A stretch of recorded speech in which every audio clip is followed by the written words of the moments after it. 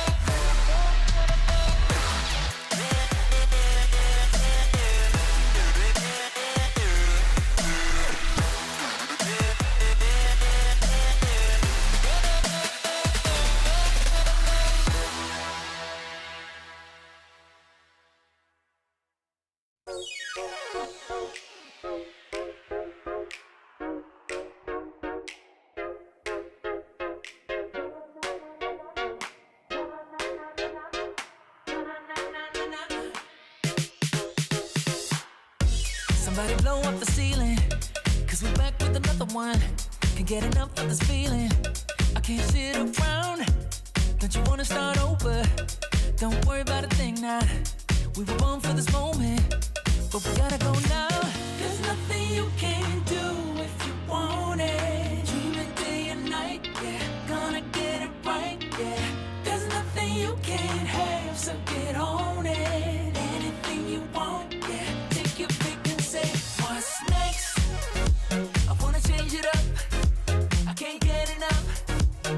Na na na na na na na. What's next? I wanna live my life. Yeah, I'll be shining bright. Na na na na na na. What's next? Na na na na na na na. Na na na na na na na. What's next? Yeah. Hey. Na na na na na na na. Na na na na na na. What's next? Next, next, next, next, next, next, next. What's next? Next, next, next, next, next, next. What's next? There's nothing you can't have, so get on it. Anything you want, yeah. Take your pick and say, what's next?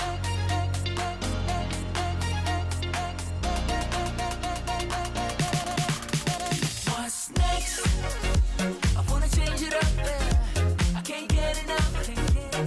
Na na na na na na na. What's next? I wanna live my life. Yeah, I'll be shining bright. Na na na na na na. What's next? What's next? Na na na na na na. Na na na na na na. What's next? What's next? Na na na na na na. Na na na na na na. What's next?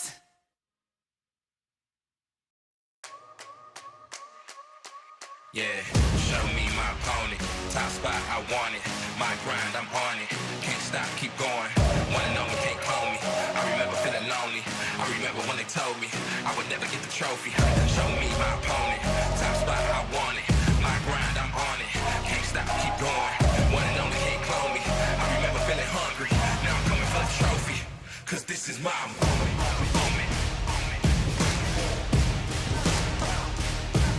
My moment.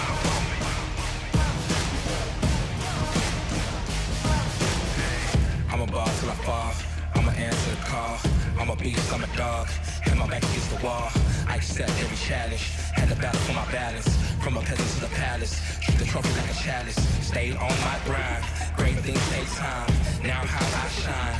You might go blind.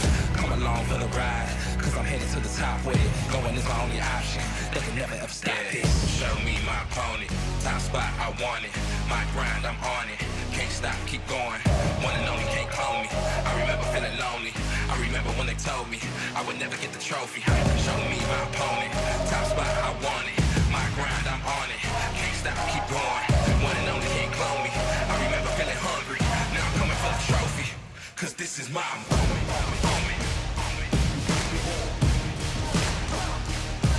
My moment.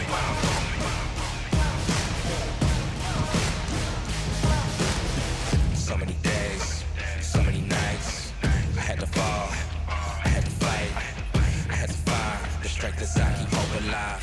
Through the dark, I found my light and now I shine. So many days, so many nights. I had to fall, I had to fight, I had to find the strength inside, keep hope alive. Through the dark, I found the light and now it's mine.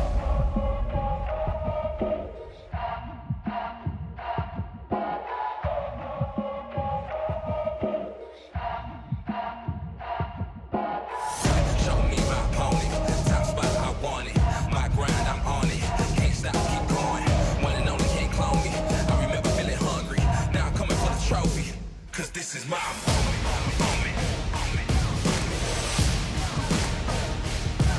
My moment. Cause this is my moment.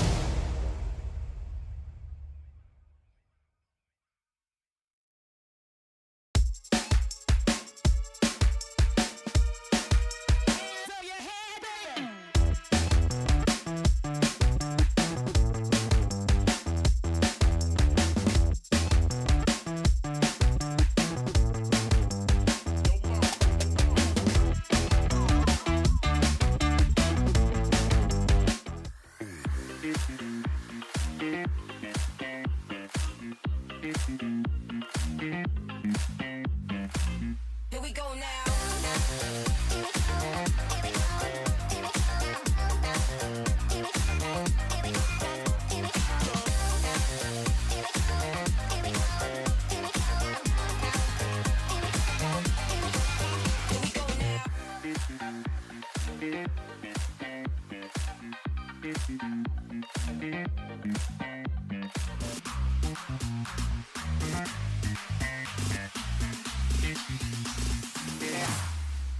Here we go now.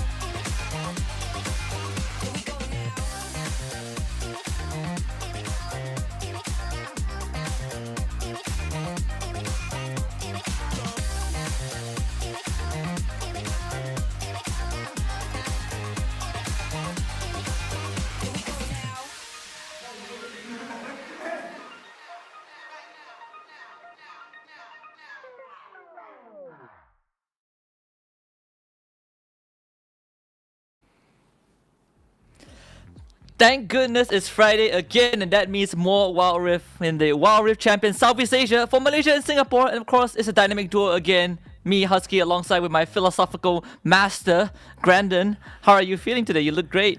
Look, I don't know if you call it dynamic, because I'm pretty sure philosophy is supposed to be something that is, I'm rooting the truth, right? And that's pretty static. I feel like the truth is static. The process may be dynamic. I don't know if that makes us dynamic or a static duo. I'll take it though.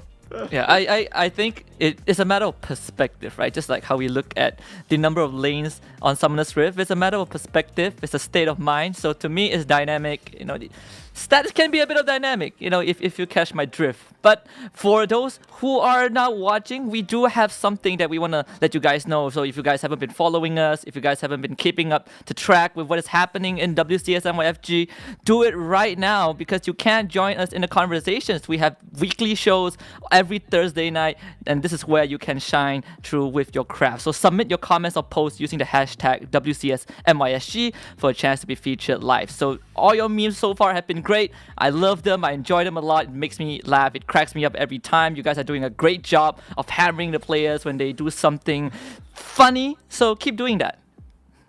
Yeah, make sure you join the conversation. Otherwise, Husky has told me in confidence that he's going to apply a curse onto everyone that doesn't. And you guys are going to lose the next 3 games that you play. So if you don't want to lose the next 3 games that you play because of Husky's curse, you can join the conversation. As well as follow us on our social media at Wild Rift Esports MYSG. As we are ramping up towards playoffs, we're getting pretty close now. We're just about 2 weeks out. And then after playoffs, we go into the regional competition. And then all that's going to happen. So if you guys want to follow that journey, take a look at where the players are going and all that, feel free to follow us on social media. Yeah, I've actually tried to apply the curse on myself so that you know, everything works right. And I've been losing my not just 3 games. I think I lost like 5 in a row. So it works. It works. Yeah, which was why I tuned in to the weekly show yesterday, and I won all my games. So it's proven, certified. It's extra potent. Is it extra potent on you, or is it just extra potent in general? Like, have you found the secret recipe that just gives players like a lose streak? No, I think the effect varies, right? You know, like you gotta like roll the dice, and if you get a potent one, you probably will lose like 5 games in a row. If not, then you probably only lose 1. But with that being said, we have a lot of things to start today. But for formality's sake, for you guys who are not sure about how the format is, here's a format video to enjoy. Welcome to Wild Rift Esports Season 1, where teams from regions all around the world compete to qualify into the first ever Wild Rift Icons Global Championship. For the teams in the MYSG region, their journey begins today in the Wild Rift Champions C MYSG 2022. Here, 8 teams in the regular season will be competing against each other in a double round-robin best-of-3 format to determine the top 6 teams who will earn their spot in the WCS MYSG 2022 playoffs. From there, the teams will be placed in a double elimination bracket with a bye round given to the first and second seed. Here, only 1 team will qualify and earn the rights to compete in the next stage, which is the Wild Rift Champions C Finals. The regions involved in the WCS Finals are MYSG, Masters, Thailand, Vietnam, Indonesia, the Philippines, and Oceania. Here, 4 of the best teams will advance to the next global stage, the Wild Rift Icons Global Championship. The Wild Rift Icons Global Championship is the pinnacle for Wild Rift Esports in 2022. This tournament features 24 teams from all the Wild Rift Esports regions, which includes Southeast Asia, Brazil, Latin America, EMEA, Korea, North America, Japan, and China. This is where we will witness the highest level of competitive Wild Rift in the world, and we wish all the teams the very best in their journey with Wild Rift Esports.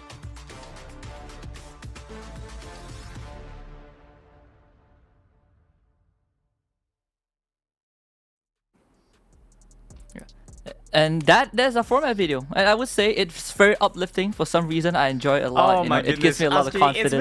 It's been like 3 weeks. Let it rest. I'm embarrassed. All right, let's go into the standings. That's all there is to be said about this. I feel like LFO and 7-9 have done a great job at standing at the top right now. I think LFO have had that extra match, so like we were mentioning earlier, I think Phantom 6 and Alpha was supposed to play in this first one, but some complications happened, right? Yeah, and unfortunately, the members of Phantom 6, some of them fell sick and they couldn't field a full team. So today, for the first series, they will have to forfeit it, and LFO gets a free bypass, a free win. We wish, the members of Phantom 6 swift recovery, which means that LFO right now sits at the top, 7-9 following in second place, you have Watermelon in third, Upcar and Phantom 6 right now. There's a bit of a shake-up. Upcar in 4th, Phantom 6 in 5th, Pathseeker 6th place, TODAK 7th, and of course Reach the Peak still in 8th place. Yeah, and I wouldn't feel too bad about all this, It happens sometimes, if you guys remember in like week 2, we had Matthew come out retirement, like Camel come out retirement to cast because I fell sick and Omo fell sick, but he didn't care. He just powered through it like a real champ right there. The same thing happens here. Phantom 6 unfortunately won't be able to get that game in, but other than that, we still have 7-9 still standing up there. I think they will be able to continue their track record going. Watermelon and Upcar Esports are really close right now, and it could go either way. And Phantom 6 Pathseeker, I'm still a little bit concerned with how this is going to play out because the Pathseeker and RTP matches are like so important for these two teams. If an upset happens, it becomes really problematic and difficult to figure out who continues forward. Yeah, and surprisingly, I would say that the bottom echelon of the rankings of the leaderboard is the most volatile one. Pathseeker and Reach the Peak. Right now, Pathseeker, they are the one in the lead. But if RTP, like you said, pulls out an upset, then suddenly the bottom ranking is open up for grabs again, especially that last slot into playoffs. Of course, we have Upcar Esports taking on TODAK in the 3rd series, and we finish it off with the El Clasico 7-9 against Watermelon, the fated rematch that we all want to see. And I want to say that with the match between PSK and RTP, RTP's match is a must-win. It is not a, we should be winning this, it is a must-win. If you're not winning this match, you just don't stand a chance anymore, right? Like, you need at least that tiebreaker, I think, for RTP if they do manage to tie up with, like, Pathseeker towards the end of this, but they need at least this win. So it's a must-win for them. Teams like 7-9 LFO, if you can beat them, like, that's a great thing. That's nice. But it's not a requirement. Like, that is not your biggest hurdle. The biggest hurdle are teams like Phantom 6, Pathseeker, Upcar Esports, and Watermelon, especially TODAK. Like, they have to win the TODAK matchup, right? So, like, it's these matches that really count for more.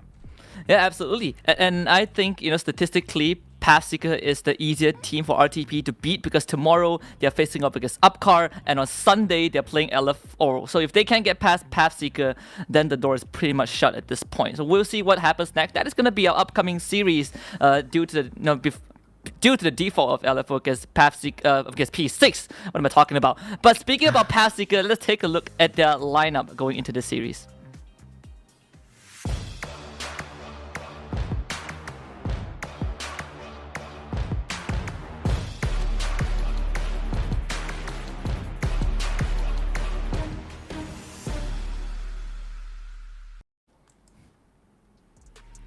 So yesterday during the Manchari Penta weekly show, there was a segment where the host and the guests were talking about most underrated players, and I'm surprised to not see Alex Y on it because I think this guy is very talented. They're feeling emotion, Kevin, Swift, and Evolution beside him, but this guy, 18 years old, mechanically sound, very, very aggressive in the jungle. I would love to see what he can bring in the series. You know what this kind of feels like? They kind of feel like an extra in like a movie, and just as you think like the extra doesn't have a part to play, they suddenly turn around and then they pull out the mask and it turns out they were actually the villain behind all of it. the entire time.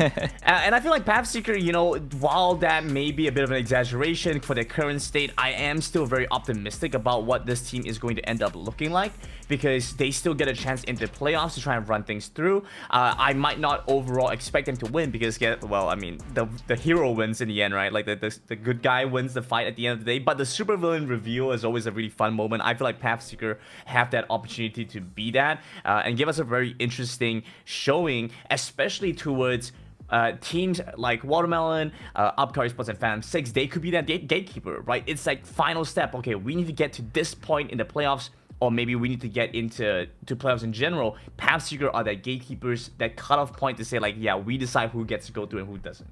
Yeah, and so far they are doing a pretty decent job at it. We talk about the Reach the Peaks matchup for the rest of the week. Pathseeker, they also have really intense matchup. They're playing Semnai on Saturday and they're playing Watermelon on Sunday. So this is it. This series determines who, if RTP stands a chance, or will Pathseeker kind of shut the door forever, right? But speaking about Reach the Peak, there will be Pathseeker's opponent for today. Let's take a look at their lineup.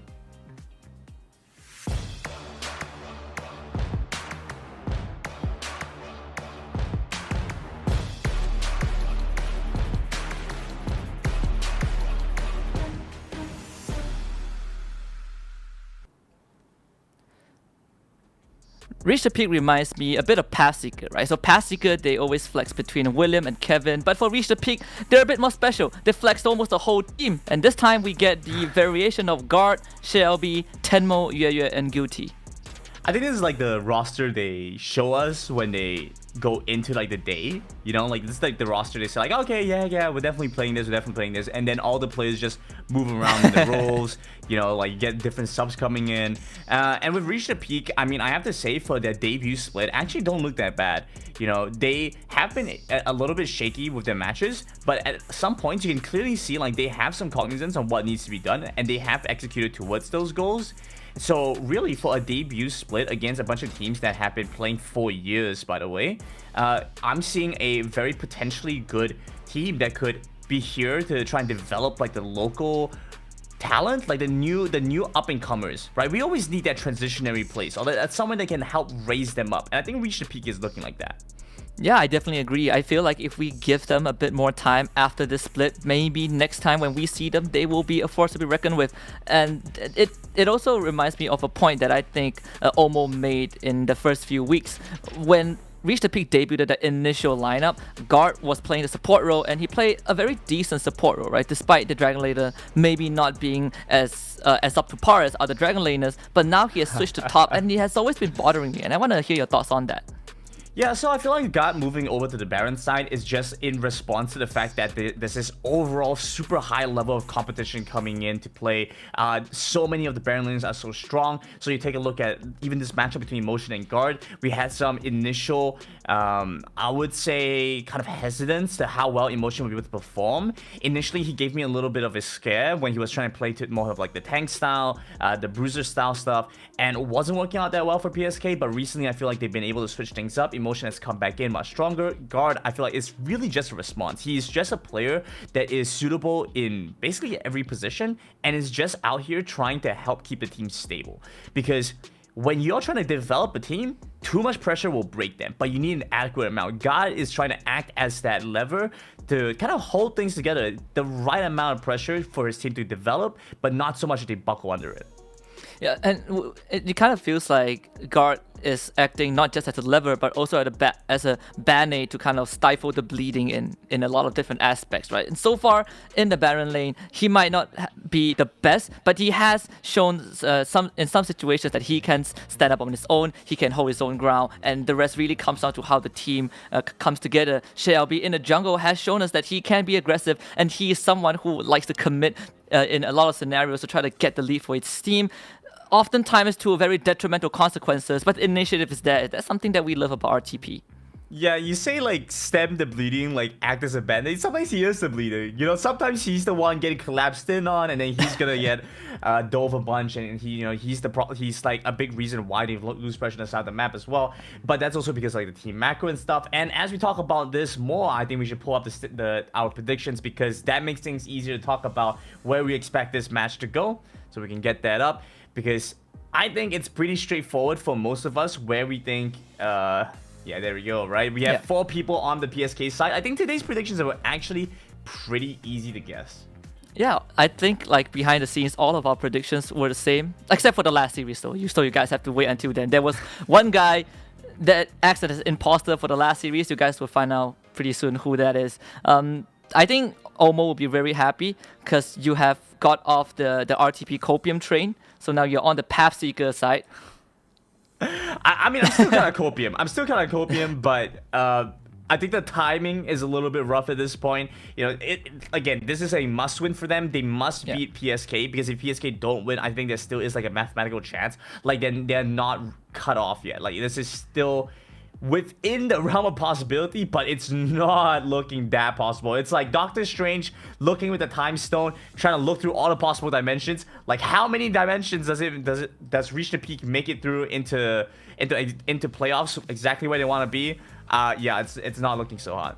Yeah, it's kind of like finding Thanos, right? He only sees that one chance, and that one chance involves him losing almost everything. And of course, someone perishes in that movie. So Reach the Peak, they're in that situation. We have 14 best of 3s in the group stage. This is everyone's 10th, 10th series. Reach the Peak are currently 0-9, not looking great. And you don't want to hit that double digit on the other side. So for Reach the Peak is, like you mentioned, right, crucial. But if there's one thing that Reach the Peak can kind of bring into the series, other than having got top a Baron lane against Emotion, what do you think Reach the Peak can do to kind of give themselves a better chance? Well, Reach the Peak side, I feel like the bot lane of PSK is both a strong point as well as a weakness, because I feel like they have quite a good understanding of how to play out the bot side. So when you try and get Swift and Evolution ahead, they oftentimes also do require resources, and this can end up pulling away from some of the other resources that go around the rest of the map. So maybe by targeting that bot side, Reach the Peak might be able to do something there. I feel like it's just so difficult to say for sure, because at any given point in time, depending on where they put their players, like it could change the entire strategy that Reach the Peak want to try and play for. If you try and play for like God Bot or something, you get a very different playstyle, because he's much more willing to act as the engager. Whereas we've seen like with Guilty Crown, maybe not so willing to take that similar stance towards things.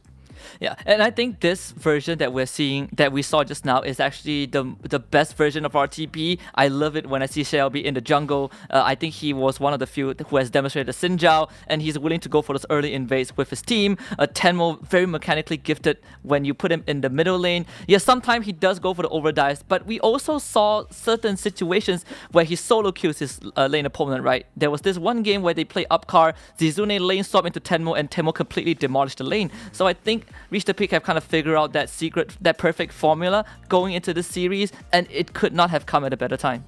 Yeah, it's important that they try to execute towards that. Again, like we mentioned earlier, I think Reach the Peak, they're pretty much a team that's really just trying to build up some experience, get a little bit further into the competition if they can, and try to be able to gather a little bit more knowledge and just a little bit more time against these teams that they will end up playing against if they continue to play within the MYSG region. You know, there's nothing to say that they can't or won't go to play in a different sub-region or a different region entirely.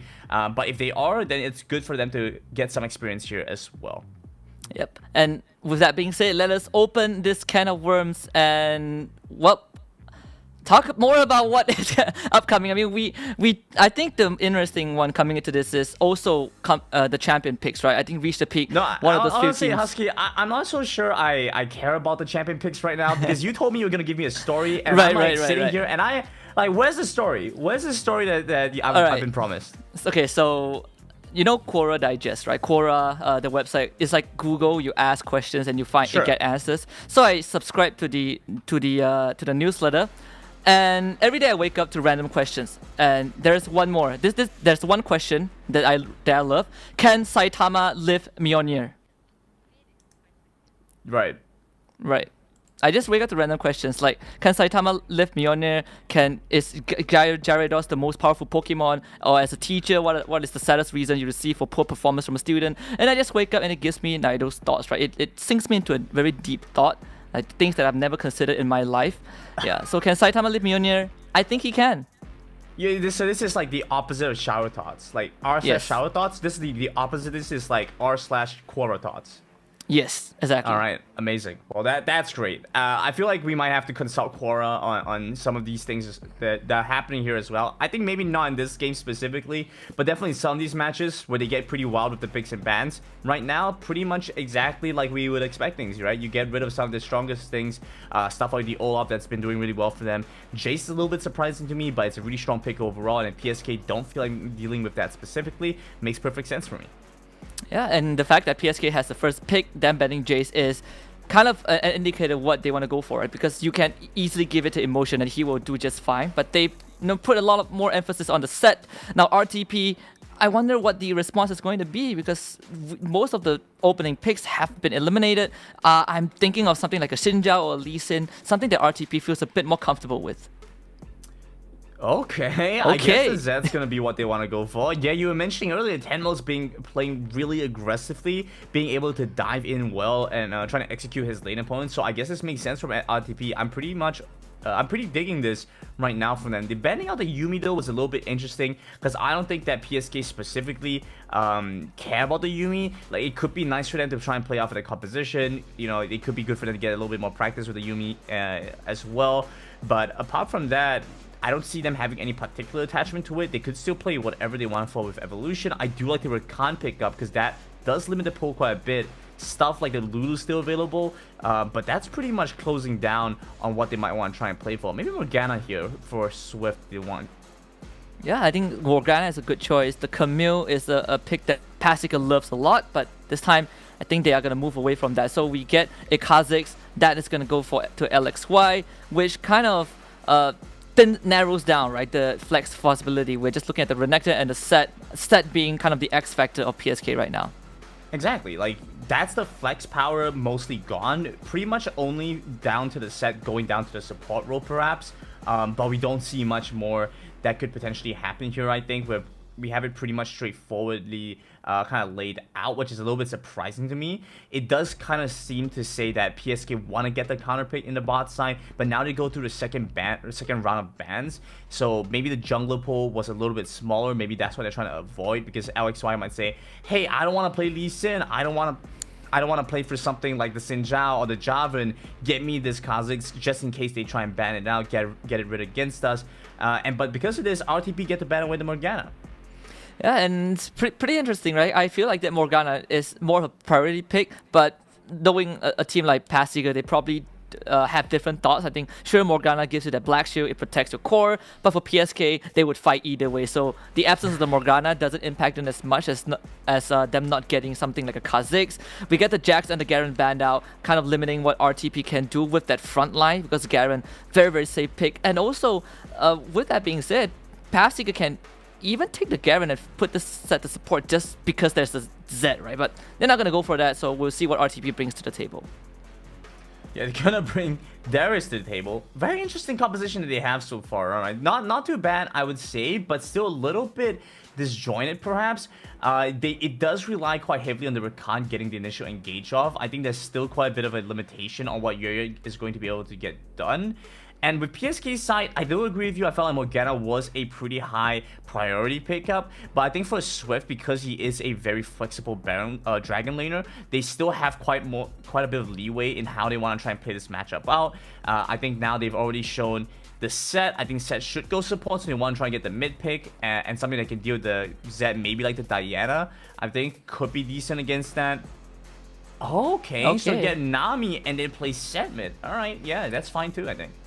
Yeah, it could be Renekton mid for all we know, right? Because I think Renekton mid has been played a couple of times. What does surprise me with the Nami pick is that I thought that Pathseeker would, like you said, put the set support and get the Camille for Emotion, a pick that can really help them against a team like RTP. And with RTP, the Lee Sin was open up until the very end. CLB instantly picks it up.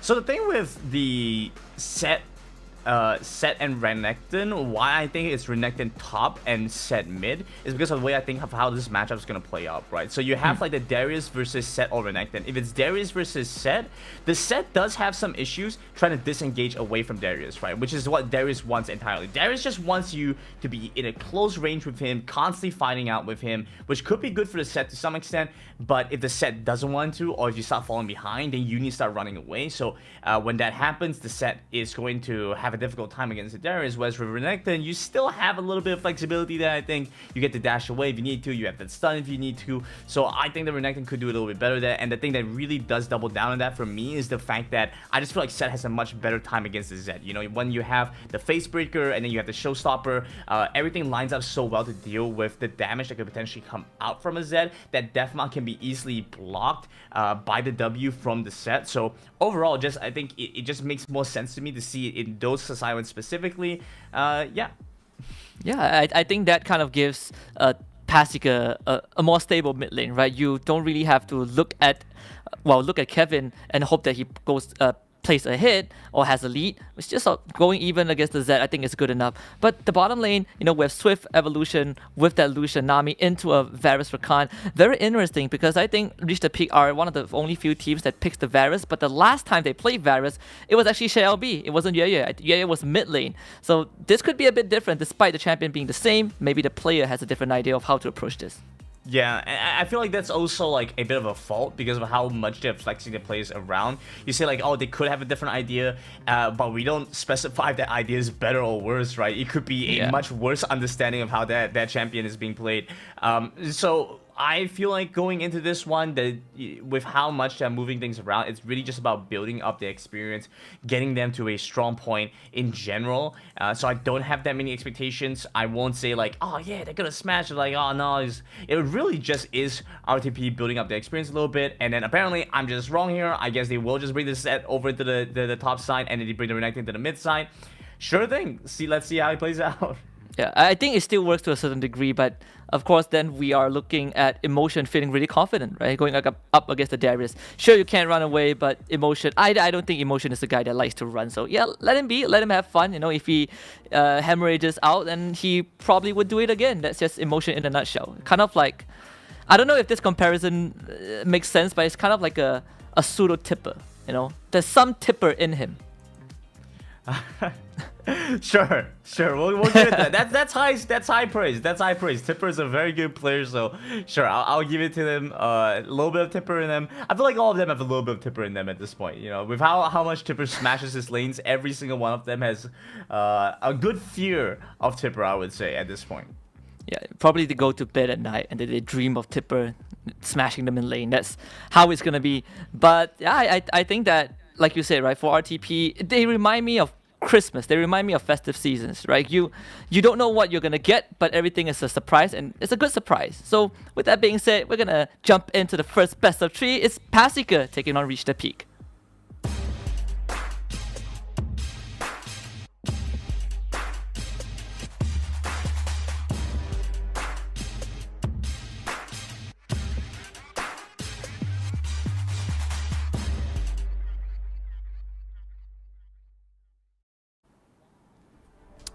Here it is. I love Guard and his 1-2 punch in the intro teaser. That one looks really cool. There's something about him. Like you look into his eyes, he looks very nice, but you know, deep down he's not that nice. Where was that going, Husky? No, it's a description. It's a description. It's a description. Your poetry in motion. Yes. My poetry in motion. Thank you. Yes, It's amazing stuff. glad to have someone who finally understands. It's a form of art. I actually really don't get poetry that much. I understand like to a degree, right? Like the technical beauty of it, but like it doesn't really invoke that much emotion for me. I've worked with TJ and the guy loves his poetry. Personally, I'm alright. Are you like the roses and red, the violets and blue? Like that is like the most basic of poetry, right? Sure, I Do mean, you like, got- yeah, I Yeah. kind of get it there a little bit. I actually want to pause for a second and talk about this because there's a really interesting dive they're trying to set up here. LXY could just jump in immediately as they're not paying attention, but you have to watch out for the exhaust. Swords at the exhaust. Oh my god, he Oh no, channeled he the got- recall. What? He channeled the recall all the way through Guilty. He left you here to die. Oh my goodness, Guilty abandoning his Dragon Laner right out in the open after seeing LXY show up. A disaster for RTP. Oh That my is- goodness. They're definitely not good friends, but ShelLB also not in a good place. He has guard with him, but they will just punch through him with a haymaker. That's ShelLB down. Emotion, he will bleed out. That's the power of the Darius Hemorrhage. And Kevin, he is down low, but at least he makes it out alive. Yeah, but you get see the stacks of the hemorrhage go directly back onto Kevin, so it makes things so much more difficult for him because now he has to sit here and clear out this wave, but he's also in dive range, so if RTP really want to try and force something, they could. And oh, there we go. Yeah, Well, you had barrier, bro. I mean, what can I say? Like, you just had to use your barrier there. Wow, really nice bubble actually coming through from the bot side of PSK, but we actually see a trade of power, bot side for top side. Pretty much what you would expect, right? When you see the enemy jungle on the bot side, you need to rotate up to the top end. RTP do a great job of that, punishing them. And also because of how well technically they were able to play out the mechanics. So a good pickup overall. PSK need to be a little bit more warmed up here, I think. Well, after a great start, Brandon. I love this. I love what is seeing just pure chaos. PSK against RTP. But I would say thankfully for Yue and Guilty, now they have ShelLB with them. He has shown up in the bottom lane, sweep out all the wards. And he has level 5. Guilty goes in, gets a good engage on the 2 Swift, already used that dash, and he's just gonna get Nice kicked back. kickback. ShelLB, they exhaust him, and that will be an easy pickup for RTP. Not DP. Good moves from ShelLB. Was actually a little bit concerned because the arrow missed from Yue. Felt like they could have waited a little bit longer for the ultimates to come up, but at the same time, perhaps worried that if Evolution had the tidal wave, that could have changed things as well. So far, Kevin, he just came back, and after that one death, we are seeing Tenmo in a slightly significant lead, and ShelLB very active on this Lee Sin. But RTP, they've already made that lane swap, so they bring Guilty and we get back to the mid lane, and they will have Tenmo deal with, the Dragon lanes of PSK. Okay. I got this. Roses are red, violets are blue. Uh-huh. RTP have 3 kills, PSK have 2. Bravo. I love it. That's actually nice. That is actually nice. Brilliant. Good stuff. What an early game start from RTP here. Because they actually get a lot of pressure, but they've lost a little bit of tempo. So what I liked about what they just did there was ShelLB went to the mid lane to clear out the wave quickly so that Tempo could get the reset, but they don't actually use that very well. Now they give away the dragon. And I know almost school of thought on this is that dragon doesn't win you games, but Infernal kind of does. Yeah, and you see a big tidal wave coming through, and ShelLB still burns down to the Ignite, and they also will lose Yue. The rest of PSK just collapses onto it. This should be double objectives for Pathseeker. I don't see RTP having any avenues to contest this. And unfortunately, Tenmo just could not do anything despite having that level 6. Very important for them to pick up both the Rift Herald and the Infernal Drake because you want to have this tempo, especially against stuff like the Zed, stuff like the Darius who can go to the side lanes and deal with your side lane pushes quite well. So just having this additional pressure in the mid lane really puts the time pressure onto RTP to make something happen. Ignite comes onto Kevin though. And Tenmo will try, the death mark will pop. ShelLB joins in, gives him a roundhouse kick, barrier is used, but it's not enough. They will get this Renekton for the second time, and RTP applying some pressure in all these solo players. Okay, so you see what happened? What just happened there, Husky? I was saying that they get to do the side lanes really well, and they do exactly that. And now what do you have to do? You have to use the Rift Herald somewhere. You need the counter pressure because otherwise, they just get a free trade. And Tenmo dancing with death, and the Aerie proc kills him. Evolution gets a downtown kill. RTP kind of staying a bit too long. That was a very sad death. Being able to see Very the sad Aerie death. fly down.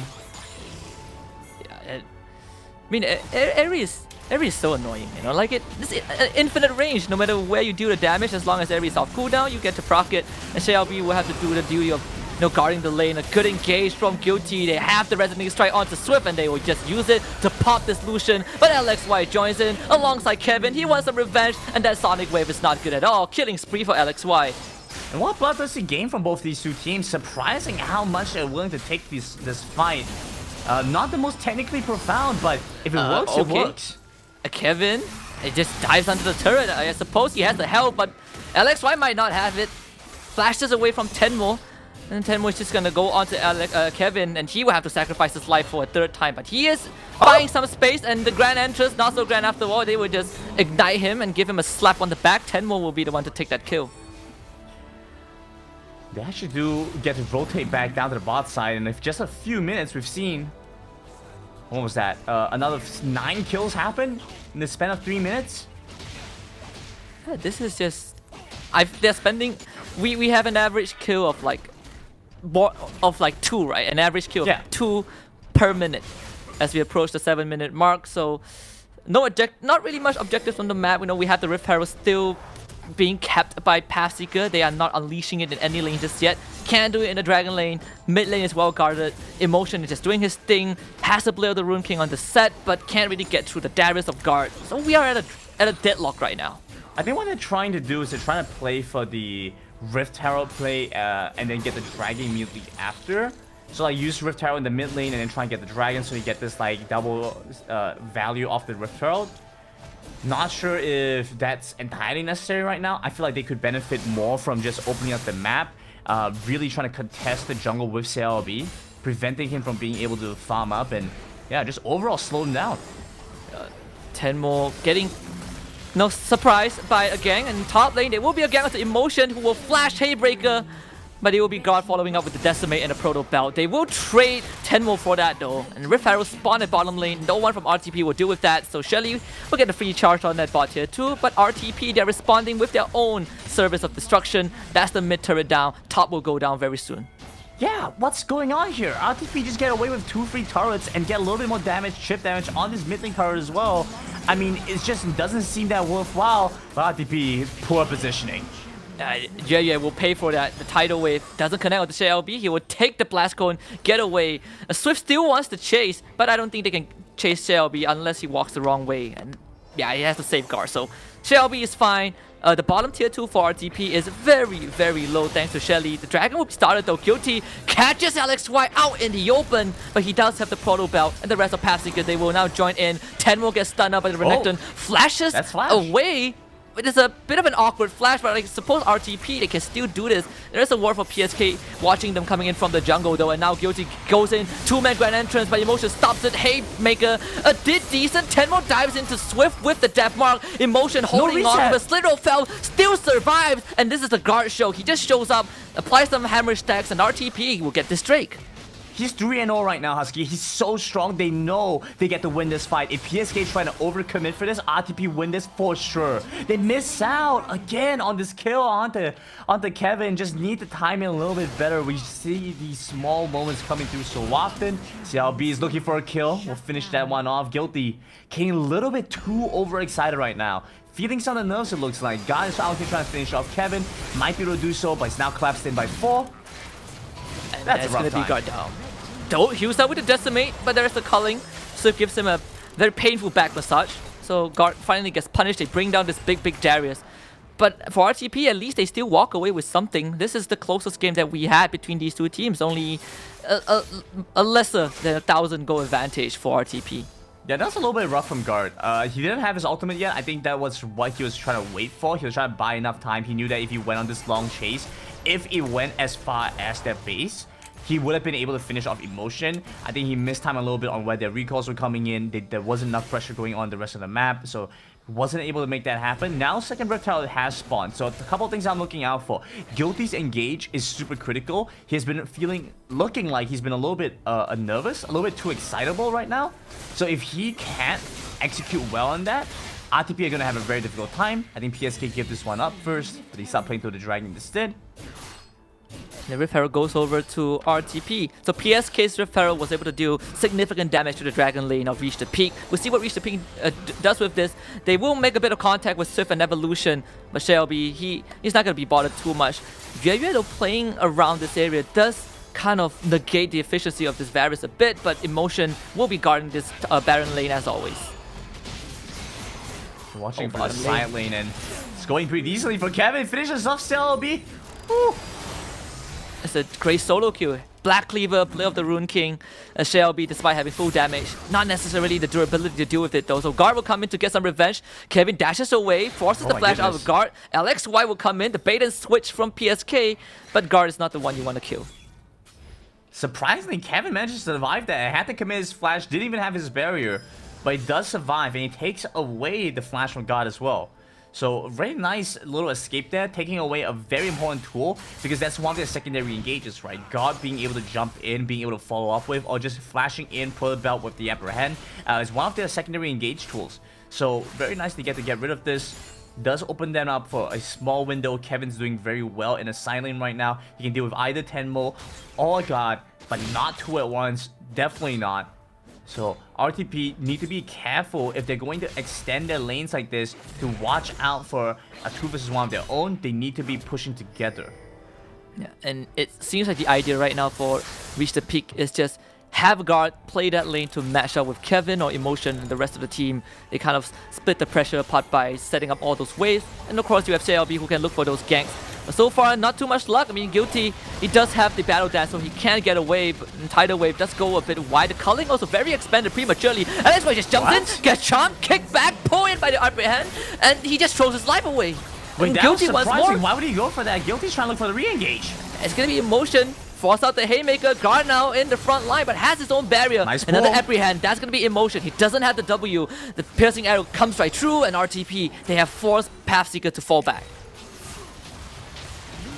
And it's so... Wow, CRB just gets another kill in the mid lane. I mean, why would they just set up like that? PSK with a strange performance right now. RTP doing a very good job in capitalizing off of these mistakes. Next thing to come up is going to be that dragon. Seems like RTP get a chance at a dragon for themselves. Maybe another kill on the set onto Swift here. Yeah, forced to use the Stasis Enchantment. Turns golden, that will save his life. But that means that for the next 1.5 minutes, he will not have that enchantment to work with. And guess what? Baron is up, Dragon is up, RTP feeling really good about themselves. They have all of their enchantments available, 2 Zhonya's on the core target, and they have Shelby with the roundhouse kick. So RTP, they will confidently start this Dragon, this Mountain Drake, and send Shelly down mid. This is an easy objective for them. Yeah, they're gonna pick this one up really easily. I think PSK might want to try and look for a re-engage here, especially since RTP haven't got the reset, so they need to be careful and not accept this trade. Do not handshake this fight.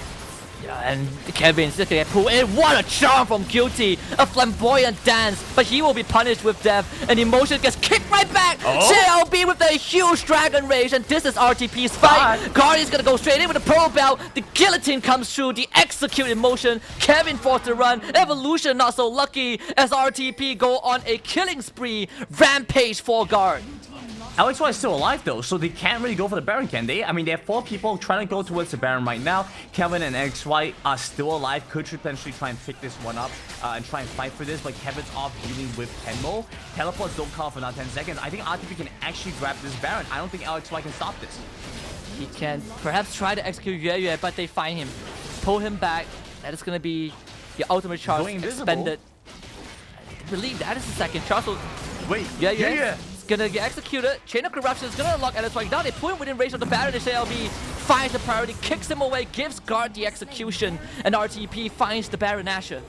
A small price to pay for Baron. Yurian might have gone down there, but because of that, his sacrifice allowed them to get information while LXY was. They were able to commit on that. In the mid side, they also pick up on Kevin. Very strange that they're trying to step up right now, especially because they shouldn't be trying to fight. I mean, it just doesn't make sense right now. And JLB, he's picking himself, does get brought back, slammed down by the Showstopper, and will be punished with his life, as RTP themselves also feeling a bit too much bloodlust in their veins. Pathseeker gets a couple of few pickups, and RTP right now, they will be slowed down a bit, but overall, the side lanes should be in control. Guard on top lane, Tenmo shows up bot. Yeah, Emotion just pulls back though. He does actually survive through all of that, so I guess it kind of works out. But it doesn't seem that worthwhile for them, because losing Kevin there for CLB just doesn't seem that great. It is important for them to shut down the Lee Sin, but Lee Sin does relegate into a bit more of a kick spot later down towards the game. Right now, what they really need is the Renekton to be able to match the split push. It just doesn't seem as worthwhile for that trade. Guard feeling really good and just stacking up those hammers. Emotion forced back, and as the Haymaker comes out, Guard feels it. Proto Bells for some more Decimate stacks, but the main objective is that top tier 2. So they will get it, RTP, playing it really patient and methodical. Meanwhile, Tenmo also doing the same thing down bot. That turret should survive, but PSK, they want him gone. And immediate stasis enchantment for Swift. There should be a kill onto Tenmo. He dashes back. He goes Camera, back with the follow shadows. Goes Golden. They will still take him. But look at what's happened, RTP. They are now pushing top again. Yeah, they get some pressure, so open that space back up. I don't think they get that much done there. They try to force this engage back in. Guilty goes so far away, though. Yeah, tidal wave, they get a showstopper. Guard is low. Another good kick from JLB to disengage. They will block the bullets for Guard, and JLB actually goes back in. Follows up with the resonating strike. They will flash forward to Swift, but JLB Swift, doesn't have energy. Safeguards away as those come back up. RTP playing it on the edge, but they still were able to make some sort out of it. They make PSK chase them the whole way. That was scary. Swift dashes forward, flashes forward, tries to jump in on CLB. If CLB committed to the second charge with the resonating strike, I very likely would have killed the Lucian. I don't think he would have been able to get much more after that, but at least it would have been one more kill. Was slowed down. Anything PSK was trying to get going down this bomb side. We can see right now that Swift takes a big chunk of the economy of his team. He's a massive part of that. So PSK really just need to get him the resources he needs to start doing damage in these fights. He's looking closer to that point, but still a bit far behind. Granted, I don't know if it's too early to say this, but if RTP wins this game, it would be their very first game win in the entirety of WCS MYSG. It's a pretty great moment for RTP. They are well on their way to do so. They have a pretty massive lead. Elder Ocean Drake is up. 25 more seconds until Baron comes online, and RTP have already got control of the Dragon Pit. Yeah, Kevin's so far away. He doesn't have teleport, so he's not going to be able to contest this at all. I think the only thing LXY can do is try and steal for this. They do have vision within the pit. I don't think RTP have anything that can clear that out. Yeah, both of their trinkets are on cooldown, so no way for them to stop to get rid of that vision there. PSK, all 5 members contesting for this. Oh, Guilty just goes in, a 3-man charm, and everyone follows out. Emotion, a good face breaker, but the Elder Drake secured by JLB. They drop the tidal wave. Everyone is in the middle, and that's where Guards wants to be. The Decimate stacks are up, the Hammering stacks are stacking, and everyone for PSK are falling. They kick Swift underneath the tier 1. He turns golden, but you know what is golden? A trophy, fitting for RTP. They wipe PSK, and it's a glorious march down the middle lane for their very first game win of WCS MYSG. They finally get what they were looking for. Is their first game win up against Pathseeker, a team they needed to beat, absolutely had to beat to keep any hopes of the competition, the WCS MYSG going, and they do just that. They are one step closer to that series win. A big congrats to RTP, but you still have one more to close out. And we talked about poetry. This is poetry in motion. The series is not over yet, but RTP has set us up to be on a very good path. Roses are red, violets are blue. Just now we see RTP on the red side, we see PSK on the blue side. So I'll redo this. RTP red, PSK blue. RTP just won game 1. They just need to win game 2. All right. Now you're showing off. That was a little bit better than mine, because you actually bring in like the... All right. I'll give it to you. That was pretty good. We can see why you got that poetry energy going on. Unfortunately, I can't appreciate it that much. Maybe the teams can. Maybe that's why you're going to post on their socials for after this game. You know, use the hashtag WCS MYSG. Let us know what kind of poetry you guys have in mind for this match. Yeah, but apart from that, that's a good pickup from RTP, but they still need to win that second one. We're going to a quick little break. When we come back, this series continues.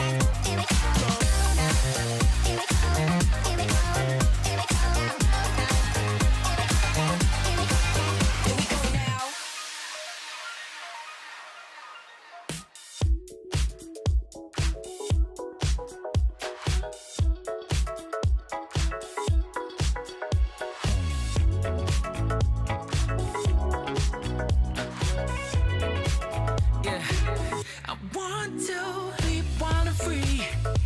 So much. 'Cause lately I've been feeling kinda cooped up. Yeah, on the count of three. I'm ready. 'Cause the future is shining bright for me.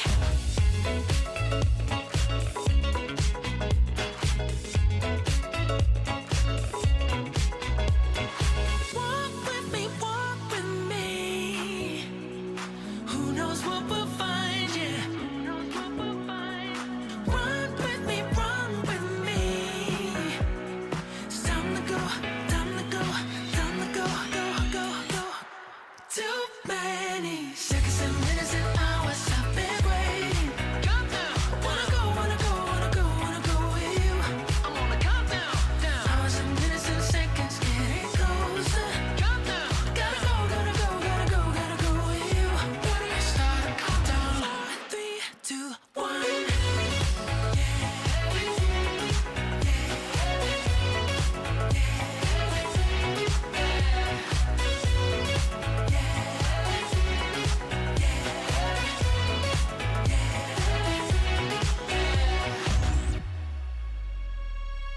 I'll count the seconds. Count the seconds. I'll count the seconds. Count the seconds.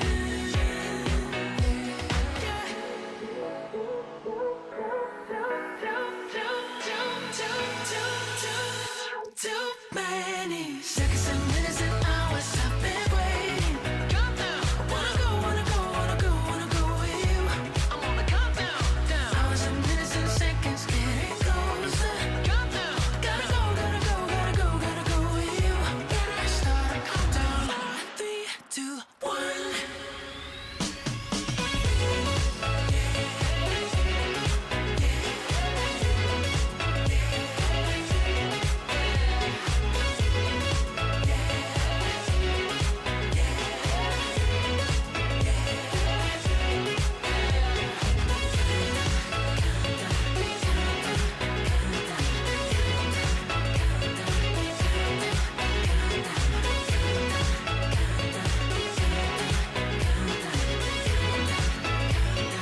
Four, three, two, one.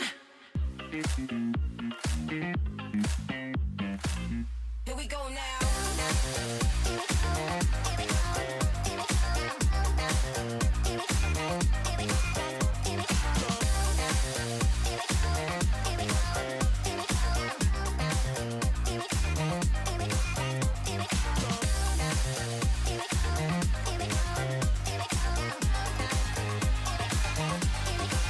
Here we go now.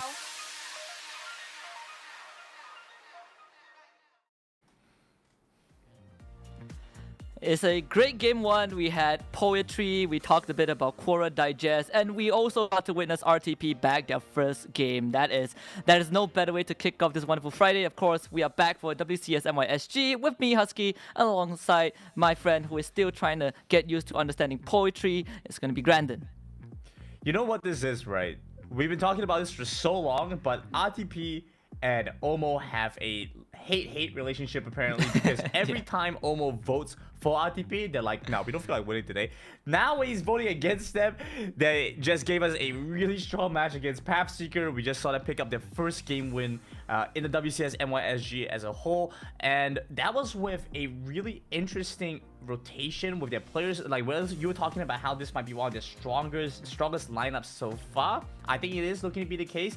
God in the Baron lane is able to hold his own tempo, had some pressure, and CLB had an amazing pop-off game. Yeah, I say I'll be on that Lee Sin. You know, he didn't have Xin Zhao, but Lee Sin achieved the same thing. All he wants to do is to be able to isolate those targets, and he did more than that, right? He was solo killing. The members of PSK on the side lanes. He just did a fantastic job. I wish Omo was here to cast the game, but hey, I'm pretty sure he's watching. We do have the live trivia coming up, and it's something that we do every single day. We will ask you guys some pretty interesting questions. I think my favorite was still the lane one, but this time, when exactly does Baron Nashor spawn for the first time in the game? So, A, 3 minutes, B, 5 minutes, C, 7 minutes, or D, 10 minutes? Is this a trick question? Am I just misremembering stuff? I think it is a trick question. I also feel like I am remembering stuff. Right, like this is something doesn't kind of feel right here for me. I'm feeling a little bit, interesting, very interesting. Well, we'll find out in game afterwards. I feel like maybe what you need to do here is you need to do like some mathematics. So like if you're giving your answer, you can combine A and B. So Yeah. A and B and C, whatever you want to do, I guess. You know, let us know when you think Baron Nash responds to this game. I guess we got an interesting one. Yeah, you know, like I think I'm the only one who does it. Like I always troll the audience and I'd be like, yeah, the answers are wrong, but this is the one time that I'm not lying when I say that there's a fifth answer. Figure it out. Let's take a look at the post game from game number 1. Pathseeker against Reach the Peak. A very bloody game. All 10 members, they just fight from start until end. But if you keep beating your opponent's head on, one has to win, and RTP is the winner. Yeah, right. It's really like head-to-head collision combat because we saw a match time that barely went into like the double-digit mark. We saw that first Baron gone. That was it. And then the rest of the game was just these two teams fighting it out every step of the way. We saw early on that LXY got a really nice dive on the bot side of RTP. They had a lot of pressure there with Swift and Evolution, but that started to fall apart when RTP were able to trade back towards the top end, and then just this seesaw back and forth. I really like this part from RTP. It's a little bit glass cannon, right? They say we can't watch everything on the map, but what we can do is punish the other side where you are not. And PSK have to acknowledge this. They have to kind of go into it now. It's like RTP are a respectable team that can do these things, so be on the alert and not try to take fights that don't benefit you that much. Yeah, and we gave a lot of credits to RTP, but I think for Pathseeker, it was a very strange game because we saw them make some very questionable moves, right? Especially LXY's very aggressive dive in the mid lane that costed him his life, and Kevin also kind of trickling in and giving away his life as well. It felt like PSK, maybe what you said in the beginning was true. PSK needs some time to warm up, and game 1 was kind of like the wake-up call that they were looking for. I feel like that might also be a bit extreme. Like Pathseeker, I don't know if I would call this a wake-up call perhaps. It is unideal, but if they pull back with a 2-1 after this, okay, I'll still give it to them. You know, it's not the end of the world. It's just not the best look for this team. That being said, RTP, if they do manage to close out 2-0, then Omo is clearly the issue for them. Now that we got rid of him, he's going to be so much better. That being said, I think Omo is actually getting ready for his next cast now. So maybe RTP need to request that he just sit out, because maybe that's that bad mojo. You know, it's not doing too good for them.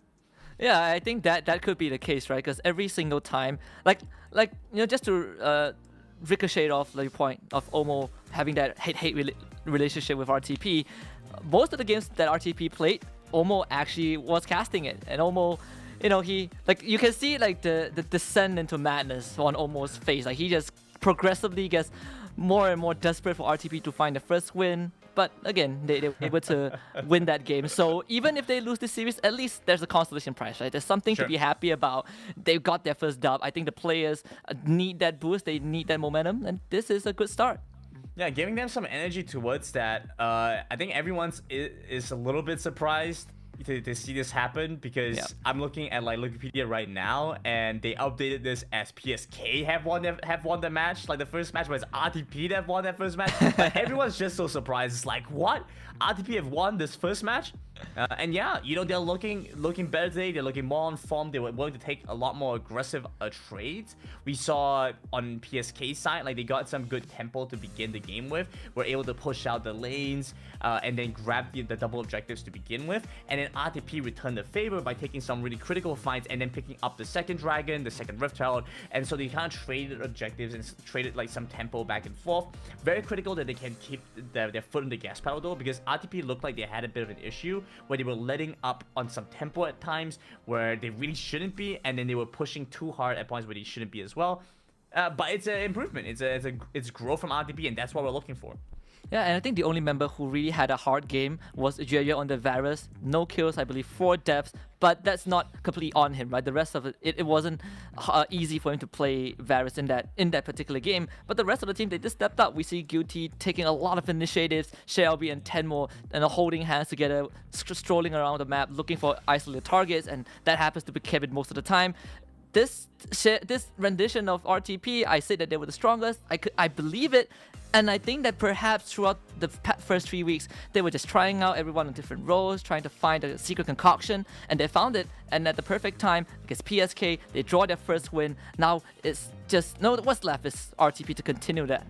How clutch would it be if RTP just like pull back from like the jaws of defeat? Like I'm trying to figure out like how far they can realistically go down, pull back from, and still make it work. Like that is a crazy number. I think RTP, it would be very entertaining to watch. That being said, I don't think it'd be very fun to play from that spot. Imagine like you're at the end of the wrap, like you're maybe like doing a squat or something, and you're like at the very bottom, and someone's just like stacking more weight while that's happening. You're just like, how do I get up from this point? Sometimes you gotta let go of the bar. Hopefully that isn't the case with RTP. You know, keep the pressure at where it's at, because if it gets heavier, that's when it starts to get rough. Yeah, and I want to see going into game number 2 how PSK would adjust in the draft, because I think you gave RTP what they're comfortable with and they showed up big time. Now, will PSK kind of limit those options for RTP? I think that's the first step into identifying how far RTP has improved in the series. And the second is, PSK, will they clean up the early phase? Because I think even though their identity is being aggressive, you know, you have Emotion being aggressive, you have LXY trying to look for ganks, but it didn't work out. You can't just bang your head against the wall and expect the wall to crumble. Your head will crack first, and PSK learned that lesson the hard way.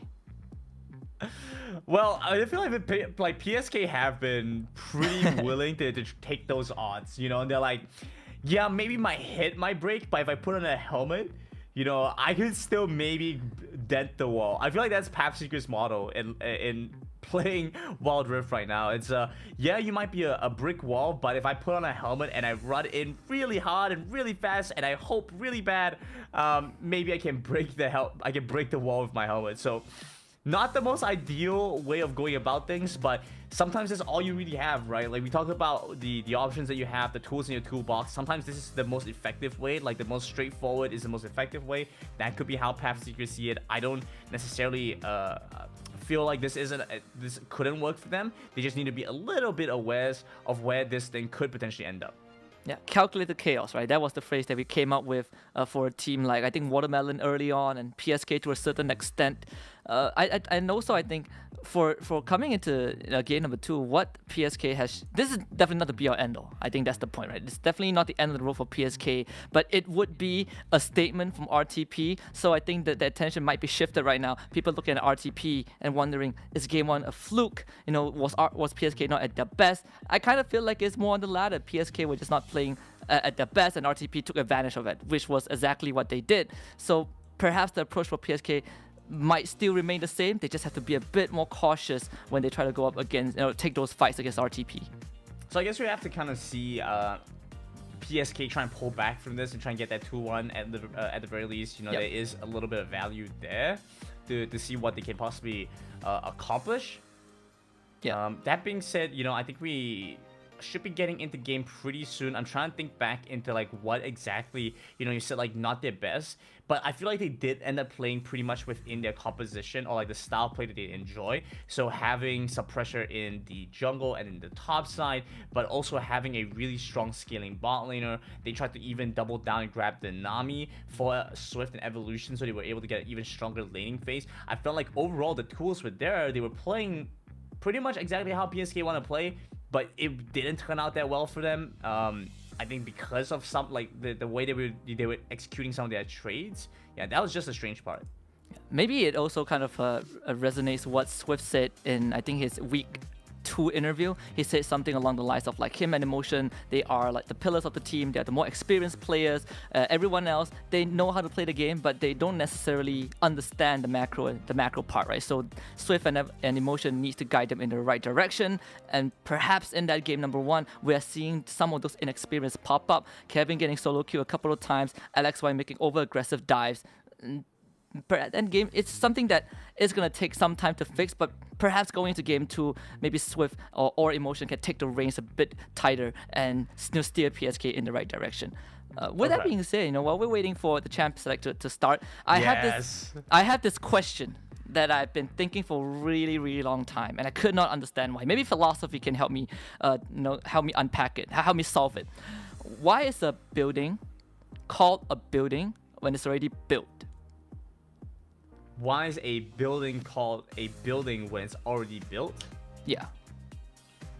Like it's built, right? You finish building it, but why do you call it building?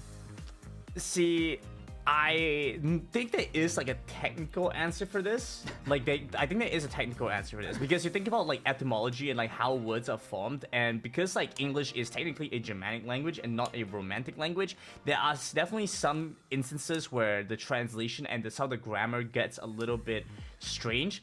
But that's always like kind of the case with natural languages anyway versus like constructed languages. Like, we might be going to champ select, but like give me 30 seconds. I have this really cool example, right? So like in some constructed languages, there was this experiment that his dad did with his son, and he only spoke a constructed language with his son.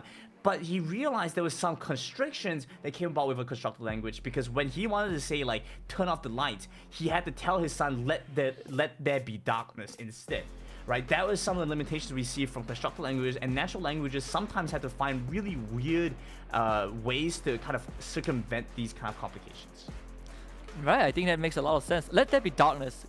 Now I want to try it out. Like speak to people. Let there be no hunger for the next few hours or something like that. We see the bans come out. Lee Sin, Zed, Set, all taken out. PSK, they identified that CLB and Tenmo are the problem in their mind, so they don't want that. RTP, no Darius, no Gragas, no Yumi. Yeah, let there be no Yumi. I think that's also another statement that needs to be said. RTP continue to get rid of that, isolating some of the champions that PSK want to play for, and left open the Thresh that they banned away that first game. Is a little bit surprising to me that PSK are so quick to try and jump on this Thresh. Doesn't feel necessarily like they needed to do that. They could have been a little bit more flexible in my opinion, but still wanted to try and commit for that. Seems fine overall though, but RTP get to pick up the Diana and the Kha'Zix. Zed not being in this match here is going to be a little bit tricky, because now that reduces some of the options that could potentially deal with the Diana effectively. So pretty strong pickups, 1 and 2 for RTP. Yeah, we saw RTP's approach very straightforward, right? CLB and Tenmo did a fantastic job in game 1, so they instantly lock in the champions for both of them, so that they don't have to worry about anything else next. They grab the Alistar for themselves. That's what I have in mind as well. The other options like Brahma Rakan, not as ideal compared to Alistar, but PSK, they will have their Akali. Emotion loves it. Kevin can play it as well. A decent flex pick. Yeah, they get to have some nice flexibility with this Akali. I do see a little bit of an issue though, because now they get to have a really strong counter pick on RTP side, depending on how they want to try and deal with this. Because if you try and bring the Akali against the Diana, it's still a decent matchup, but they could try and go for something a little bit more aggressive against the Akali, maybe a ranged Baron laner, something that God can try to execute on a higher level. Maybe even something like that earlier, just having a lot of pressure there to try and punish PSK side. So now get rid of the Morgana. Yeah, that's really nice. Get rid of stuff that could be played towards the bomb side, something that could be easy to execute for Yer. Varus is still available. I see RTP could potentially just go back for that. It doesn't seem like a big issue for them. They were okay with that before. Basically same idea, so you have to ban it away. Okay, fair enough. Okay.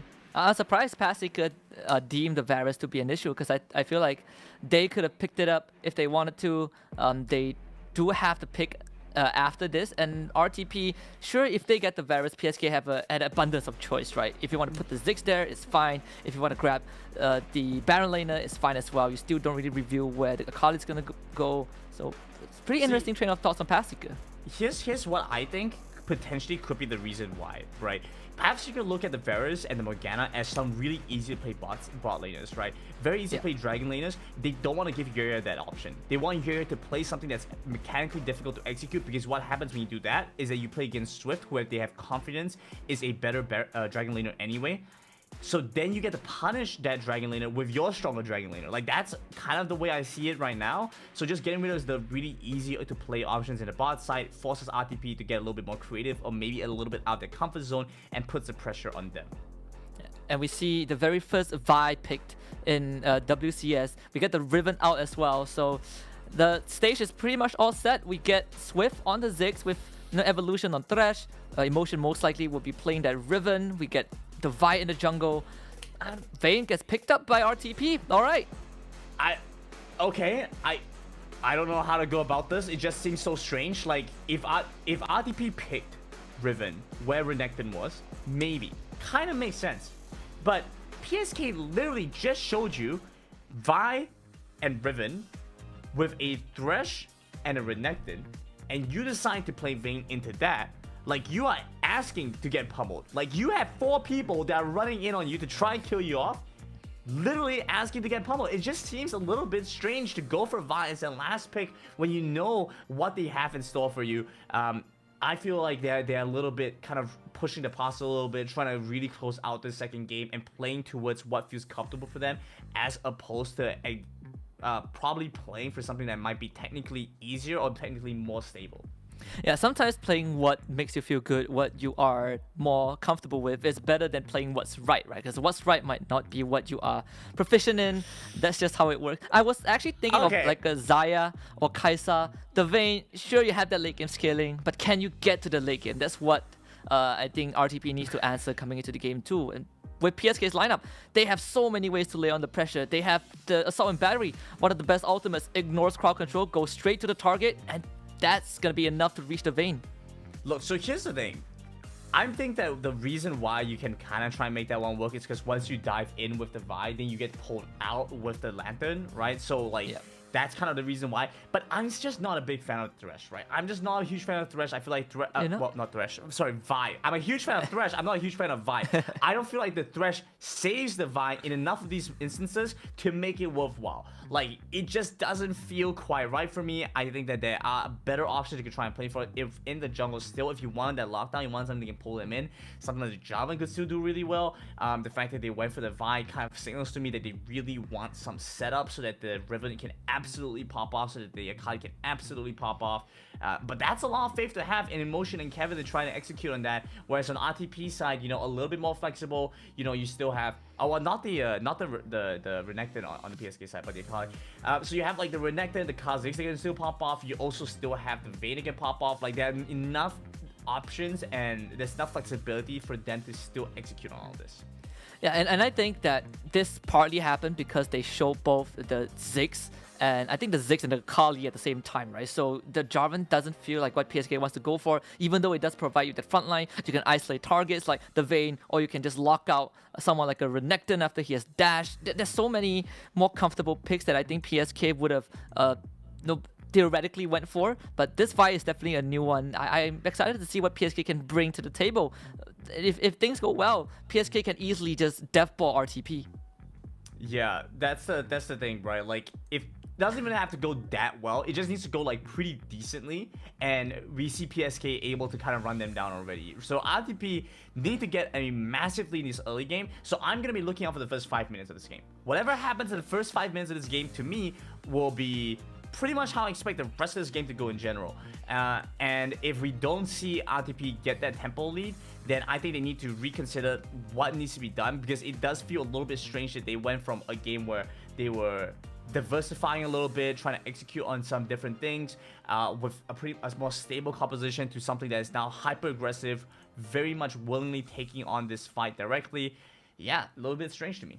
Yeah, and in game one, they have something to fall back to, right? Everyone has a way to fight. Everyone is really comfortable with the champions that they're on. But you're right, in game number 2, sure, they still have the capacity to fight, but there's not really much fallback plans compared to game number 1. We just have to see how RTP shows up in game 2. But before that, we are going to jump for a short break, and we will come back for game number 2 between RTP and PSK.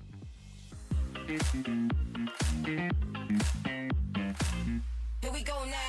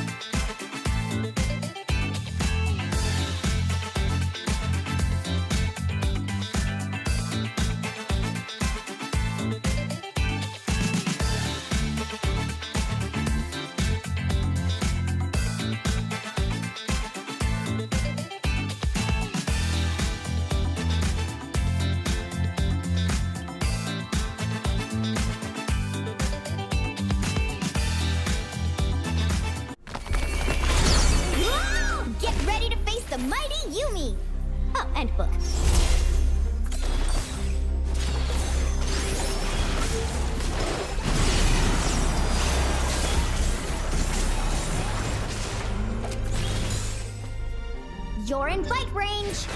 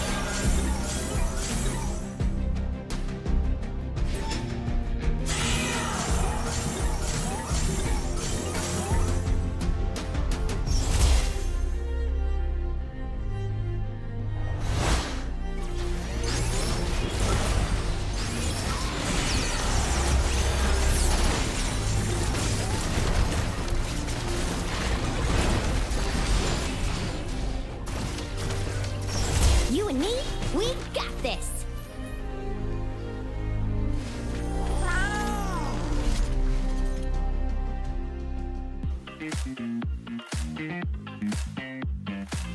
Here we go now.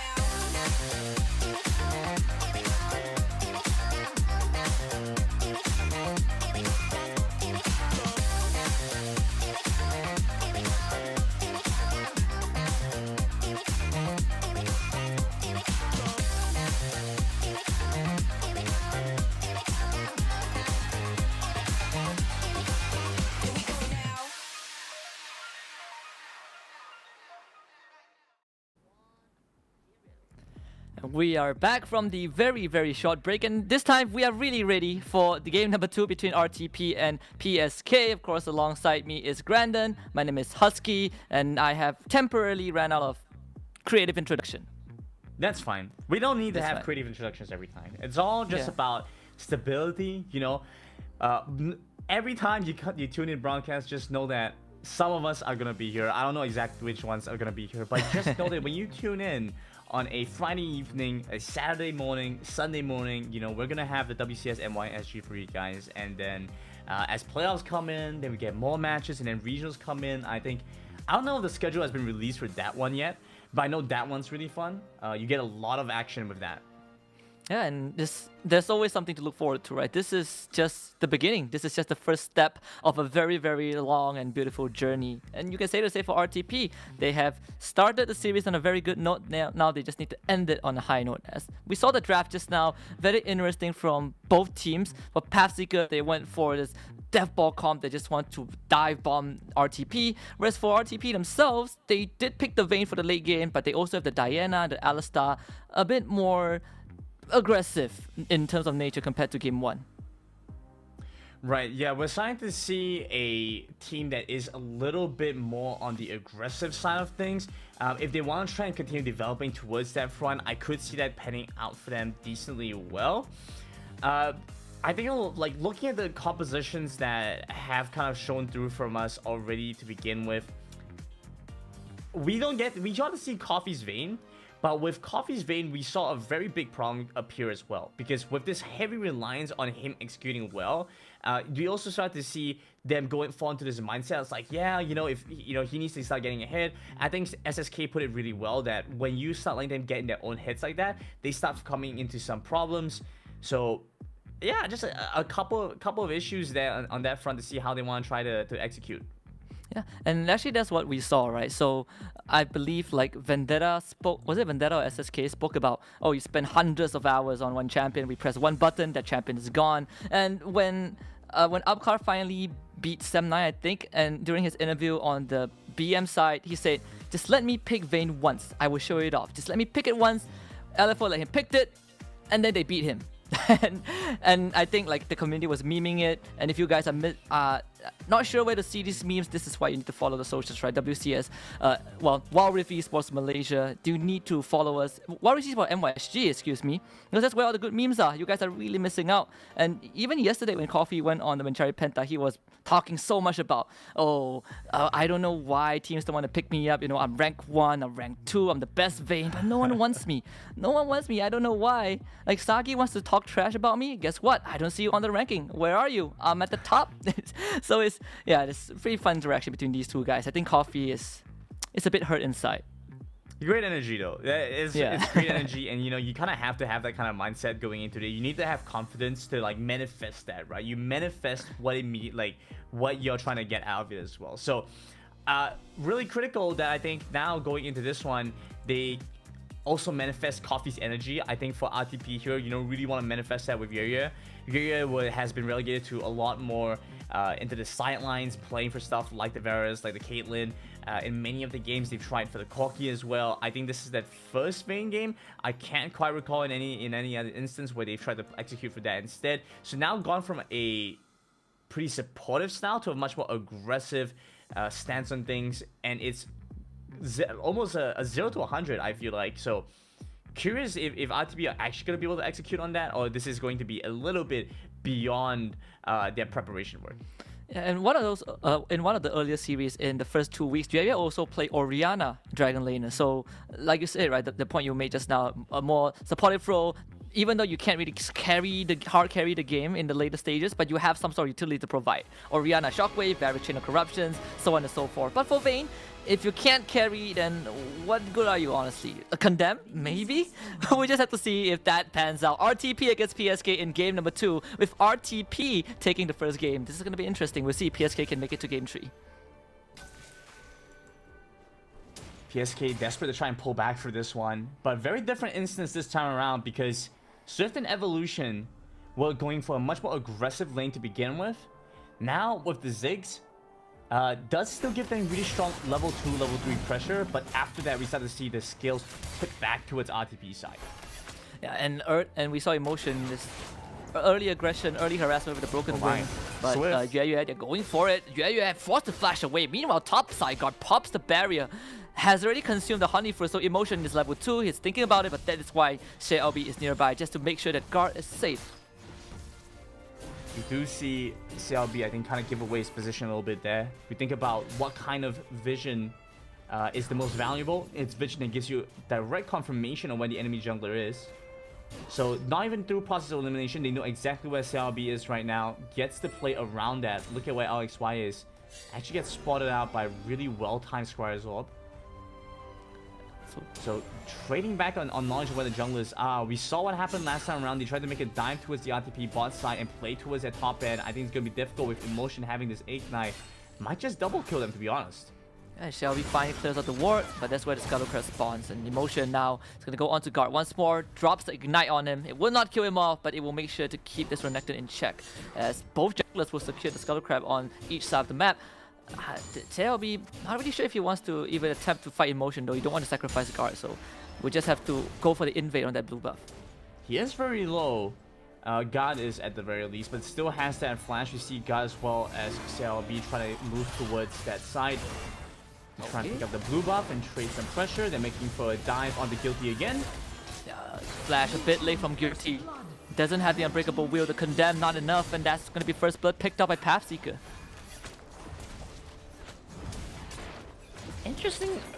play from Yuya. I'm not sure if he didn't have the condemn or he's like deciding if he wants to play for the condemn. But he was level 2 and he had the condemn eventually. Not sure why he didn't use that a little bit earlier. Maybe trying to zone them out. Watch out in case they try to look for an engage there. Tenmo sitting directly on top of a ward, so they know exactly where that rotation was coming in from. And that means more space for Kevin. He's gonna clear out this cannon minion and perhaps go for that reset quickly.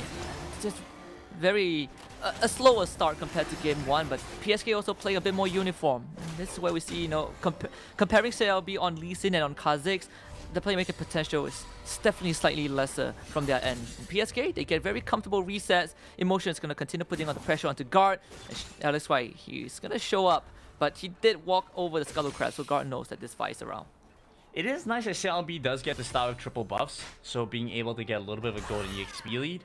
Tenmo is going to deal with LXY in the jungle, forcing back away from that Tri-Brush. I think CLB actually let the walls reset. Is that going to go back to clear it twice?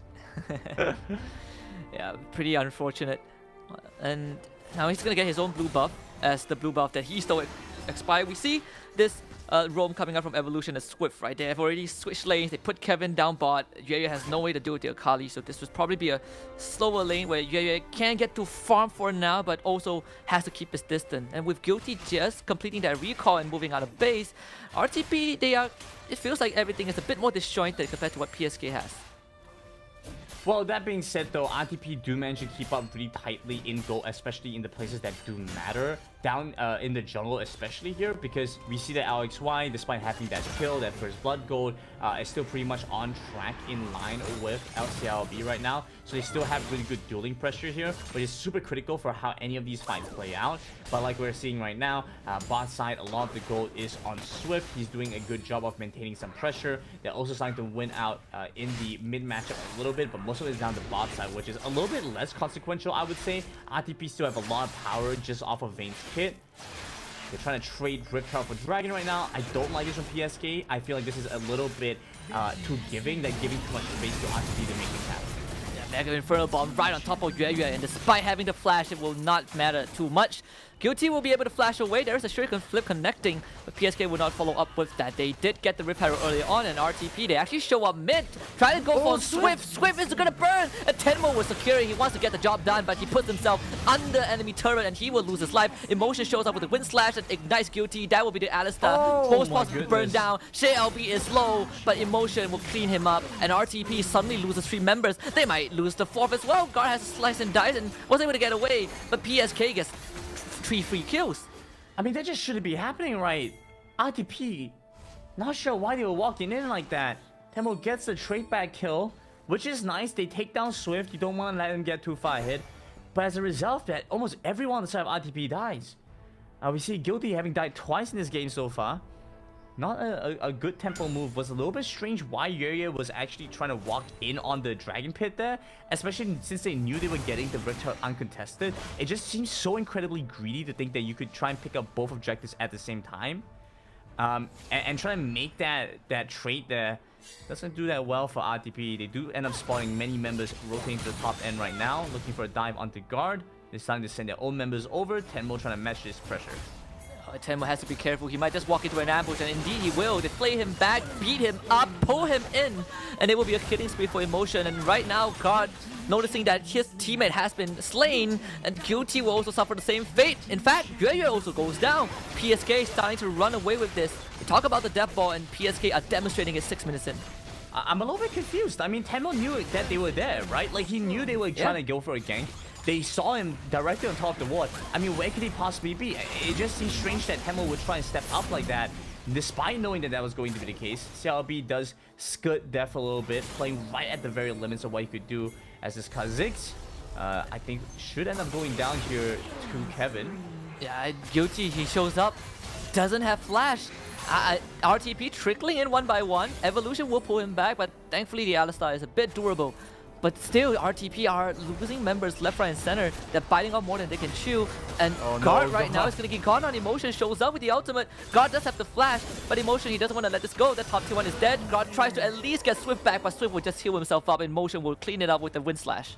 I feel like with God's case, you know, he was trying to go for the recall, so it was like pretty decent timing. It just seemed like he needed to go into the brush, couldn't stay directly on top of the wave. and he needed to maybe do it a couple of seconds early. I mean, it's all just about timings, right? Wild Rift is such a tempo-based game. You miss out on those timings, you just have such a difficult time. And look at what happens here, right? You try and play for a mechanically intensive champion, diving on the turret, and Guilty ends up tanking card for way too long. Once he goes to the Shroud, you have to back away. And you just get caught with a double proc of the flawless execution, get picked off. It's 2 versus 1 on the bot side, and you're getting double killed there. It's a big problem for RTP. Yeah, and the Condemn has to connect right after the Polarize, so RTP not really feeling comfortable with this one. Kevin has the Lich Bane, so beware of those one-shots. You're not looking too good. Waiting for Vayne to come online, you still need at least 2 more items on this on him. The Wit's End is going to be the next one, and afterwards probably will be looking at something like a Phantom Dancer. But until then, PSK can do whatever they want. They don't want to worry about this Vayne coming online. Guilty just get a good knockup, but the Mega Inferno Bomb will disengage that. They meanwhile catch LB in his jungle, and that will be Kevin on the Rampage. I mean, he's trying to look for a flank, but I know I said I didn't like Vi as a champion. But if you just walk into her 1 versus 1 like that, she has enough crowd control to actually get some done, especially when she's ahead, right? So we're starting to see a very big issue with RTP trying to execute for a different kind of style of play than they otherwise needed to. Ooh. Here comes Kevin right into the Shroud, past the tier 1. Moonfall is there, but it's not enough. Tenmo will go down, and Kevin is unstoppable. They still want to fight this, and RTP putting their bodies to protect the structure, but PSK just walks out with everyone alive as the next dragon will spawn alongside their Rift Herald, just got secured by LS2. And I wouldn't be so critical if this was an issue of RTP versus someone like Sem9 or LFO, because those matches are not critical for them, but because they absolutely must win this set against PSK, I just feel like they're giving too much of an advantage to their opponents to no piece. They will try to stop the steal, and they do. JLB secures the Mountain Drake, but now PSK comes in with full force. Guard is low, JLB will die, and Yuya will not survive. PSK, they give up the Drake, but they pick up 4 members. I would call it worth, but Tenmo, he shows up, tries to fight Emotion. Emotion is not afraid to take it. And Tenmo will back off, but the rest of his team not so lucky. And PSK now 16-2, 9.5 minutes in. Yeah, 9.5 minutes in. That's how fast this game has been going. We don't even see the Baron come up yet. For all you guys that were looking at the live trivia just now and wondering for yourself when the Baron's going to spawn up, I mean, just look at how this all plays out. CLB has to end up flashing back into the Ziggs ultimate because that's the only place to go. They just have so much pressure right now. It's a 10,000 gold lead at under 10 minutes. I mean, that's always a spell for disaster. I don't know if I've seen any team ever win from a 10k at 10-minute gold deficit.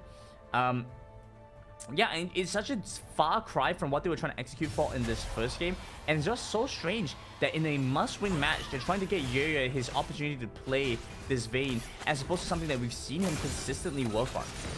Yeah, and I feel like if RTP wants the priority, then, you know, in game 1, they were on the red side. In game 2, right now, they are also on the red side. But playing along the priority, perhaps they might consider going for blue side after this game. But right now, we're seeing that disconnect from RTP, right? Shelby trying to do the same thing that he did on Lee Sin and Sinjao, be aggressive, but Kha'Zix doesn't really have those crowd control. You gotta dive in, get the burst out, but the rest of his team are falling apart in Emotion. He will gladly take this fight. They do have a couple of bursts on him. Tenmo, he's gonna die, and Emotion still pretty healthy. Shelby cannot continue. Okay, so oh my goodness, Selby's actually trying to take this 1v1 fight. I mean, even against Emotion right now, who has the shield, who's playing in the isolation, flashes in looking for that stun, misses the chance for a kill, but still wins the exchange against the Kha'Zix, who's looking for a reset. Meanwhile, they're on the base. They already cracked, knocking on the front door of RTP. There's a stun, but Kevin finishes off the members of RTP. Guard goes down. And Kevin does have the Zhonya's enchantment, death sentence, holding back Tenmo, and LXY shows up with the Vault Breaker. They get a decent knockup, but this game is pretty much over, Grand. And I think RTP have bitten on more than they can chew. Tenmo just came back to life in under 5 seconds. He dies again. Spends more time in the fountain at this point. 11.5 minutes. There we go. They finish off the solo kill. There's only like 5 more seconds till God respawns. The minion wave is too far away, so they have to back off. RTP do not get to have, I think, what might have been the fastest game time we've seen so far. Narrowly missing out on that without the wave to crash in from. I'm looking back at the items right now and trying to figure out like what the plan is for teams like RTP. You know, if you're going to go for Nashes here as like your second item, you're going to encounter some issues if you're the Diana, right? Because you cannot effectively deal with a lot of the damage that they have. You don't have any resistances. And it is a little bit unfortunate to say because they don't have much damage anyway. I mean, it just is really well executed by PSK. That team fighting has been really good this game. Yeah, finally showing up. This is the PSK. This is PSK at its, in this natural habitat. And normally we see Diana go for the crystalline reflective for a good reason, right? There's no use getting tons of damage if you don't get a chance to dish it out. And every time Tenmo jumps in, even without the exhaust that normally you would have against a Diana, PSK just blows him up with crowd control. Guilty is looking for some entry. They have guard on coming in, but PSK, they're not giving it.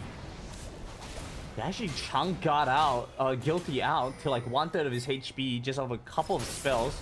Now they have the super wave down the bot side. CLB goes invisible, so Evolution gives up on that. There we go, 13 minutes in, Baron spawn. There's your answer. For those who have already casted your answer, too bad. There was a fifth answer, and you have to watch the game. That's the beauty about Wild Rift. You got it's A learn. and D. It's combined. The fifth answer is A plus D. Yes. So it's Special 80. rules apply. It's 80. I mean, the good news for PSK is that they can't, even though they are so far ahead, going on to Baron with everyone from RTP alive is not really advised.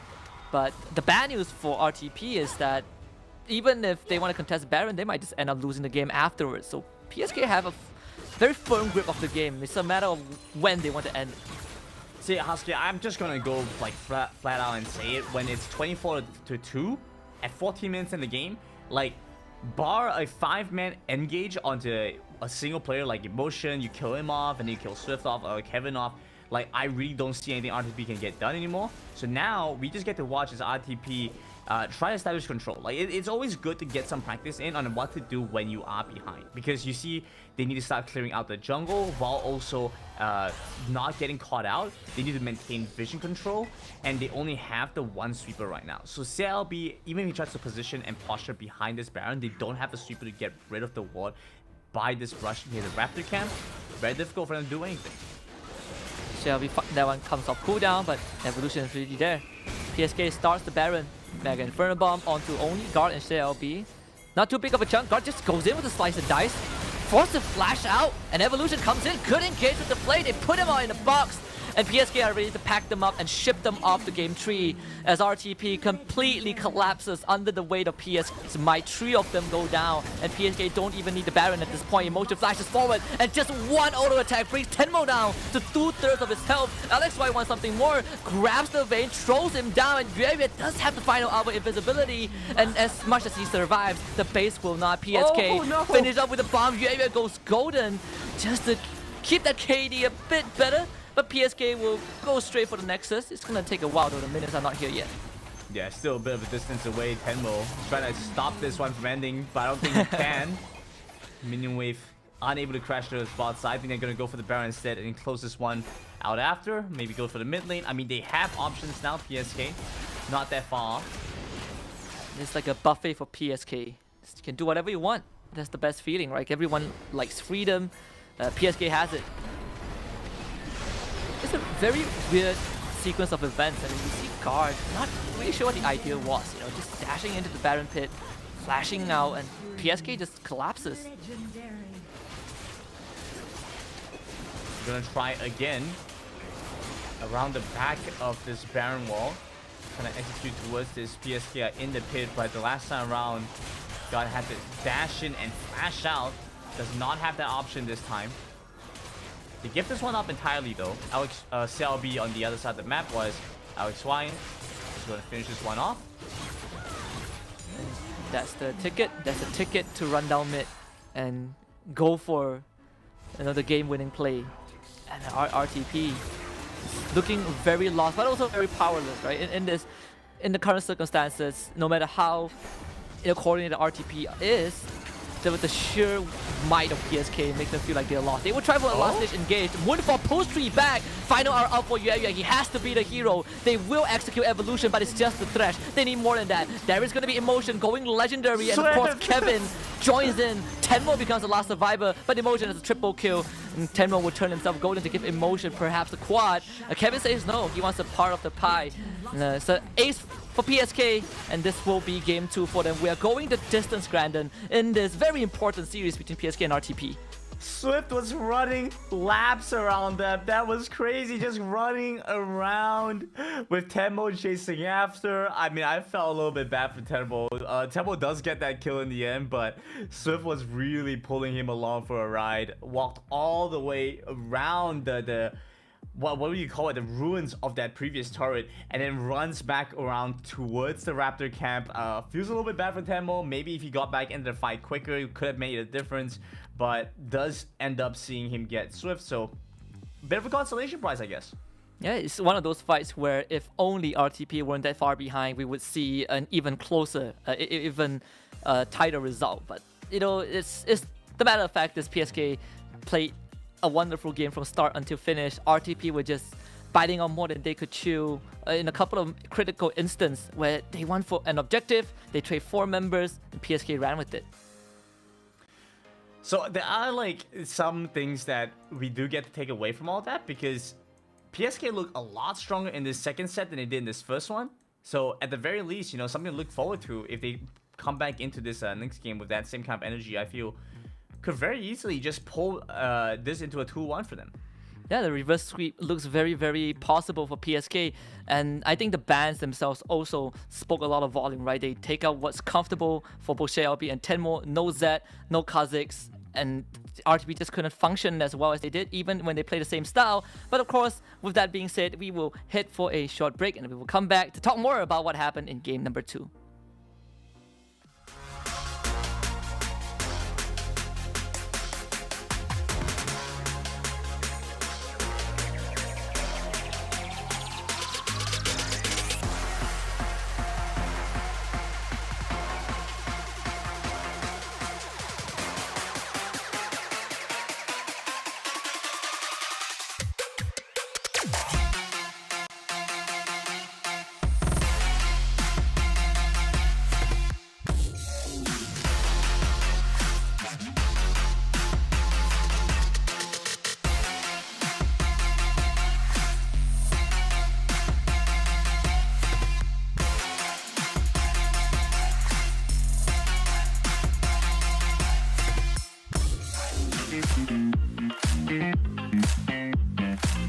Here we go now.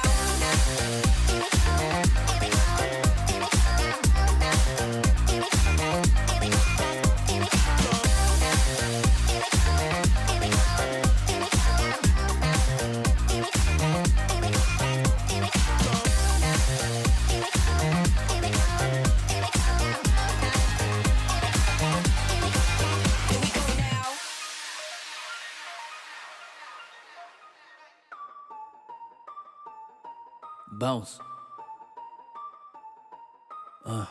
Everybody love a comeback. Gotta love a good comeback.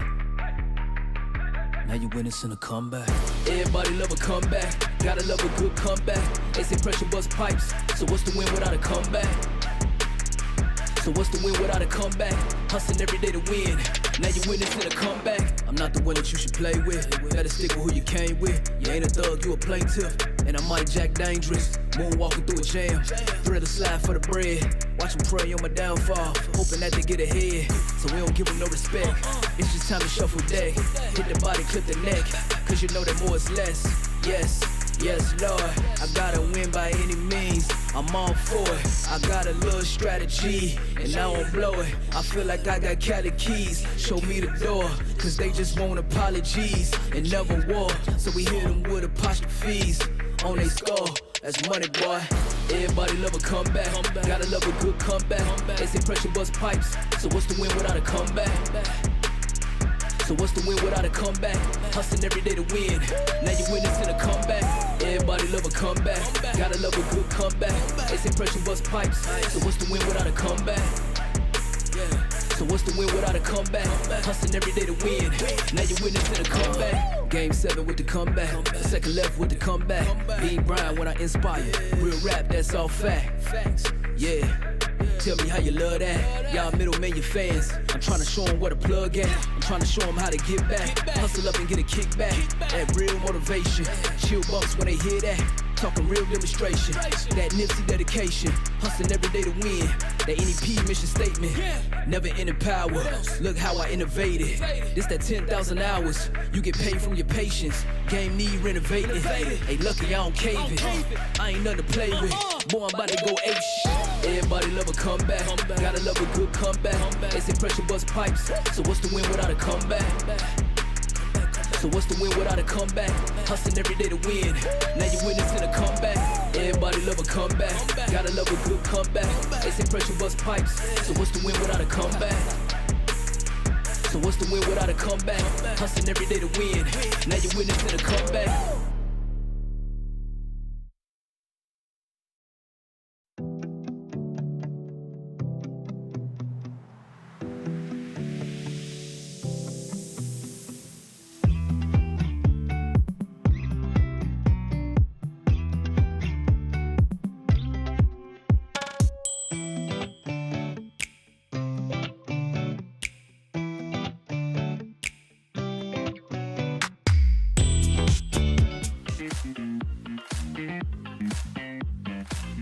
Here we go now.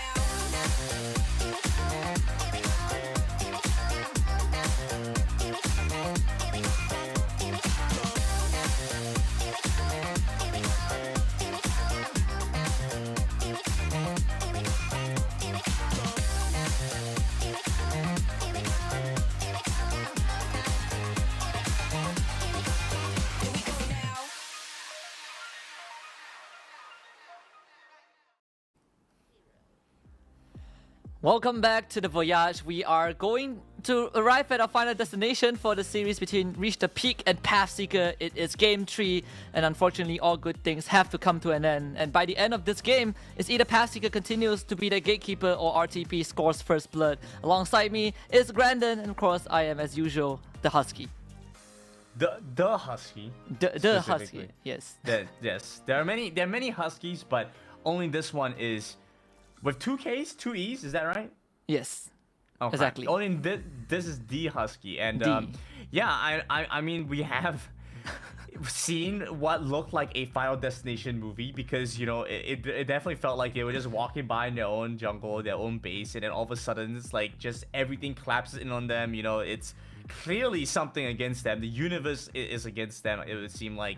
And yeah, feels a little bit rough for RTP in that second set, but maybe they can pull back again. They try to experiment on something different. This is the first time they've had that game lead, so now trying to close this one out, a little bit challenging for them. I think they feel a little bit of that pressure to try and execute well on that. They were maybe riding high on some of those emotions and went for a interesting decision. Let's take a look at this post game, because I think there's quite a bit to unpack and unravel with this one, because end of the day it was 33-4. The main problem I think here was need to scale with so many different options. Yeah, in game compared to game 1, where we were looking at something like a Zed, a Darius, a Lee Sin, Varus, and Rakan, it's so much easier to execute compared to what the draft that they have for game number 2. There's so many forces that you need to be aware of. If Cell be getting a hit, can Tenmo keep the pressure up, and can Yueyu skill? All of those boxes were not really ticked by RTP because they were making some mistakes that gradually that progressively gets more and more detrimental towards their gameplay. And PSK just kind of deathballed them. It felt like RTP were playing a horror game instead of Wild Rift in game 2. It's getting ambushed everywhere they go, and PSK shows up. It spells doom for Reach the Peak. Yeah, horror game, Final Destination, horror movie, whatever you want to call it. You know, I think like as long as your subgenre or your main genre is horror, like a subgenre can be whatever it wants to be, right? Whatever medium you want it to be. It could be a horror painting, horror comic, whatever you want it to be. Effectively, that's what RTP had to live through. This time around, maybe that changes. I have to say though, emotion looks really good on this Riven, and that is kind of important because you're realistically going to end up in a lot of these matchups where like you face off against guys like Tipper. Emotion is pretty much just in line with that. Like you have to be able to deal with emotion if you're eventually going to be playing against like Tipper anyway. So some good experience to be gained here. Surprised that the Vine worked as well as it did.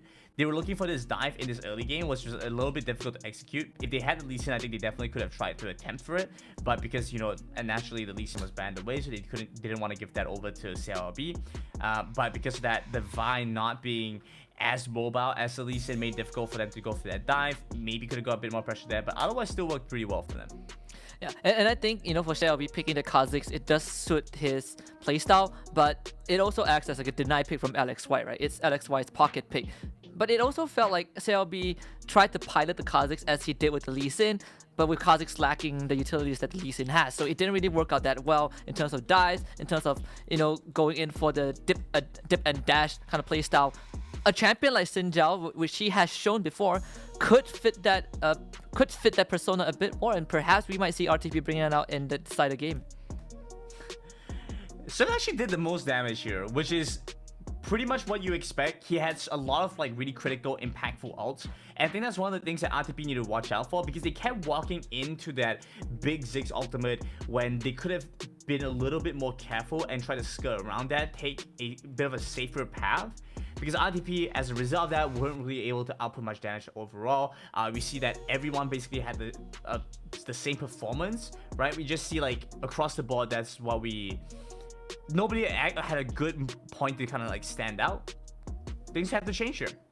Yeah, it's just a very messy game where RTP were constantly trying to find some sort of lifeline, and PSK didn't give it to them. So, but it's just very messy compared to game number 1. But early on, we did see the head-to-head between Emotion and Guard, right? And I want to kind of bring that to light a bit. Emotion, when we look at the damage dealt per minute and damage taken per minute, Emotion has a fairly high average number, and this really speaks to how he just likes to take those fights. He's willing to take those punishment, knowing that in his mind he has already won from the get-go by taking this initiative. And against Guard, not just against Guard, honestly, against the entire team of RTP in game 2, he was that hero. Yeah, being able to execute really well on a mechanically intensive champion is exactly what you want to see. I think okay, so here's the thing, right? Yeah. Like, this is not necessarily what they want to play for ideally. Like, PSK want to play for something that looks like a strong bot lane, strong Baron lane. This time it was about strong jungle, strong mid, strong top lane, like top half of the map. And then bot lane was playing for a much safer pick. I think the Thresh did definitely open up a couple of options for them early on.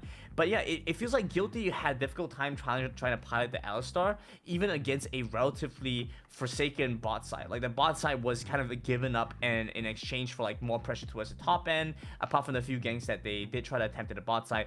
But otherwise, it seemed like they had given up of the bot side in general.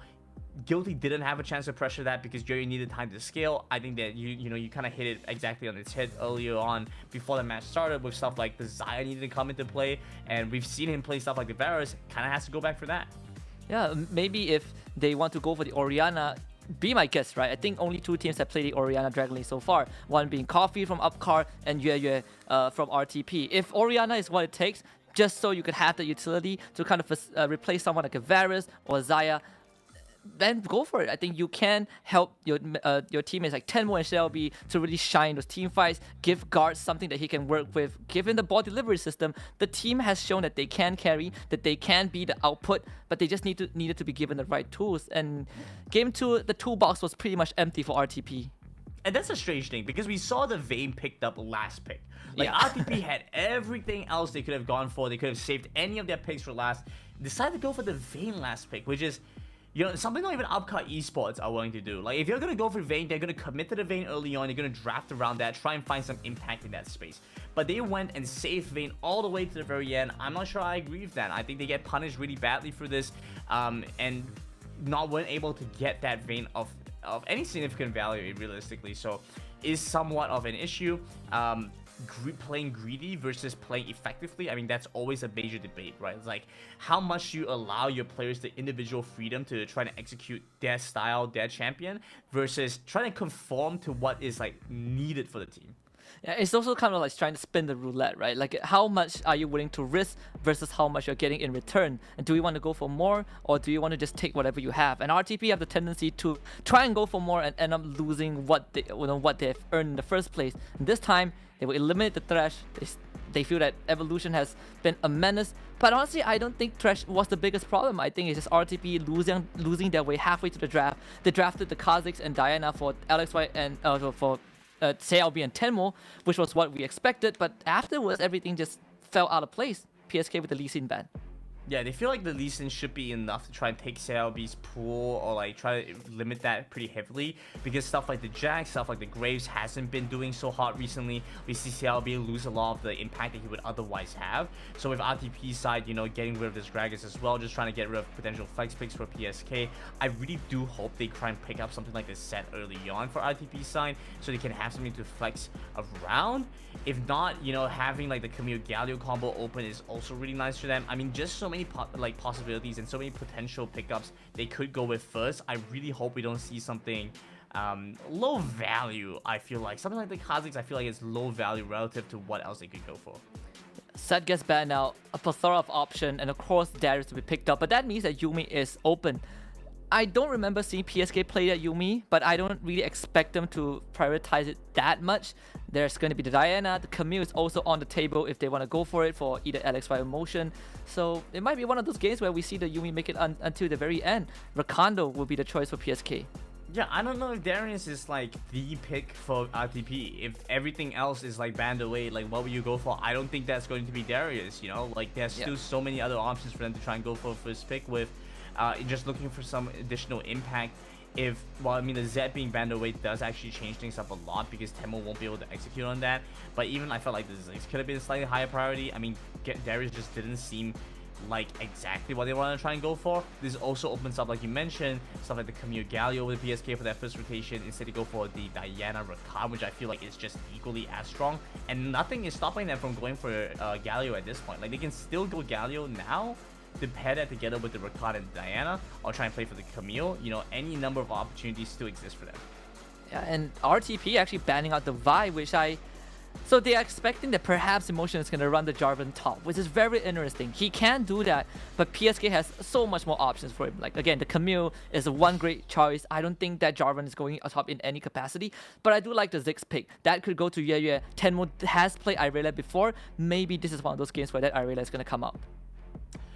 We've also seen God play the Aurelia, right? So I think they could try and flex that one potentially, but like again, I just don't see that much value in all that. Oh, they PSK. they steal it. Oh, they know. Sure. All right. I think here with the Aurelia, PSK do actually have a pretty decent composition to try and execute with. Now down to the bot side, they could just want to try and play for like a mage here and avoid any kind of like situation where like the marksman is in a lot of danger, a lot of pressure there. Something like the Varus could be quite good for PSK, but then they get to have the counter pick anyway. Something even like the Senna, if they want to have something really long range and just trying to keep scaling. Jace, still a strong pick, maybe not first pick worthy, but again, I think like even something like the Jace could have been higher priority than the Darius. Instead it slipped through quite heavily here. Likely going to be the Ziggs bot side. I think Tenmo has shown that he's a bit better on an aggressive pickup. Yeah. RTP needs someone that can disengage those fights. Lulu, decent pick. I was thinking of something like a Braum, but the Lulu works as well, right? You have the Wild Grove, you have the Whimsy. That Polymorph can really disrupt some of those dives on PSK, which is looking very, very nasty. Diana, Rakan, Jarvan, Irelia, they can all access the backline and they can just pile themselves onto you with... RTP actually don't have much ways to deal with those dives, and that is a big concern for me right now. And they say, well, you played Vayne last game. This game, I'm playing the Vayne. I'm gonna show you how it works. Swift. And we know he likes to play the hyper carries. We know what kind of impact he has and the kind of playstyle that his team has. And I feel like their composition is better drafted for this now, because you think about what happened last game. They needed a lot more time to get strong. Now you have a on-demand terrain formed, right? Jarvan with the Cataclysm at any point creates terrain so that your Vayne can get the condemn in. You always have that power of the Rakan. Rakan is strong from the get-go of the game till the end of the game, and then you have the Diana that follows up the... I mean, it just seems like a much more cohesive idea than what we saw previously. RTP this time, I feel like have a better draft, but maybe a little bit misprioritized, and have given away quite a bit here. Yeah, and there are a lot of crowd controls from Pathseeker's side that RTP have no way to deal with. Sure, you have some shields, some health boosts, but that is pretty much it. You are still gonna get crowd control. You are still gonna get disabled for majority of the fight, and that is kind of a big concern going into this game because RTP's draft they definitely look better, but to execute it flawlessly against what PSK has, which is 90% running at you and killing you, that is something that RTP hasn't really shown to be proficient at. Yeah, I don't know if there's much more that can be said about that because it's literally just them running into you, and yeah, we need to see RTP deal with that effectively. I don't think we've had. I'm trying to think back like what their draft could potentially have. A lot of the draft I think is actually willingly taking a fight with you anyway, right? Like they want to take that fight with you. You have stuff like the Darius coming in and say, yeah, take that fight with me. The Kha'Zix is pretty useless if they're not picking a fight with you, but it has to be an isolated fight with you, and so it just like it makes things more complicated than it needs to be. Maybe only Tenmo. Like, I think Tenmo and Yuya are kind of like the parts that have to hold this game together. If Yuya starts to fall behind early on, if Tenmo starts to lose in the solo lane as the Diana, they really start scaling up, then I think that's RTP's kind of a burden to bear. Yeah, and Ziggs Lulu, not really the Dragon Lane matchup that we see often, right? There's very little synergy between these two. Ziggs doesn't necessarily right-click much. Sure, you still get the benefit of the shield, still get the benefit of some pokes and debuffs from the Whimsy, but that's pretty much it. So Guilty probably would start playing more towards Tenmo and Guard and have Yue just keep throwing in those spells, do those AoE damage in those fights. That kind of feels like the ideal scenario for me.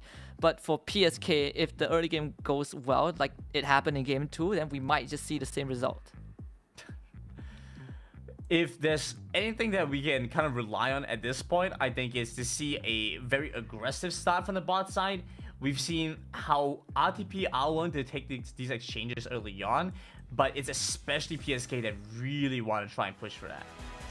Yep. And we'll see if PSK can finally finish this reverse sweep, or will RTP finally reach the peak, at least in the pinnacle of this series itself. It's game 3, the decider match, a very important match for RTP, and right off the bat, Yue gets caught, has to flash, but they're gonna follow up. They actually want him, they ignite him, a tumble, the exhaust is out. Swift will survive, Yue as well, but what a start from both teams. What did I tell you? One thing that we can count on is for PSK to try and force a fight in this early game. We actually get to see a trade on both fronts. Yuya has expended both summoners at this point. Now just basically zoned out, right? You're just going to use your bombs from as far away as possible. I do think CLB is going to come to the bot side to try and mitigate some of this pressure, relieve a little bit of this pressure. But it's not looking too hard for them. Oh, Emotion takes a tower shot, which actually does both quite well for God.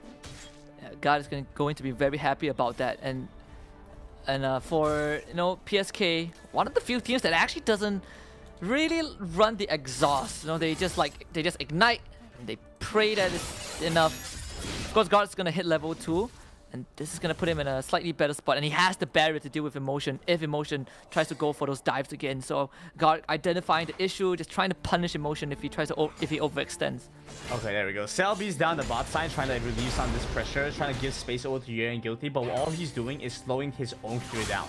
Like, he needs to play as greedy as physically possible right now. They're gonna look for a kill on the Guilty, which we will find. Silver Bolt's proc and Guilty is dead. CLB wants some exchange, but the only thing he runs into is 4 members of PSK, and that would be 3 kills for them, and Swift gets a double. Like, he needs to be farming his own jungle. Like, that is what CLB's role in this game is about right now. Emotions trading back against God, actually sees himself pick up 5 stacks of the bleed. Runs the risk of going down. God takes the burn, tries to dash back in. The Baron's gonna make the difference. God gets the kill. Lovely play from Guard. He even runs the fleet footwork just for the extra sustain in lane, and Guard really prioritizing having a stable start. And if the team falls apart, he knows that he can be the Bastion, but he has to make it out as quick as possible. No flash, no barrier, and Kevin is coming in for the pickup. He's only level 4 though, and he's still gonna go for it. Has to Pill Cascade, gets pulled back by the Apprehend, but I think it's enough. Kevin will make it out alive. I do really like how Kevin played that one out. So Kevin immediately channeled the orbs around him, and instead of trying to go for the crescent, the crescent moonlight, going for that crescent strike. Oh wow, bot side dive again. Yeah, gets out, but Guilty doesn't have that luxury, and he walks back into the Grand Entrance. Not that it matters, goes in for the exhaust. They still lose the support, and PSK really punishing this bottom lane. They need to play with absolute safety, get as far away from their opponents as possible. CLB cannot try and save this lane anymore. Like, this lane state is exactly where it needs to end up going. Emotion might get picked off. Yeah, CLB trying to punish it. Honey for keeping him alive. Tenmo is here, the Shock Blast, a bit out of range. But Kevin will now come in to join. CLB doesn't have the invisibility anymore. Leaps away from the Moonfall. Guard will be able to join in with the Proto Belt. A good flawless duet to lock him in place. The execution from the Noxian Guillotine will not be enough to kill Kevin. But at least they finish off Emotion. Bottom lane again getting punished. Swift is already on the rampage and Guilty not looking too good as well. They will not dive him. And PSK settling for what they have as the top lane scuffle continues and ends with Kevin getting out with a sliver of health. Bot side for PSK is snowballed out of control. Nothing Yuri and Guilty can do at this point. Might just have to try and force a lane. So I mean, the objectives are coming in. They want to go for the recall. I don't understand why Yuri is walking back to the lane. Give up the lane at this point. Recall, go into the mid side, start trying to play for the objectives instead. PSK have opened up so much space for themselves. They're going to be the ones to take the initiative instead. Look at this. They get to go for the recall. Blade the Moon King completed 4-0 on Swift right now. They get to play for any objectives they want to try and go for. CLB is being too ambitious by hoping they can steal away the dragon. That's not what's going to happen. PSK to get to walk over and contest this instead. And this is going to be a smite wall knockout from LXY. CLB still smites the dragon away, but it's only a Cloud Drake. The rest of RTP joins in as Evolution forces Yuya away. PSK, they have the members to take this fight, and RTP will commit onto it. Tenmo is really low, guard in the back line, but do they have the damage though? Kevin dashes in with a Lunar Strike, but it's over. PSK will walk out alive, and Tenmo will die. So at the very least, they do manage to get the Drake, but it is only going to be that Cloud Drake. Temmo goes down in that time, Guilty as well. So we just see Emotion farming up a Storm in the top side. They get so much space for themselves that next Dragon's going to be the Infernal. The Rift Tower wasn't started up in this entire time. I mean, it just didn't seem like a huge win for RTP, despite the fact that they got this Dragon. Like, the stats-wise aren't even that worth it. It's to the extent that they're just going to remove Cloud Drake from the game, now fighting for Rift Tower. God. Decent upper hand with LXY. Another Smite War is inbound. Emotion gets a good stun. Vanguard's air is out. Rift Arrow goes over to the side of PSK, but Guard has the hammer stacks up. Emotion has to be careful. Guard will be able to take him down with the help of Tenmo. They still go in with the re-engage. Evolution gets a decent knockup, and that will be enough. And Guilty left alone to dry. The bouncing bombs comes in. Yeah, the superhero of the team. Kills off 2 from the side of PSK and saves that fight. They at least managed to trade something back. I do think that Kevin gets first turret in the bot side now, but Yuya gets a really critical double kill overall. So this one starts out, they try and force an engage, but they don't account for God zoning out for so much of the fight. You see Swift very far away still. They managed to get the initial jump onto LXY, but a little bit ill-timed, so they don't get that reset. Swift is trying to kite back in. We see towards the end there, Emotion tried to get that final dash back onto God, maybe get a kill, get that reset. And Evolution thought that he could save Swift, but actually just flies in to die. That's not Zaya, my friend. You know, he kind of misread that one. Oh, and Guard gets solo kill by Emotion. But that double kill was good news, right? You get a huge shutdown on the Vayne. As CLB finds Evolution, but it's a Rakan. He can get away. CLB following up. They flash over the wall. Tenmo will get it. And RTP getting some isolated kills across the map. Swift comes in alone with the help of LXY waiting in the brushes. They actually will try to go for this final hour. CLB will go down. They get a Cataclysm onto Tenmo. This Jace is trapped, condemned into the walls created by his teammate. And it will be a double kill for Swift, but he wants more. It is a triple kill for the Vayne. On-demand terrain created by LXY. Exactly what we expected when we saw the Javelin come in. They executed so well here. Swift has been able to punish them time in, time out. 10-1 and 2, already looking for that wit's end. Any amount of magic resist. I mean, I am chuckling a little bit because it just seems so absurd how far ahead they are at this point. I think Kevin does actually go down to CLB. It is a minor consolation for all the damage that's been done to the base. And Emotion can now tell his team that, guys, Guard is not a problem anymore. 2 consecutive solo kills on this Darius, and Emotion is running away with the lead. Triforce, Blade with the Rune King, both completed. Guard actually committed to a Hectic Proto Belt before the Black Cleaver, just so he could get those engaged off. But now he has come to bite him in the back. Emotion is owning him in lane. There's nothing much that Guard can do. And in those ensuing fights, I fear that RTP might not have the brick wall that they need.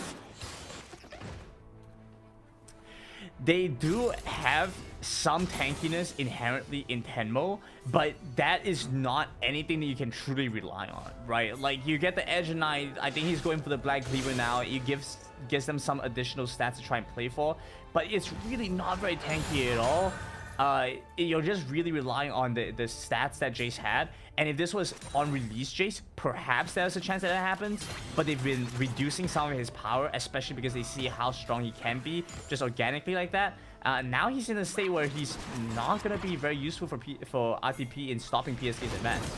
Oh, false sense of security. Yueyue didn't connect anyone with the bombs. He thought the brush was empty, but he does have the stasis enchantment. That will buy some time, but Swift is going to go in. Yueyue escapes with a sliver of health, and PSK forces him away just in time. Inferno Drake gets up. They get a good polymorph, they pull emotion back, but they won't be able to do too much damage. In fact, PSK, they will willingly take this fight if RTP does it, as Yueyue scrambles to rejoin the rest of his team. My PSK, goodness. they've already started doing with Drake. such a good job zoning them. Yeah, and Swift alone on this Vayne. Such a man, his guard can't get close, does not have the Proto Bell. Tenmo walks on forward, but it's a Vayne. A Vayne being the guard of the team. And PSK, they are comfortably starting this dragon. A lot of chip comes in for RTP, but how long can this go Dragon on? If resets. Drake gets reset, that's good news for RTP, but they gain nothing out of this. Still looking to try and prolong this exchange as long as possible. CLB is over in the back end of the fight.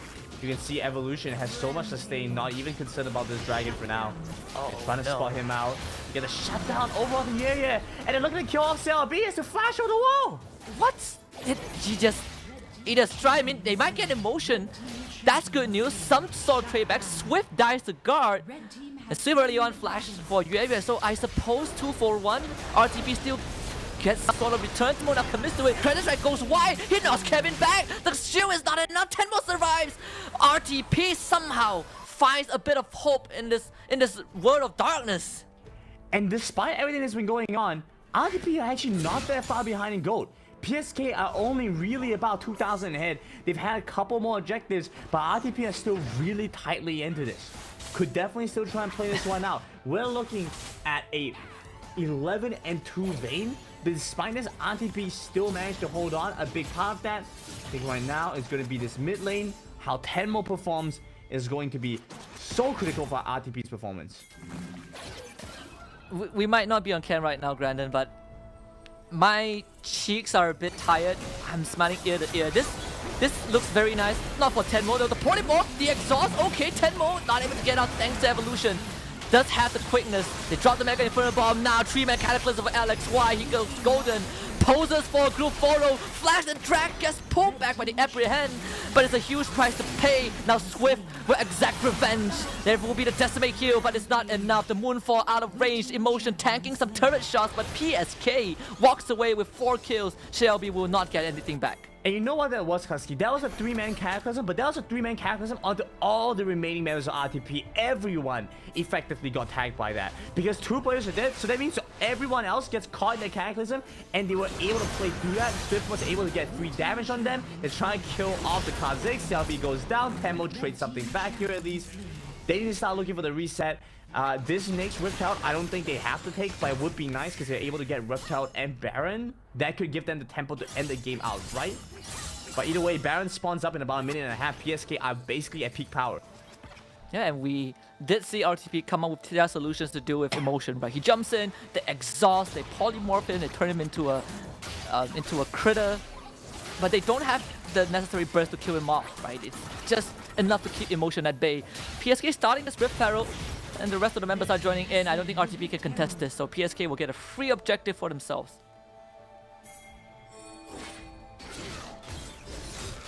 And the time it's taken for them to pick up these 39 kills, 12 minutes have gone by, and only 4 turrets have fallen. 39 kills, but only 4 turrets go down. You know, that's a sign that they're taking deliberate fights over action on like turrets or objectives. The average kills for each game progressively increases by a huge margin.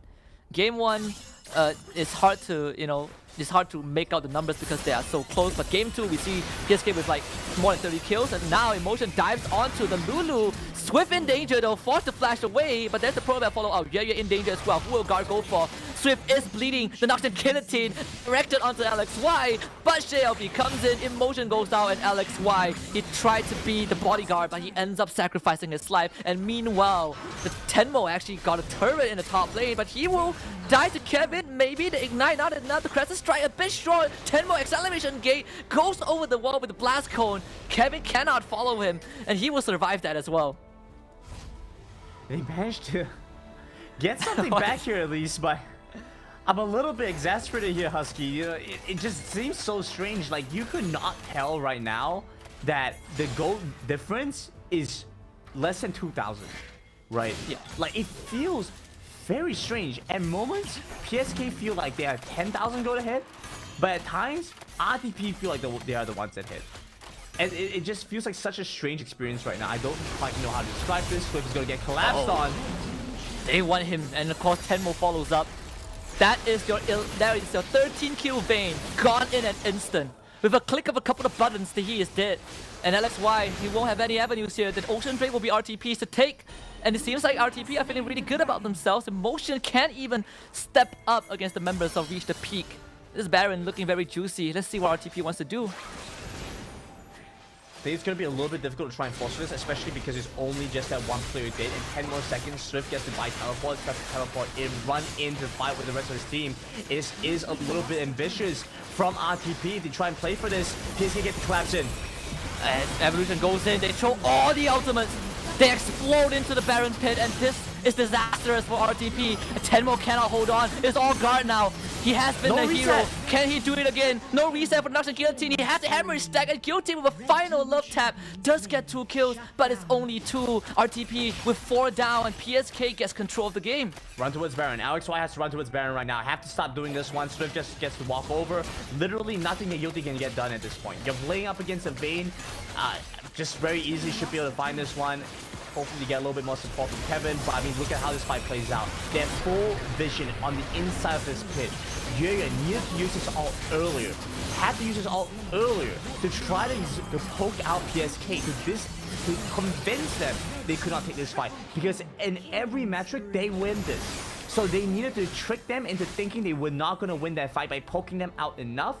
And then we just saw a massive combo come through. We see not just the we see not just the engage, the quickness, and the hero's the grand entrance from the Rakan, but we also see the massive Vanguard's edge that just sets up Emotion, who has been in a tight spot. He's been in a very close spot throughout this game, but in big moments like this, just gets to pop off entirely. Yeah, and the stasis prevents the Nocturne Guillotine from coming through. That was also the golden moment for PSK. And now they not only have the Baron buff, they also have Shelly trying to at least get a single charge off by RTP. They dealt with that well. They take it out, but they have to buy time to run out the clock of Baron buff. And while that was happening, PSK, they're going for a split push, but Kevin, a bit too far from home, has the flash and Proto Bell. The big bomb comes in, and Kevin loses his life. At least RTP gets a bit of punish on the side lanes. Meanwhile, Guard faces off against Emotion, but he has to be careful. Flashes, misses the Decimate, cannot get the Nocturne Guillotine off, and Emotion with another solo kill up top. Don't think that was going to save him either way. I don't think Galo's going to be able to try and win that one out. I don't quite believe in Tenmo trying to dive in for this. Wild Grove gives him some help, actually to the skies, and he sends Emotions right up. The Cataclysm locks Tenmo in, but it is Tenmo. It is you trapped with Tenmo, and maybe Evolution can get something done, and of course, with the engage he will. Swift is now the main character of this fight, but Guilty gets out. LB will try to hold this off for as long as he can. 20 seconds for Guard to come back in. I mean, Swift and Evolution, they can do a lot of work here. I mean, he is literally the protagonist right now. He has protagonist buff, and you start to see that come through. Guilty running for dear life. They just look for a little bit of chip damage back on the Nexus. They definitely cannot end the game here at this point. I don't think even with the teleports, because we've got trying to come back online. CLB is looking for a pickup.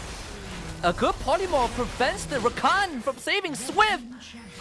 Guilty actually did so much work. JLB will reap the rewards. RTP, hang on.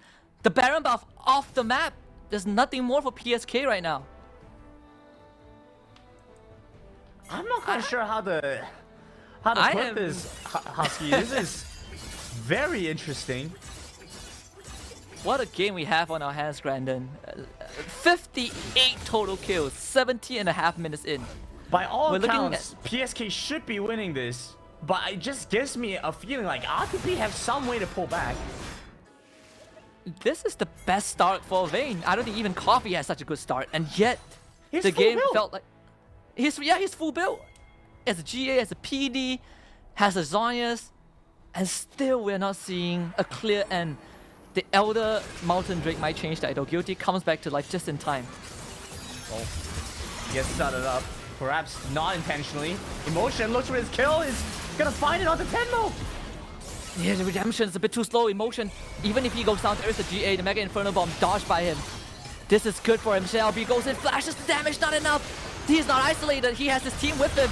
The power of friendship. They come in with the Moonfall. A great wild growth, but Guard has to do the work on the rest of PSK. They just start straight for the back line. Can Guard keep this alive? It seems like the light is fading. Everything is going downhill for RT. PSK have found that one fight. They will pick up JLB, and Yuevia watches as the rest of Reach the Peak disintegrate under the might of PSK. The Elder Mountain Drake is just an afterthought because PSK, like you said earlier on, they're looking for a comeback. They're looking for the 2-1, and they have found it, Grandin. After almost 19 grueling minutes, more than 60 kills, PSK have found the key to the lock, which is RTP.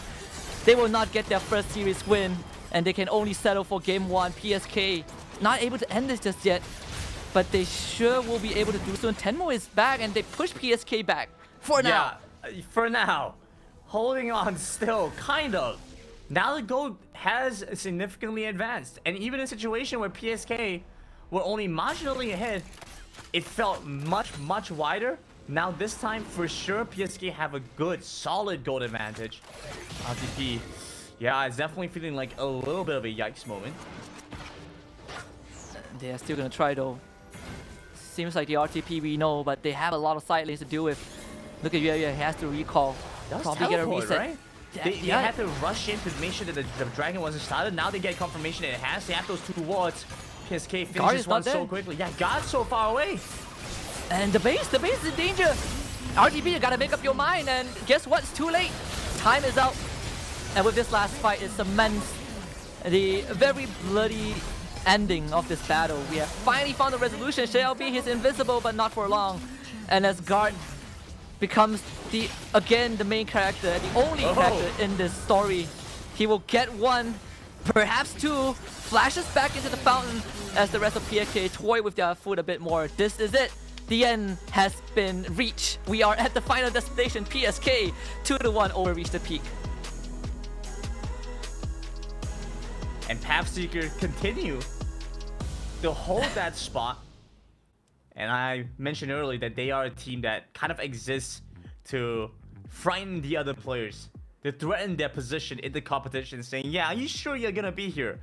And act as that gatekeeper. While RTP had a must-win against Pathseeker, unfortunately, they do not get that must-win. Puts them in a very perilous position.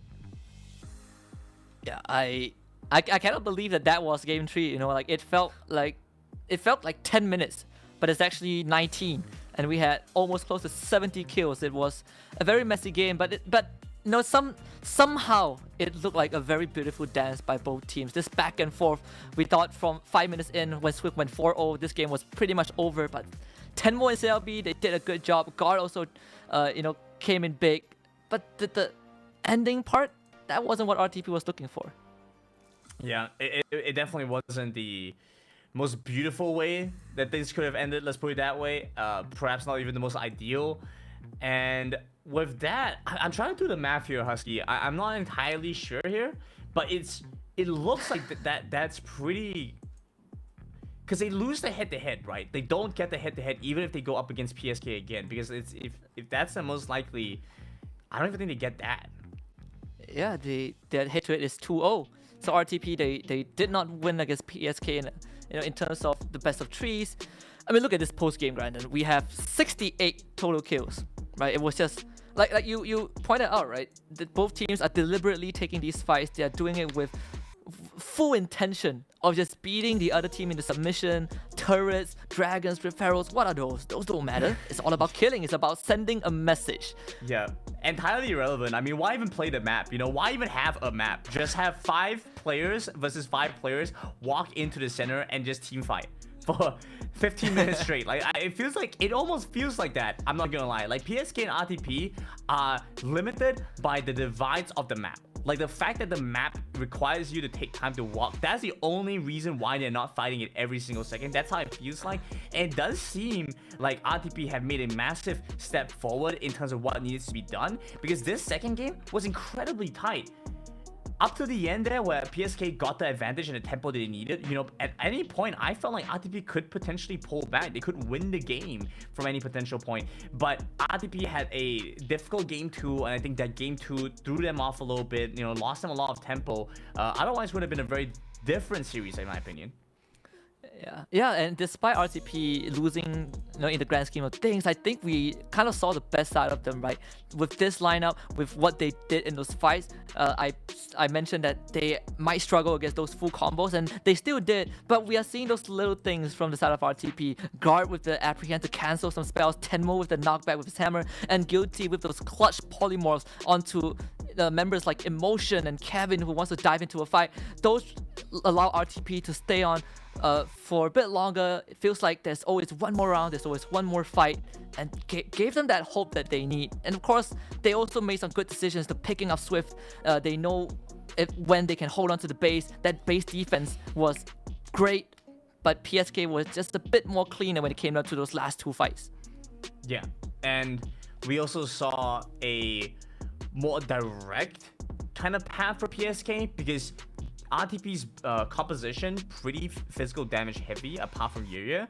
So we get to see some pretty obvious itemization happen for both sides. A lot of it is going to be physical damage, so we actually got to see very easy itemization from like Kevin, from LXY, you know, just a little bit of additional armor to make things simpler for themselves. Swift actually went for the Wit's End much earlier on because he was up against specifically Yuya and Guilty in lane for a lot of that time, so went for that magic resist against them. But otherwise, you know, the rest of them were able to use that. So we saw Kevin be deceptively tanky in a lot of these exchanges. Like, you wouldn't think that a Diana should be this tanky that he can survive against a Darius, a Kha'Zix, and a Jace, but he kind of makes it work. Yeah, he just, and a lot of instances we just saw like RTP and PSK, they probably have so much focus on just getting those kills. We see a lot of these overdives that it felt like could have been avoided, but when we look back at the grand scheme of things, maybe those were necessary, you know, building blocks that led to PSK's victory. Maybe those dives gave them a bit more confidence. Maybe those rash moves was what gave PSK kind of the drive to keep going, because that's their identity, right? They love to fight. They embody that wholeheartedly. And RTP tried to respond with that, and I would say this is probably one of the oddly better games that we have witnessed so far. I think this is actually a huge game for RTP, right? I do have to say I have quite enjoyed a number of the things and ideas that they've been trying to execute here. And it seems like it's a big step forward for them. And we want to go back to the idea of like, well, you know, this is a team that is trying to develop new talent within the region, trying to get them up to a point where other teams at the top want to start looking for them. You know, this is a great place for them to start to showcase, because we get to see some really good moments from a couple of these guys. Yeah, I think that's pretty much like my thoughts on it.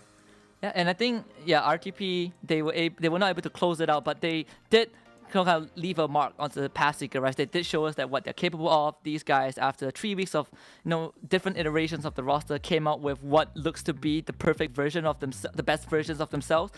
The coming 2 days is going to be very tough, right? They're fighting Upcar, they're fighting LFO, and the chances of them winning is definitely significantly lesser compared to Pathseeker. But if they can carry this forward, what we saw today against PSK, I think that's good enough. I think RTP have proven some things to us. You know what this is? This is like milestones. You know, it's like first game won, done. Now they're looking for second game win. And then next they look for the first series one. You know, it's like milestones step by step of the way. That's what they're trying to get towards in the end. I respect that. That's some important energy to have. Manifest your destiny, Husky. Manifest your destiny. Do you believe it's like the law of attraction, right? I remember there's this book, they call it The Secret. Yeah. I think it's a very well-known book. Everyone talks about it. It talks about the law of attraction. If you believe that you will get something done, you will get something done, or it will happen, something like that. I haven't won a lottery yet, but I believe in it. Okay, but to be fair, I think that applies to things that are within your control. If you commit enough money to the lottery, you will definitely win the lottery at some point. How much of the lottery you win is a different story, right? But the idea, I do agree, and I think one takeaway for anybody that's kind of watching this right now, when you talk to yourself, say it like you're talking to a different person. Like, you have to understand the mind works in strange ways, and you have to talk to yourself in like a different person. Like, that's you. You can do this. Like, you have to do this, or you should do this. You can do this. Whatever it is. Like, that's the way you should be talking to yourself instead of I can do this. Say you can do this, and see the difference for yourself. Honestly, it's like the placebo effect, right? As we let the highlight roll, there are a lot of great moments, but I just want to take 15 seconds. It's like the placebo effect. What a good friend used to tell me: don't say I'll try my best, say I'll do my best, and it works, somewhat. I'm not sure that's the placebo effect. I think that's something else. But I get what you mean, and I do agree, because I think the placebo effect is like, it's like when you don't know that you're getting the actual thing, right? It's like you're getting something fake about it. But I don't know the best way to describe it, but I do agree with you. I think it's something slightly different though. Yeah, I think this is like the turning point, right? We were fearing for RTP, trying to force a Baron. PSK just unleashed the full combo, and that was where we saw what the lineup could do. And of course, the Noxian Guillotine cancelled by the Zhonya's. That was a heartbreaker for RTP, and the rest was history. All right, well, just gonna relive all these emotions again for like a second time coming, because I felt at this point, it was pretty clear cut. Like, this was the final fight before the game ended, but a number of this were an interesting mix of emotions. Let's put it that way. And I'm still not entirely convinced first pick Darius was necessary from RTP, but God definitely piloted it really well. Yeah, I think it took us on a roller coaster ride. We experienced like the 5 stages of grief for both teams at one point, but we also experienced like a lot of high points, right, where both teams showed really great promises and then it gets taken away. It's just this back and forth.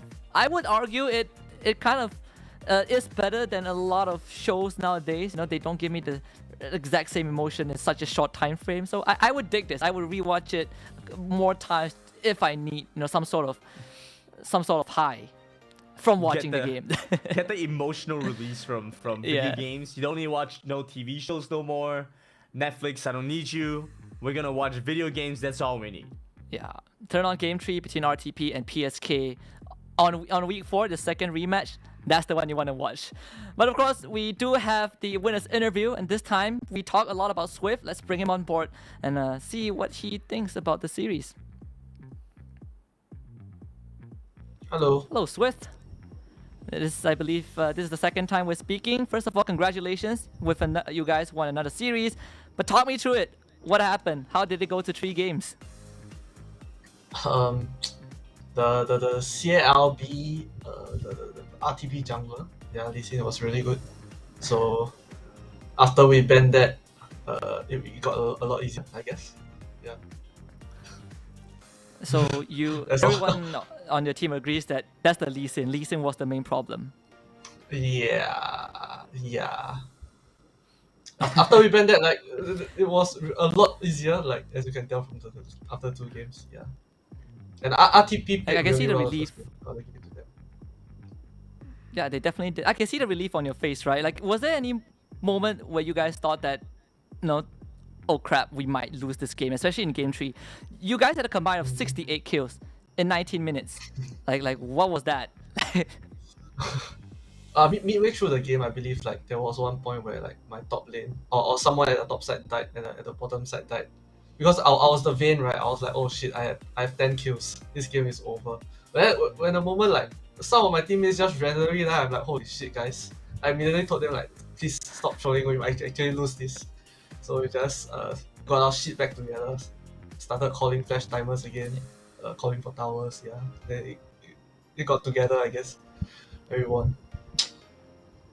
Alright. And during the game, me and Brandon, we were talking about how bloody this is, how chaotic it seems, but it's also very nice to watch. It gave us a lot of emotions. And I'm gonna let Brandon ask you. I think he has some emotions he wants to clarify. I mean, so with Pathseeker's trajectory right now, you guys have been on a pretty good trend. Do you feel like this is a good sign for you guys, or if this is not enough pressure for you guys going into playoffs to be prepared to be at your full state? I would disagree about the part that we are on a really good trend, because the only teams we have beat so far are TODAK and RTP. So we like TODAK and RTP, like there's quite clearly a different level of their play is quite clearly a different level from all the other teams in the tournament. So there's like Watermelon, P6, and then there's who's the other team? Upcar, With and then there's us, which is like slightly below. And then this TODAK and RTP is like I don't know where already. So like we only won the two weakest teams, so like I don't know what to feel about it going into the playoffs. Yeah, and I think like the rest of the week is not gonna get any easier, right? You guys face off against Semnai tomorrow, and afterwards you guys play Upcar. So how is the preparation going to be like? Because this is the rematch, right? And we are pretty much getting very close to the end of the group stage. So are there any different approach to the series? I've been telling my team for a very long time. Let's get blue side and let's first pick Vayne against Upcar. I think that'll be fun. Yeah. Just make sure that Coffee remains a 0% win rate on Vayne. I think that's the goal. Yes. I think the community is very behind that. If it can be achieved again, trust me, we will have enough meme supplies for another week. But as we are preparing the MVP, so I want to get your early thoughts on that so that we have more time to deliberate. Who do you think is the MVP for the series? I think no one in my team deserves MVP. We all played terribly. So, yeah, I'm not gonna throw a name. You're not gonna throw it. It's no, fine. no. Let's see what everyone else on the panel thinks. Like, I'll someone sub has to be the Williams MVP. at the MVP. Yeah. You're subbing the MVP. Oh boy. But it's William. No, it's emotion. Oh, You got emotion. me. It's emotion. Yeah, I mean, just to reinforce on the stats me and Brandon discussed, right? Damage per minute, damage taken per minute. This guy's a masochist. He's a madman. He likes to fight. He likes people to beat him, but he wins the fight. I don't know how to describe emotion. I mean, Swift, help me out here. Like who is this guy? Like, what is he made of? He's the most underrated player in the tournament. Best top laner, best drafter, best player, better than Tipper. Who's the best player in the tournament actually? I don't know. If Shinsekai was playing top lane, he would destroy him. Yeah. Okay. Oh, I hate to ruin the party, but last time we saw that matchup, Tipper won. Do you think that he can beat him the second time? I mean, it was like the matchup was what, Camille versus Tryndamere.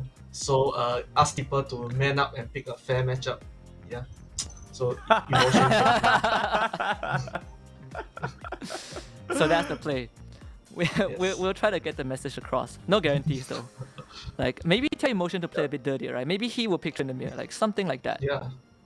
I've been telling him to play Tryndamere we'll see also, that. but he doesn't want to. So yeah.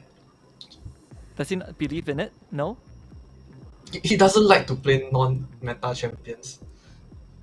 He Okay. just wants to, yeah. Like, I mean, despite all the games, like he just likes to fight. He doesn't pick champions that are out of the meta. Like that's his bottom line. Yeah. I mean, Tryndamere is like not really Little out of the emotion meta, right? anymore. Tipper is playing. Mm. Maybe I like Yeah. spoiled. The meta is whatever accidentally. the meta is whatever like a good player plays, right? If emotion pops off on Tryndamere, then it becomes better. Yeah. That's what I'm telling him. So Right. if we all combine our efforts and we peer pressure emotion, maybe that's what PSK will start beating our foe in Seb 9 for the rest of the rest of the week, yeah? Yes, we should create a Facebook post on it. Do a vote. Like on the We should Malaysia Facebook page. Yes. Okay, I will hold your words to that. I will be keeping an eye out, right? I mean, you guys will not be playing Upcar anytime soon, right? Again, tomorrow is 7-9. Afterwards, it's going to be Watermelon. It's not going to be easy, but we wish you guys all the best. Thank you for being here with us once more, Swift. It's been great talking to you. Go enjoy your Thank victory. you. Bye bye. Bye-bye. Trindamere. I mean, a challenge to Tipper. Or I shouldn't. Yeah, I think that's the better way to put it.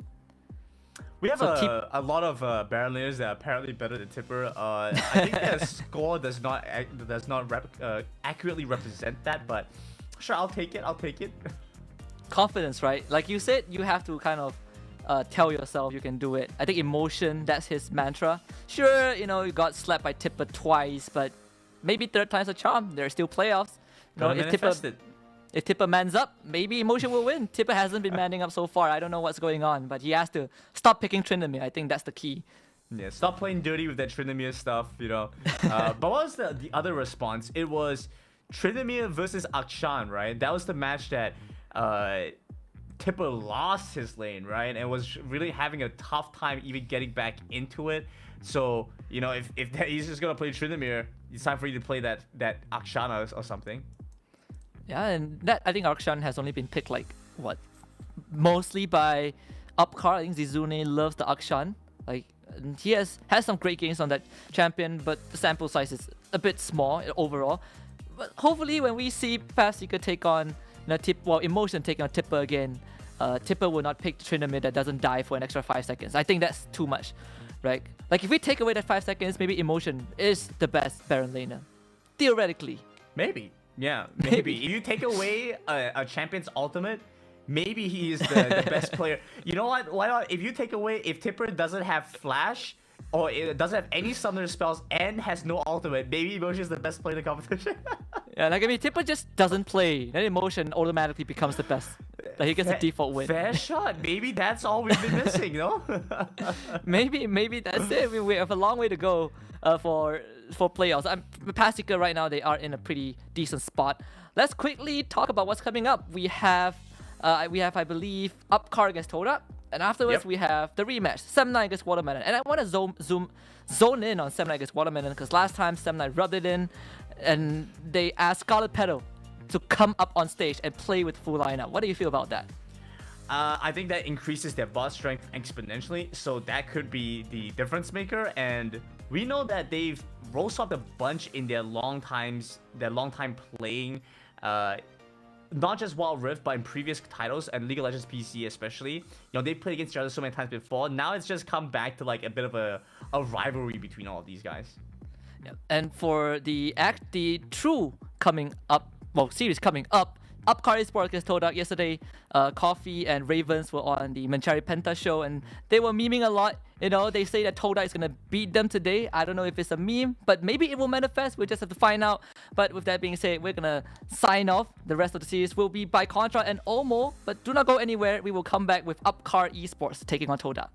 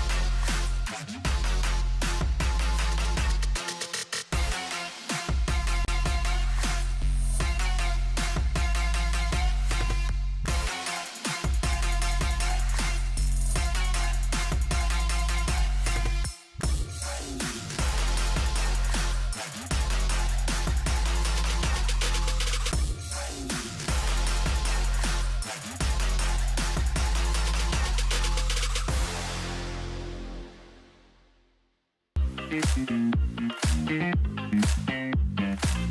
Here we go now.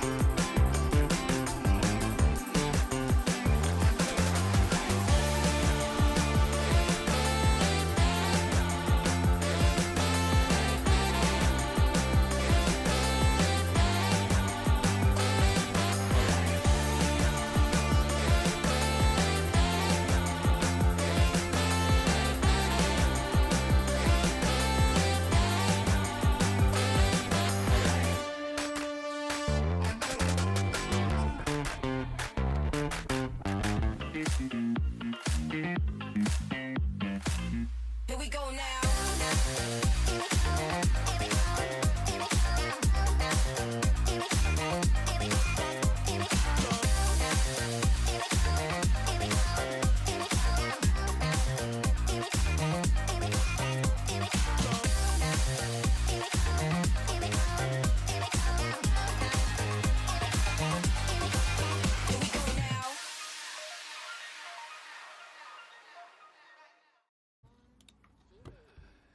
What is up, Summoners, and welcome back to the WCS MYSG, and we are in for week 4, and we got some great matches here to come, and here joining with me is Omos. I am Contra, will be your casters for the evening. Yeah, I believe this is actually our first time casting together, or at least the first time we're scheduled to cast together, right? We had one emergency cast together, but we don't talk Right. about that. Yeah, like, I've been waiting for this moment for quite Aw. some time because, like, I got a whole lot of puns lined up for you. Oh, God. And, you know, early Why on, me? I was, like, listening to the interview where we saw Pathseeker managing to clinch a 2-0 victory against Reach the Peak, and they were basically telling us about, oh, how shit LB is so good on that Lee Sin. So, on that Lee Sin may be a blind monk, but he is good at Lee Sinning. I I'm feel like sorry. you need to save these for Grendon. Save these for Grendon. Don't waste all the good stuff on me. I'll Grendon probably loves save it. puns. Shoot him with it. Okay, we'll wait for that moment then. But here we have, of course, a whole lot of good series ahead of us. So we're going to start off here with TODAK versus one of the more formidable teams out there. So I really do wonder, could TODAK win this series? Because it's the last 2 weeks before we head into the playoffs, and they need to start accumulating more points. Yeah, they really do. And Upcar Esports, they've been a bit shaky, right? They've been form reliant. We saw them go up a little bit. We saw them go down a little bit. We're not really sure what form of Upcar we'll see today. I think they're 2-0. I think it was a 2-0. It might have been a 2-1. Their win over Phantom 6. Now, that was a big one for them in determining their place on the standings. But the big issue I see is this team needs to really find a sure footing if they really want to break into the top 3, if they want to take Watermelon down a peg. And speaking of Watermelon, before we touch a little bit more on this series, I want to give the viewers at home a little bit of a teaser. We have one of our top 2 teams, Sam9. They'll be playing against our number 3 team, Watermelon, as our last match of the day. So keep that in mind before you go anywhere. Well, that definitely will be interesting later on, but of course, let's focus on what's at hand as we're going to jump right into this matchup between TODAK as well as Upcar Esports.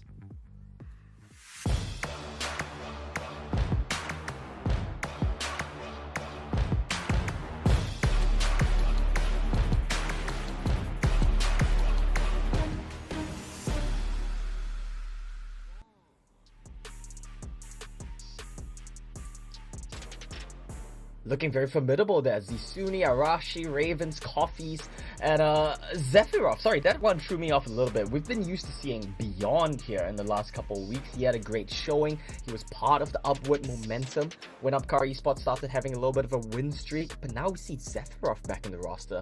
I'm quite curious as to what goes on behind this decision and how this will shake up here today. Yeah, I had a little bit of a chat with Husky where we've talked about the difference between both supports on how they make plays happen. Zephyroth definitely is a player that's always going to be lethal when he does have that trash pick with him. But what else is he going to be looking good at? We'll just have to take a look. But this team definitely relies a whole lot on Coffee as well as Arashi on making those plays happen from mid to late game. Yeah, and I'm a big fan of watching Ravens and Zisune as well. Zisune mainly because of his oddball champion pick. He has some pretty questionable moments in game, but I like to see when he pulls out champions like Fiora, like Akshan. He's pretty much the only player, I think, to pull out that Akshan, and it's always fun to watch. It's always interesting to watch Ravens as well. I think he does very well when he plays the facilitative role on champions. I like that Galio. He works very well for Rashi, worked very well with Beyond as well. Now with Zephyroth back in the mix, let's see how their jungle mid support synergy, this trio, let's see how they're going to play it out. Perhaps they may have actually concocted a really special recipe for us when they go in with this sort of roster swap, but of course, we'll have to happen to picks and bans later on to find out what they will bring to the table. But this time, let's see who will TODAK feel for this matchup.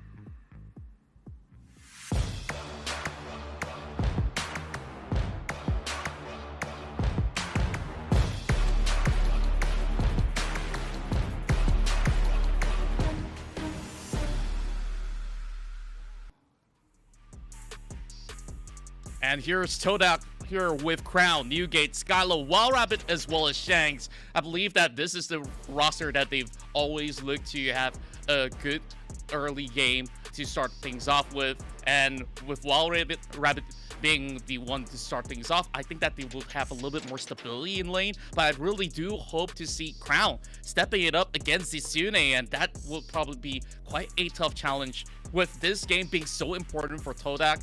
What are the odds here for them to basically take 2 games off of them? It's going to be a tough one for sure, right? Upcar is one of the middle of the pack teams here, but they're a solid team for sure. TODAK, while we've seen some moments of brilliance from them, I feel like they are having a hard time aligning their successes across the board, aligning their peaks across the board. That's a big thing for me. We see games where Newgate pops off, we see Skylo pop off, we see really everyone on the roster pop off, but they take turns to pop off. We never see multiple members have a good game at the same time, and I think that's what we're going to need to see here today if we want to see TODAK take down Upcar. That's right, and I believe that they've been struggling with their late game skirmishes. They definitely look pretty good when they do go toe-to-toe against majority of all the other teams that they faced against, but they just don't know how to close out the game, and it feels like they're still hesitant. But I hope that with 1 week's duration, they've been able to finally find that gap closer to basically end off any sort of these important matches when they ever do get a lead. When they are behind, yes, it does look pretty worrisome, but with so much at stake here, I hope that none of these members of TODAK will be crushed by that pressure. So with that being said, we'll go I feel like you're putting more pressure on them. You're stressing them out. Don't listen to this cast. I feel really bad now. Of course, I hope that doesn't happen. I really want to see a full 3-game series if that's going to be possible. So going up against Upcar Esports, I hope that we see a better stylistic play, and we've always been focusing on Newgate as well as Skylo, usually the one that opens up fights. Now, I really want to see if they could possibly contribute anything to get Crown ahead. Yeah, I'm a big fan of Shanks especially, but I want to talk about Crown since you brought that up, right? I think he had a couple of really good games on champions like Darius, and I think he played the set as well. His Garen was decent, and I think he's starting to come into his identity as a bit of a more role player, a bit of a tank player for this roster. I don't think that's a bad thing by any means. I was quite critical of his Jace play, but honestly, when he's playing a tank, I think TODAK as a whole look better, and he has pop-off moments on it as well. So that's what I'm looking to see from TODAK here today, but we got to keep in mind when they're playing against Upcar, Zisune, now he's not the best Baron laner we have here in the WCS, but his champion pool, it heavily counts as tanks. If you play Garen, he plays Akshan. If you play Darius, he plays Fiora. He's gonna have some pretty good matchups. He can potentially pop off and carry the game. So while Crown is not expected to come in and be the carry here today, at least for me, he's gonna have a lot of pressure to just be a solid brick in the top lane, be a rock, be a wall. Be a rock, then I guess he have to go rock, paper, scissors and just opt for a mouth fight, perhaps? I don't know. Maybe. But we just gotta take a look. Let's also check out the head-to-head between both of the teams. Skylo and Ravens, I think this is going to be a pretty big one. Ravens, we've seen him on that Galio quite a decent amount. Skylo had a pop-off game as well. I don't know if you saw the One Punch Man Galio build with the Lich Bane where this man was just popping off. I think both of these guys have the potential to be standout players from their teams, and I feel like the mid lane is going to heavily determine not just who carries the game, but also who gets to dictate the pace, the tempo of the game state. And that's going to be a big one. Indeed, and we're looking at picks such as the Zed, and we've seen quite a number of Dianas, but I don't think that's like the flashiest of champions you could bring to the mid lane. What else do we have in mind? Like, I guess Ahri's kind of like a plain Jane. Well, I want to see more assassins if that's going to be the case. Ravens definitely have been contributing a whole lot in many of all these team fights, but Skylo has always been that proactive mid laner that always packs a punch. But late game, I really want to see Skylo step up. Yeah, we want to see Skylo step up, we want to see Newgate step up, and honestly, I've been a big fan of Shanks as well. I thought that the Shanks Beyond matchup would be a really interesting one to watch because both of these guys love going for the roams, love being the playmakers, that want to start the fights, but it seems like we won't be seeing Beyond here today. Well, we've had some errors with that before, so maybe we go in game and we see Beyonds, right? I don't want to talk too much about that right now, but I still think that, you know, Sephiroth, he'll have a tall task here because Shanks has been a big playmaker, very proactive part of the successes of TODAK, and let's see if he can shut it down. Yeah, and that being said, let's also take a look at the support head-to-head to compare both of their stats all together. And mind you, both of them will be contesting for that trash so that they could set up big plays for the team. But who has been the better trash player, I would say? But of course, there's many more champion in their arsenal that they could possibly bring up to the table as well. Sephiroth was 78% as compared to 72. I think it's very comparable, though he did not get as much game time as compared to Shanks.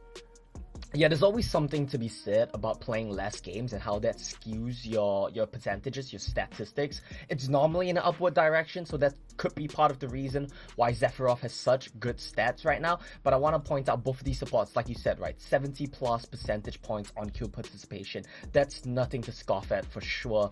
That means that both of these guys are very active on the map. They're very proactive in looking for plays. And it calls to mind memories for me as well of Shanks ditching bot lane, roaming up top lane, sitting in a bush. And if we see Zisune pull out some funny picks here today, if he pulls out Akshan, if he pulls out things like Fiora, I really want to see Shanks make these cross-map moves again, and I feel like that could be very effective. That's something both of these teams need to be considering.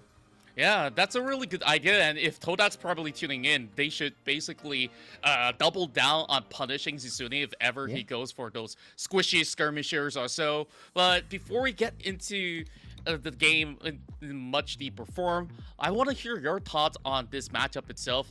What's your prediction? Is it going to be an Upcar game? Is it a TODAK game? Is today really the day that TODAK starts their winning streak? I'm really skeptical. Do wonder. We're all skeptical, right? And I think it's fair to be skeptical because until TODAK proved to us that they can consistently keep up the good moments, that I'm just gonna have to lean towards Upcar. Even without Beyond, I think they're a solid enough team. I like that they're seemingly starting to find their footing overall.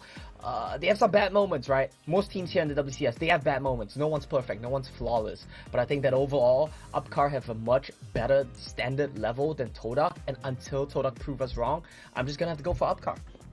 That's right, and I do believe that there's multiple avenues that Upcar Esports could possibly bring a win condition. Like, if all else fails, you still have Coffee that scales back into the late game, so there's not too much to worry about unless if he plays a mage, then yeah, that might just be a good win condition for TODAK. But with that being said, though I'm voting for Upcar Esports, I do think that with that driving force within them that they need to win games from here on, they may be able to take at least one game off of Upcar Esports.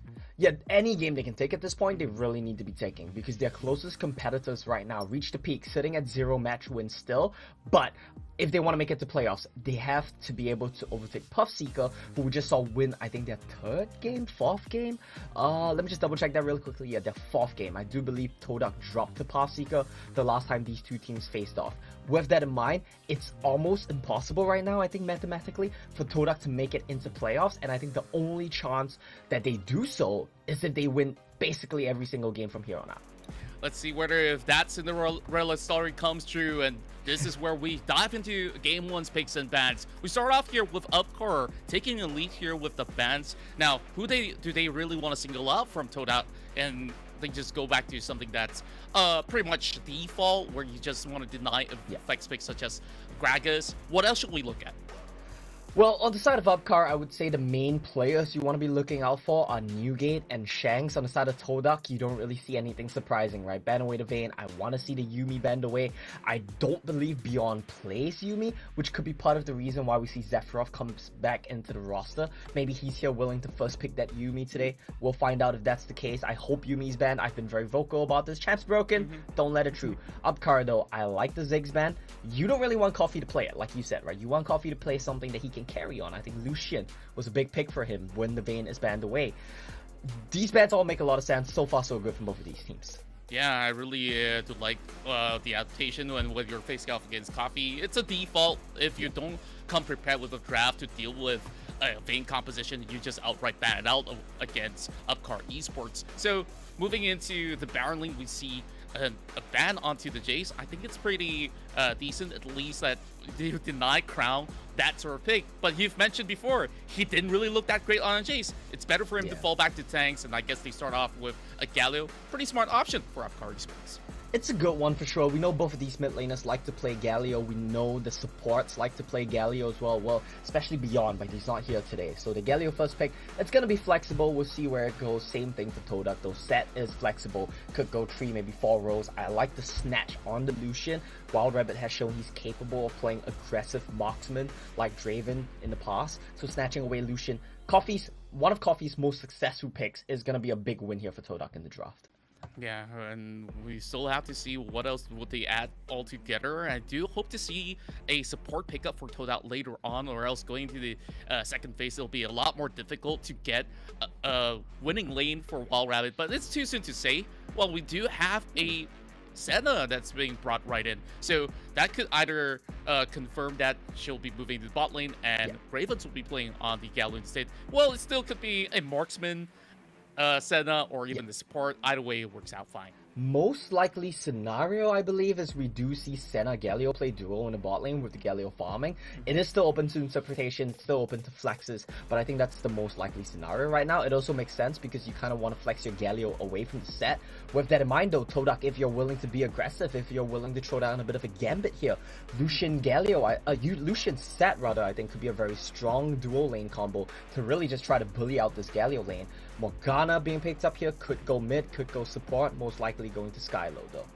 Yeah, and I like that you brought that up where you could possibly have this set as a support, because this matchup against this Riven may not look to be that ideal. It'll be a pretty tough time for the set to even gather good enough of a farm for himself, or he's just basically soak in all those damage coming in from Zizune. So moving into the second phase, we're seeing a ban on Akshan. That's huge respect to Zizune.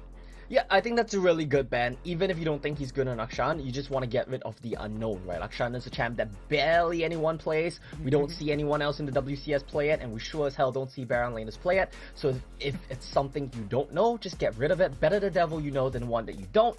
It's a fair drafting strategy here from TODAK, getting rid of the Garen as well. That one is a little bit curious for me. I guess they want to get rid of the meatball comp here for UCE, but Shanks is gonna be back on Rakan. I have no issue with that. It's one of his best picks for sure. And with that telegraphed, it seems very likely that we're gonna see Set either Baron lane or jungle and Morgana go mid. That's right, and looking at it for TODAK, they definitely do have a very steady early game pace to match up against Upcar Esports. But with so many jungle options being banned away, I wonder what could Fugate possibly offer right here, because we've seen his Fiora, we've seen his Kha'Zix. Is he being forced to go and Lee Sin? Does he look good on it? Well. Guess what? That's not even an option anymore. Yeah, it's not even an option anymore. And the draw from Upcar is a little bit interesting to me right now. Are we gonna see... I'm just trying to figure out where the picks are going in my mind, and I think it's gonna be a Graves mid. That's the most likely option. Hold on a second here. Graves What's top would going do on? well. Okay. I'm gonna have to put my bets on a Morgana jungle then. That's the one that makes the most sense here to me. Morgana jungle, something like a Yasuo into a Graves mid. That could be a potentially very volatile matchup. The way I'm reading it right now, it's likely gonna be Riven against Set, Lee Sin against Morgana, and Graves against Yasuo. It could go anywhere. It's a curveball. Man, I love the way you think, but I guess we'll just need them to jumble it all up and offer something special on the table. So that final pick of the Yasuo is heavily reliant on Shanks making plays on the Rakan. One good grand entrance, there you go, set it up with the last breath. And speaking of Yasuo, well, I have another pun for you. Oh god, so, okay, hit me with it. Hear me out, okay? Okay. Do you know why Yasuo never gets locked out of his apartment? Why not? Because he has a key all the time. Oh, that's good. I like that one, actually. I like that one. Well, we're going to have a lot more has a key puns in the game when we get into it. I think it's one of the first Yasuos we've seen. I'm hyped to see it. I love the TODAK. They're not afraid to pull their punches. They pull out these cheesier picks. Let's see if it works. Well, they can't get more obscure than this. And we really have to see, is this that game-winning dark technology formula that could possibly throw off Upcar Esports, you know, back in the days when their logos are just like an overturned car? I don't know, like, could they possibly flip it 5 times around this with this sort of draft, which I don't know, like, if anyone's analyzing this match, like, how would you possibly think of this sort of draft that could possibly turn out well. Okay, if you look at Upcar Esports, Yeah. their game plan was simple. You deny Newgate every possible good jungle picks. It's a and good then threat. That's already fine enough, and you Yeah. can possibly bully off their lane slowly and surely, choke them out into the late game, and there you go, voila, game 1. But In theory, it sounds very easy. yeah, I made it seem so simple, but obviously it's not. But TODAK, okay, you got a Morgana. I guess Yes. you just really have to wait for good bindings. Then you have the Rakan to follow up. I'm still thinking like it's this Yasuo pick. It's so risky. Yeah. It's literally a double-edged sword for them. But can that set also set a really good showstopper in order to basically enable them to come up with this death ball? I really couldn't really tell, but Newgate's gonna be in the jungle with the set. I think this is gonna be much more stable. But look at that, Crown's going top lane. What are we seeing here? Okay, let me try to figure this one out in my head. So, okay, that made a lot of sense. That's something that I didn't consider. Morgana going to the Dragon Lane, that makes much more sense.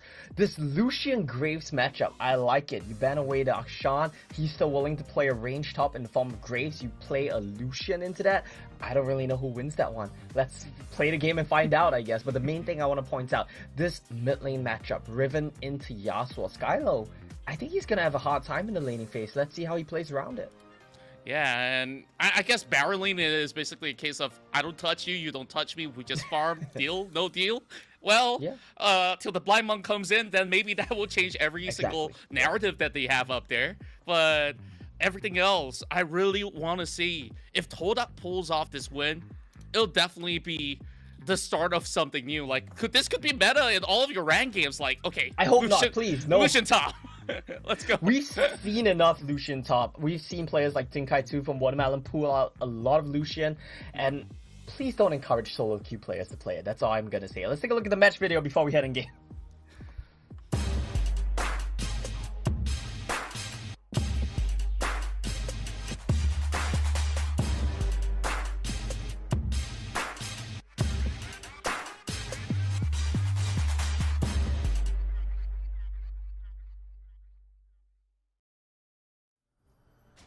Minions have spawned.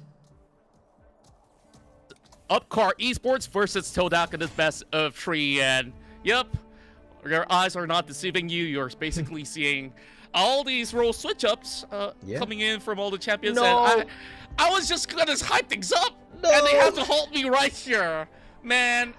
I guess we just got the Upcar logo.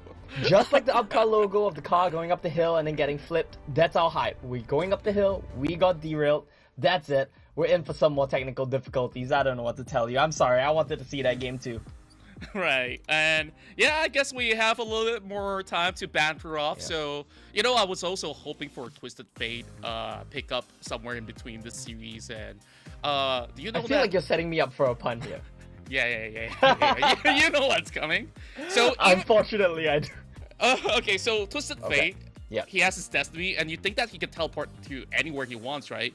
But Twisted Fate could not immigrate to the land of opportunity and places that he wants to. Do you want to know why? Why is that? He doesn't have a green card.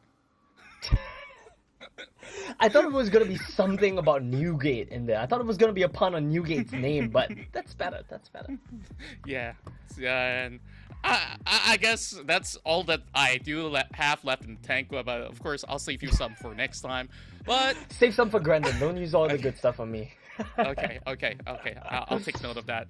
But yeah, going back into this matchup, we're basically looking at a Riven mid lane, which have been played out multiple times before from players all across the region. But it has fallen off in terms of popularity. Is there a certain reason why this Riven is no longer played as much in mid? Yeah, I'm actually not super sure as well. I felt like Riven Jungle, when a lot of teams were playing it, just seemed completely broken to me. I thought it was one of the best duelist junglers, one of the best carry junglers. We do still see some teams pull out Riven in the Baron lane, especially we know Tipper is very fond of that one. I do think we still see some Riven jungle as well, but yeah, the champion has just really fallen out of prio. It's not something which has been prioritized as much.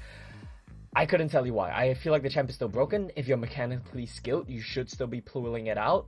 Yeah, I don't know. It's odd to me. Yeah, but going up against a Yasuo up mid lane, I think that it's still a really good selection, especially when you do generally have a lot more spells to expend on top of a Yasuo which possibly slash you a couple times, and guess what? You got a take shield you could just easily dash out of, and you chain combo him, he's not going to do all too much. So it's basically this interesting skill matchup between Ravens as well as Skylo up mid lane. So we've seen them pop up for many instances on those 1v1s. So I guess that they may not even need the junglers to basically assist them with those kills. But here we are back into game, and let the roller coaster ride begin. Yeah, that's a big point you brought as well, Contra. Jungler interference is going to be so important in mid lane. Both of these guys have very little ways to get out of ganks and execute correctly. So that's something we should be looking out for. A big part of this Riven-Yasuo matchup, though, is if this was a Baron lane matchup. I would say that Riven bullies Yasuo much harder because long lane, you get to chase him down the lane a little bit more. Here in the short lane, Yasuo has the ability to do what you're seeing Skylo do right now. Just sit back, just chill. Oh my. Some great advances coming in while Skylo dashes forward, but he's already soaked in 50% of the damage done by Ravens. Yeah, you gotta get the heck out of there. Yeah, you see, Contra, that's the thing. This matchup, Ravens missed like half his spells. Skylo hit everything, and he lost the trade. That's just the nature of the matchup. It's just bad luck. Yeah, and I hope that with both junglers up mid lane, they could basically have some street fighting action going on. Now, the bottom side, though, we do see exhaust being popped up, but it does not bring out coffee just yet. They do have honey fruits. They should be able to hold up just fine, but this fight will continue up in the mid lane. Action all across the board. We see both mid laners, both junglers really jostling for mid pressure. They want the Scuttle Crab access, and to get that, well, you gotta have mid prio, don't you? That's why we see both junglers here contesting second wave now in a row, and it's a bit interesting what we're seeing from Upcar because they're playing it greedy. They want to secure both Scuttles with Zisume getting the top one, but I don't know if they're gonna be able to do it. It's a big party here. Let's see if the con connects. Does bring one in. That forces the flash out of Newgate. He comes in with a haymaker, but they've already lost priority.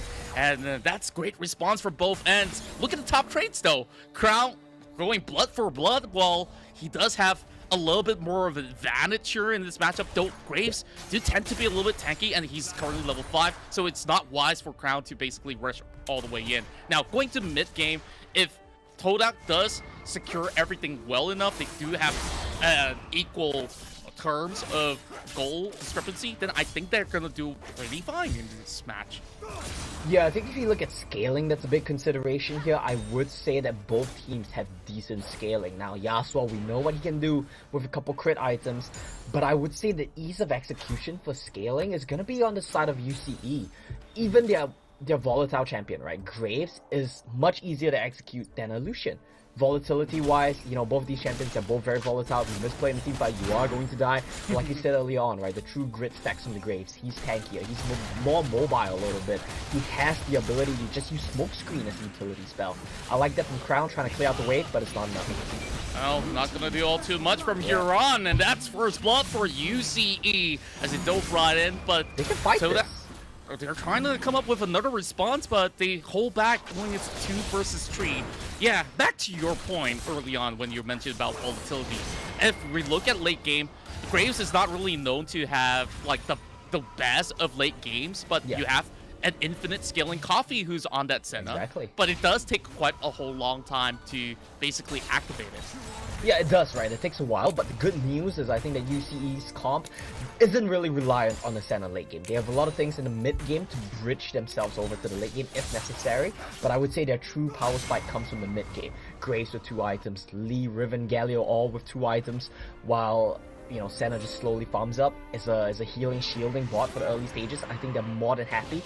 If it happens to get the late game, sure, we have the Senna if we need it. It's an insurance plan, but I don't really think UCE need it. I think their comp spiked extremely hard in the mid game. With that in mind though, TODAK's comp, it's no slouch either. Once Yasuo gets a couple of items, I think they can pop off. But the problem is, I feel like TODAK's team comp has a much higher burden of execution than UCE does.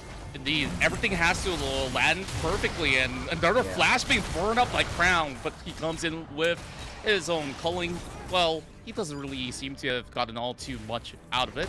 Well, I don't know. I feel like whenever Crown is playing range top laners, he doesn't have the best game. His Jace comes to mind, now his Lucian as well. I don't know what TODAK's obsession is with constantly putting him on these ranged carry top laners. I think that Crown and by extension TODAK have their best games when he's playing a beefy bot, when he's playing Darius, when he's playing Garen.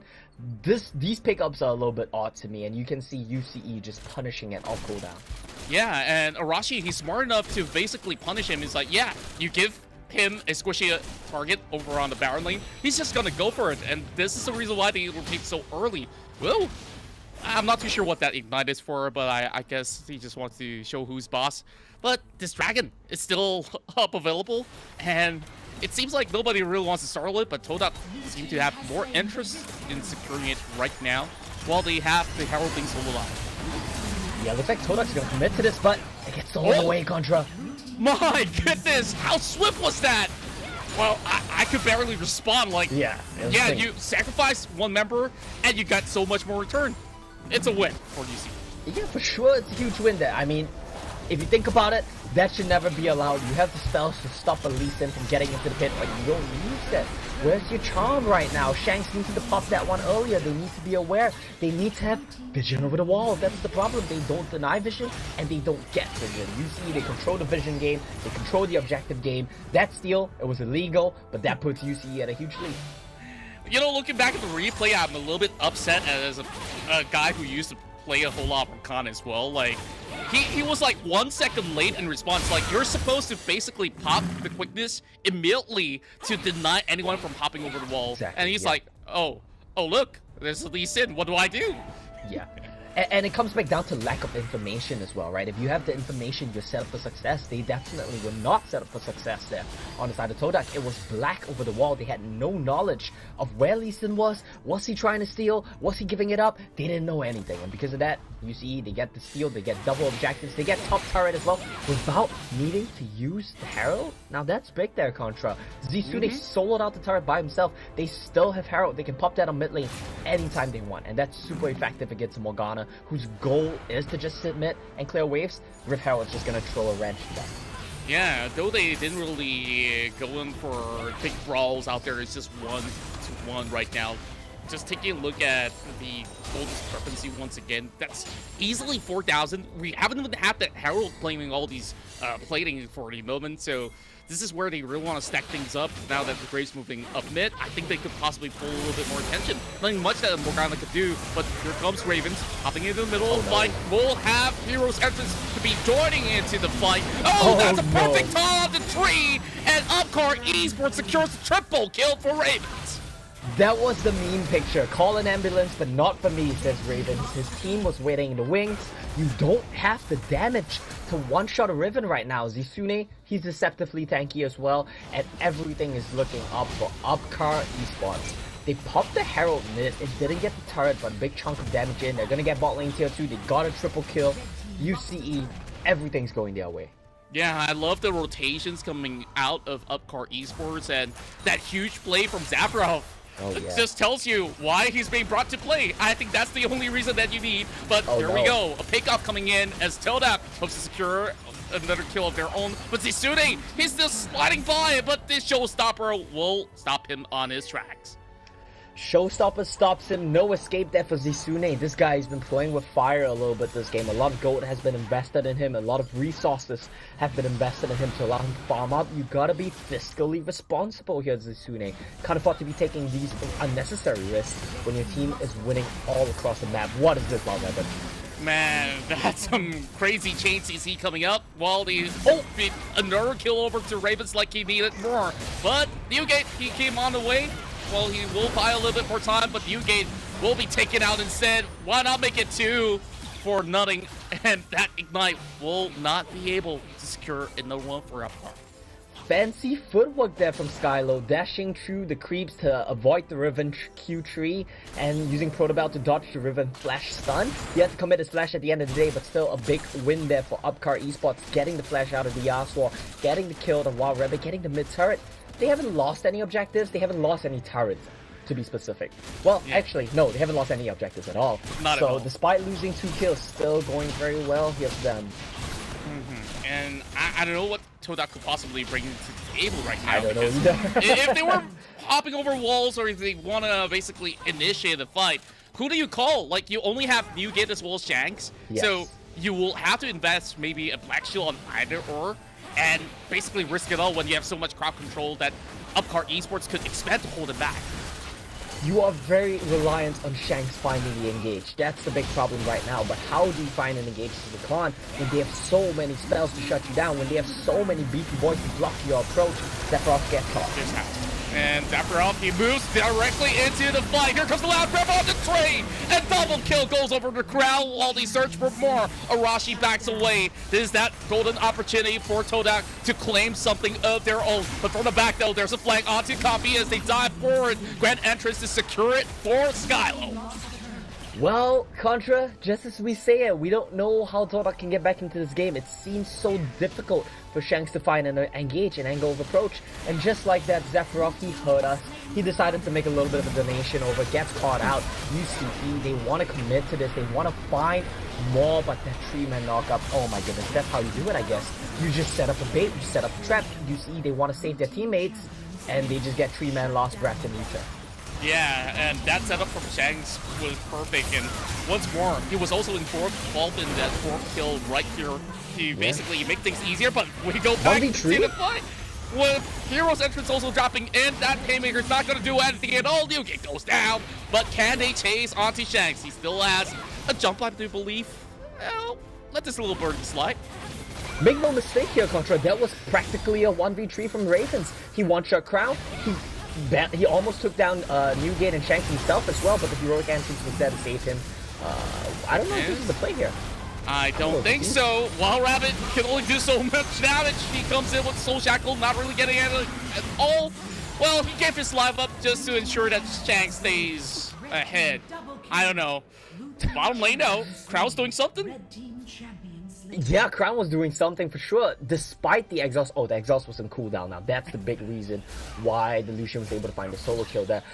I don't know what's going on here, Contra. It's a bit of a messy game from both of these teams. Zisune, man, this guy needs to really be much more careful. So much gold was invested in him, and yet, now, Crown. He has a gold lead up with Zisune already. I was critical about Crown's early game, but Zisune, he's giving Crown an avenue back into the game.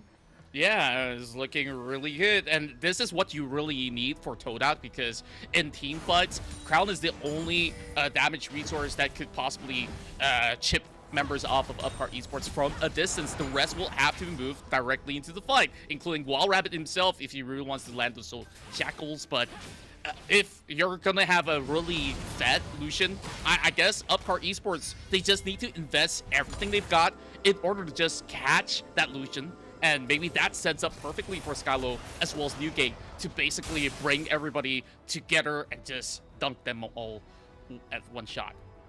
Yeah, I think the big setup here from the side of TODAK, they need to find a wombo combo, right? And the way they need to do that is they need to send someone in. Someone needs to be the sacrificial lamb. Here we go. Oh, here we go. Quickness does get the charm, and that's where you get the kill for Wild Rabbit. Sephiroth forced to flash over the wall, but that will be followed up by Crown for the killing spree as well. But look at the base, though. They get that inhib. Sneaky Zisune at it again. You send 5 members here mid lane to get a pick onto Coffee to kill Sephiroth off. Ravens, he doesn't care. The turret was low, but he takes it down. Now he's going in 1v5. What? And he's about to make his way out as well, but the exit is pretty much closed up. And Ravens, he breaks one down before depleting to the Great Street.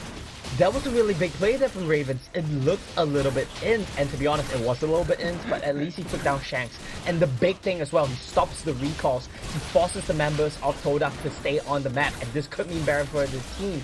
Or it could mean he gets healed at. Either one it may just be. Oh, that's the face breaker that they needed. But he gets kicked so far away. Can't smite it though. And the barrel will still go over to Upcar Esports. Newgate now stuck in the pit. Nothing much that he could have possibly do.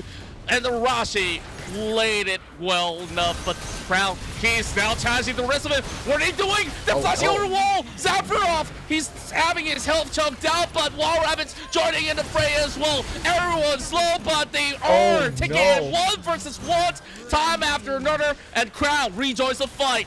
Man, I don't know, this is Marvel versus Capcom? Oh no, this is Marvel versus DC. It's too evenly matched right now. Both of these teams throwing punches, both of these teams making mistakes. And at the end of the day, it's UCE who comes out on top. Couple of issues there I want to break down. I want to take a look at the replay because there's a lot of things to unpack. Mainly, a lot of individual mistakes that I want to call out here. Newgate, he went in too early. Barrett, 2k HP. He tried to yeet it in. He went a bit too early. He didn't get the steal. It was a very possible steal. But Arashi, props to him. Good kick timing to secure the Baron. Zephyroff comes in as well. Tries to zone. Makes a bit of individual mistake there as well. Goes the wrong direction. But we won't touch too much on that. UCE as a whole. Big win across the board. 12,000 gold lead. Mid inhibitor, top inhibitor. Baron still up. Likely looking like their game right now. Indeed, and Upcar Esports, despite all those scuffy fights that they've been taking, and basically, like you said, at times ending, it still benefits coming back at them when he has to play out the better macro game. Now, with the culling being used up, I don't think they have any resources to stop the siege over topside. They just need 3 big fat minions to just do all the damage that's necessary. They didn't even have to commit to ending it all, but there's still a chance that TODAK could possibly flip the switch. TODAK needs to find a big 5-man engage, just no other way, and there we go, it is.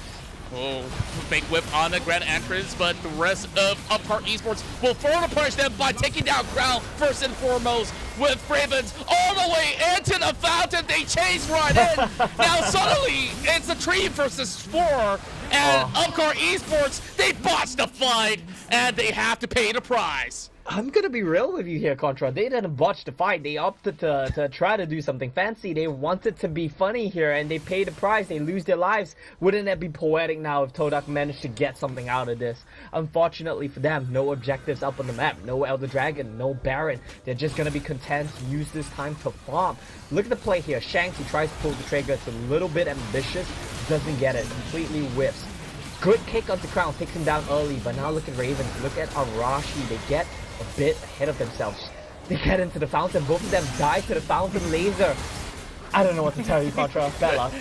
Well, I'll tell you more about it later on, but we do have a 2 versus 2 where Scalo managed to get the pick as they flash over the copy. He does get away to safety as well with his own flash. TODAK, they're basically hoping to get into the late game with Skylo carrying all of them in the back. Yeah.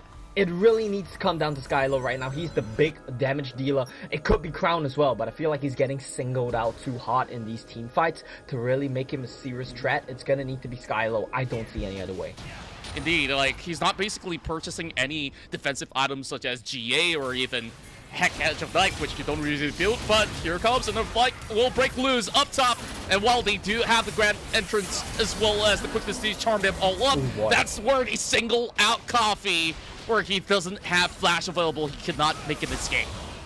Nowhere to run there for Coffee, but Super Minions, it's still trickling into the base of TODAK. Baron is up. UCE, they don't want to do this. 40 seconds on Coffee, no need to risk it. Zisune constantly pressuring the side waves here, has TP available, and I like that you brought up the GAs. That's a big problem now for TODAK because both Ravens and Arashi have a GA in their pocket. With that in mind, it's already so hard to kill Ravens. Can you kill them twice? I think the answer is very likely no. Yeah, and while they are managing all these waves, there's also the Baron that's being attempted. While Zisone, he's flashing over and he will walk away into safety, but the Baron is still being left alive. 3 members weren't enough for them to secure it, while they will have more members from TODAK to respawn up mid. Let me be very real with you here, Contra. Zisune, he was dead on my screen. I don't know how he got out. Burns both Psalms because he missteps. Like, why are you there? Why are you so aggressive? This has been a recurring trend for Zisune and Upcar Esports. I think it's very egregious that he keeps making these mistakes. Crown, he should have killed him. Mechanical misplay. Yeah, this game, man. This game. They're getting away with too much. Whoa. Getting away with murder. Yeah, and I don't know, like, supermarket discounts or whatever you want to call it. Like, this guy's basically giving them offers on the table while there is a chase going on, but nobody's there to stop the Elder Drake from being sieged by Upcar Esports. Well, there's a TP. Here is going to be a fight that will break loose once more. Now Shanks goes in, sets it up, but here comes Hero's entrance to block them up completely. Viewgate forced the Haymaker, has to flash away. Ignite's being popped up as well. Not much room for TODAK to get anything done. This is just about it. Upcar Esports will advance to the Nexus. Well, we'll see what happens on the bottom. Arashi has got that settled down. Well, we get the first win of the series for Upcar Esports. 20 minutes in, not the most convincing win, but still, it was a stomp here for Upcar Esports. There's no other way to really put it. TODAK, they made too many mistakes. They let Upcar get away with murder throughout this series. And honestly, Upcar Esports, they made so many mistakes themselves as well, but it doesn't matter because they're playing against TODAK, a team who has only one win against Reach the Peak, and it really shows here the difference in caliber individually was enough to offset the macro mistakes, individual mistakes, everything really. Just, yeah. Yeah, and at first we called this a roller coaster ride. Now it feels more like a bumper car ride, where it's just basically knocking each other here and there. But, well, Upcar Esports, they have more driving experience, so therefore they basically ran them over all the way into the Nexus and took this game 1. But there's a lot of flashy plays that was included in this very first match between the two of them, where you see a lot of stylistic moves coming out from Zitsune as well as Ravens. That triple kill down bot, wow, that was sexy. Yeah, honestly, Ravens had some very good moments this series as well. I think the Riven pickup paid off huge here, right? You are playing against comp which is relatively low DPS, and it shows how tanky Raven can be, deceptively tanky, when no one can just one-shot you here. Good damage, good plays overall. What more is there to say? Well, we just have to look out for the next game as we'll take a quick break and we'll come back with TODAK versus Upcar Esports.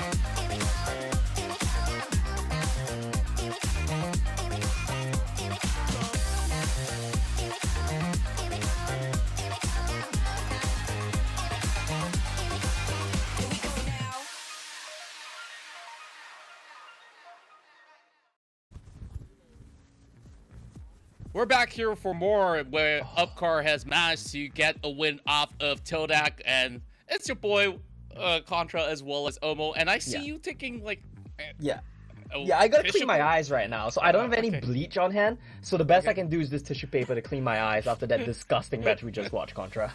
Well, I don't think that you'll need bleach, else you probably end up like a Lee Sin, and I don't want that to happen to you. I would anytime love that soon. to happen. That way we don't have to see game 2, but unfortunately. Wrap something up there. Yeah. all right. So. I don't have anything on hand. Just tissues. Oh, I have a mask. Did you ever see those memes of like the low budget cosplay? Maybe I can do something with like Lisa low budget cosplay like that. Oh yeah. I want to see that happen. I hope that when we do end up in the real studio one day, we could possibly cast blindfolded. So That would be fun. let's go to our stats once again. So this was the bumper car ride that we had early on, right? So let's talk about stats real quick, because Crown, Skylo, they look splendid from mid-game, and then everything else went downhill for TODAK. But Upcar, they're doing pretty much massive work throughout the game. Yeah, I mean, there's a lot of good things, there's a lot of bad things as well. Both of these teams making many individual and team-wide errors. The only shining point I would say here is I think Ravens had a very good performance, and I think Arashi had a decent performance as well. Those are the two standouts for me from this series. Other than that, just individual mistakes abound for many of these other players. That's right, and despite this loss suffered by TODAK, I think Shanks definitely looked like he's in prime form right now, and I guess they just need one more player from their side to really put their A game all together heading into the next one. So just looking at the matchup itself, I think Arashi definitely was wise enough to pick up that Lee Sin, especially when you see so many melee champions on the opposite end. One good Dragon's Rage, that's all you need, and that's the reason why Newgate couldn't even hop in for that Baron steal. And I guess like that from that point onwards, they just trampled them all over. Yeah, they were just getting trampled from the get-go, to be honest. The double scuttle crab was a sign of things to come. And to me, the big thing as well is the moment where you saw Arashi steal the dragon while Zisune soloed out the Rift Herald, soloed out the top turret, still had Rift Herald for mid turret later on. It just was a bit too much of a snowball for TODAK to come back from. And Shanks, while yes, he had that huge 3-man knockup, the only team fight that TODAK won, I still feel like this game, I don't know if it's a draft issue, I don't know if it's a team comp, team error, team shot calling issue, but it was just not enough. You can't draft your whole team comp relying on one magical wombo combo to happen in order to win, and that's exactly what TODAK threw their lot in with here. I gotta point out as well, I'm not a fan of set jungle. I think that's something I want to see lesser priority of for both Newgate and teams as a whole. I feel like Set as a jungler just doesn't do very much. Agree with your point out there, because if you take a look at his whole skill set, you basically have solo mobility. Yes, you have the first skill to make you run a little bit faster. Like, what else sets things up for you? You need your laners to have decent crowd control, and maybe if you hit level 5, then sure, you have the showstopper. But to really execute it is not easy as it seems. While Skylo definitely dished out the highest amount of damage. So perhaps if they do have something that could offer, I don't know, a knockup or of sorts, then maybe that would possibly have a better game for TODAK. And maybe if Water Rabbit were to go back to his marksman pick, that could also work out.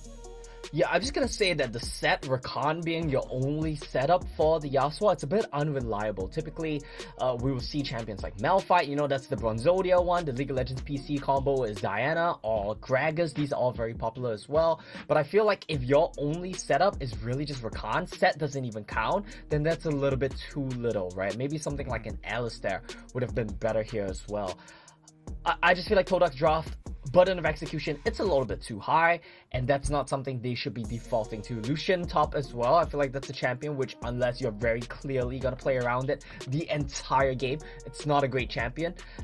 Even though Crown had decent amount of damage, I don't feel like he was doing anything impactful to win the game for his team. Zisune, he entered a lot, he didn't have a lot of good damage this game as well, but still, Graves has one job, be in the side lane, shoot waves, shoot turrets. Even though he's still a marksman in the solo lane, it's easier to execute on.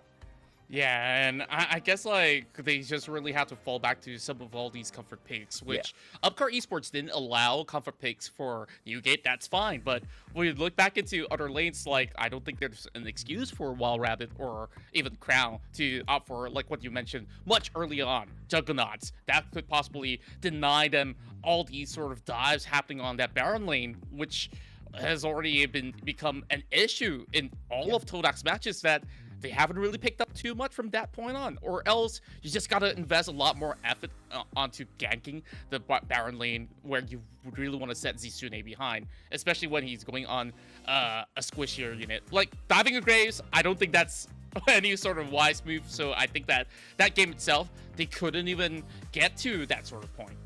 Yeah, we talked about mid-game spike for both of these teams, right? And the honest thing is TODAK really needed to find a moment where they could have a big wombo combo in the mid-game. Of course, they never even got there, but I'm glad that you brought up dives as well, because that's something I want to touch on. The top lane 3-man dive. We love to see that from Arashi as Ravens. While we take a look at the highlights, it doesn't really matter, right? It's just a UCE highlight reel. Ravens and Arashi finding the timing there to go in 3-man dive top lane with Zisune. That was great stuff from them. I love seeing that from Upcar. I feel like that's one of the few things that they do very well. They are usually combo it with Beyonds as well, but Beyond isn't here, so. Yeah, maybe we might see him here in game 2, and I just really want to point out on this particular replay, like, I guess that's one good punishment by using the showstopper to bring somebody in the fountain. Yeah. Like, I guess Ravens never really saw that one coming. And yeah, that's definitely on him when you're playing so aggressively. So, over-aggression displayed by Upcar Esports should be punished plenty of times. So, TODAK, if they do have a better draft to do that, I think that they're definitely going to be onto something. But if they're going to default back to what we see back in game 1, what are the chances, though? I don't think there is any. Look, I'm just going to be real here. I've talked about what it takes for success to come to TODAK. We've touched on it multiple times in the past, and I don't think the formulas change. Put the proactivity in the hands of Shanks. Tick, they did that this game. Put Crown on something that he can be stable on. Darius Garen, he does a very good job on. Especially considering that you already banned the Akshan, so you're not really worried of lane bully there. Just pick Darius or Garen. Graves is not the same type of lane bully. You're not as afraid of him as Akshan. And put Newgate and Skylo on some kind of carry champion. Set jungle rather is not it. And while Morgana wasn't really the problem that game, Wild Rabbit had more unforced errors than usual as well, so I need to see him take it down a notch, you know? Yeah, and I think that they really have to play to their strong side right now. Like, you got a really solid support, then you could possibly invest in both your mid laner as well as your jungler just to set something up so that Wild Rabbit gets up a hit. So that's a one-way ticket for them if that goes well for multiple occasions. But in terms of execution, I still see sloppiness. Like, there's clearly no priority onto all these sort of objectives when we take a look at the first few ones. Like, okay, no ward on Herald. Yeah, you give that one for free. Yeah. And we don't really have to talk about the Scuttle much early on. Dragon, it gets snatched even when you have 5 members in the pit. Terrible, right? I think that's inexcusable. They shouldn't allow that to happen anymore. Completely agree. There's 2 things you can do. 1, ward over the pit, or 2, sweep the pit. Ideally, you do both. They did neither, and they got rightfully punished for it, right? So we talked a lot about the failures of late game macro on the side of TODAK. This is just objective setup going wrong, and to be honest, more teams are making these mistakes, and I feel like that should not be allowed because it's a very simple thing to set up. You just de-ward the pit, you ward over the pit, that's it. You have the solutions to answer it after that. Information is king here, and we saw TODAK get punished for making these errors. Yeah, and Upcar Esports, I guess they just need to continue on what they do best, where you just play flashy champions. I really want to get stats on how many unique picks have Ravens came up with thus far throughout the tournament. That will definitely be quite a eye-catching stat for all of us here tuning into all these sort of match. So I've been taking a look at the playstyle shift as compared to the rest of the seasons for Ravens. Back then, he was forced to play things like Galio, Twisted Fate, Ari, and maybe at times the Fizz. Like, it didn't grow all too much from this sort of pool, but this season, I think that he's one of the most improved members that we're seeing from Upcar Esports. He definitely is. He's had times where he stood out as an individual carry himself. He's also had times where he's been the facilitator, like you said, right? He still plays the Galio this split. He still looks good on it. But I like the jungle mid synergy coming in from Upcar. People always talk about Coffee. Coffee's so good. Coffee pops off on the Vayne. His Vayne is permaban.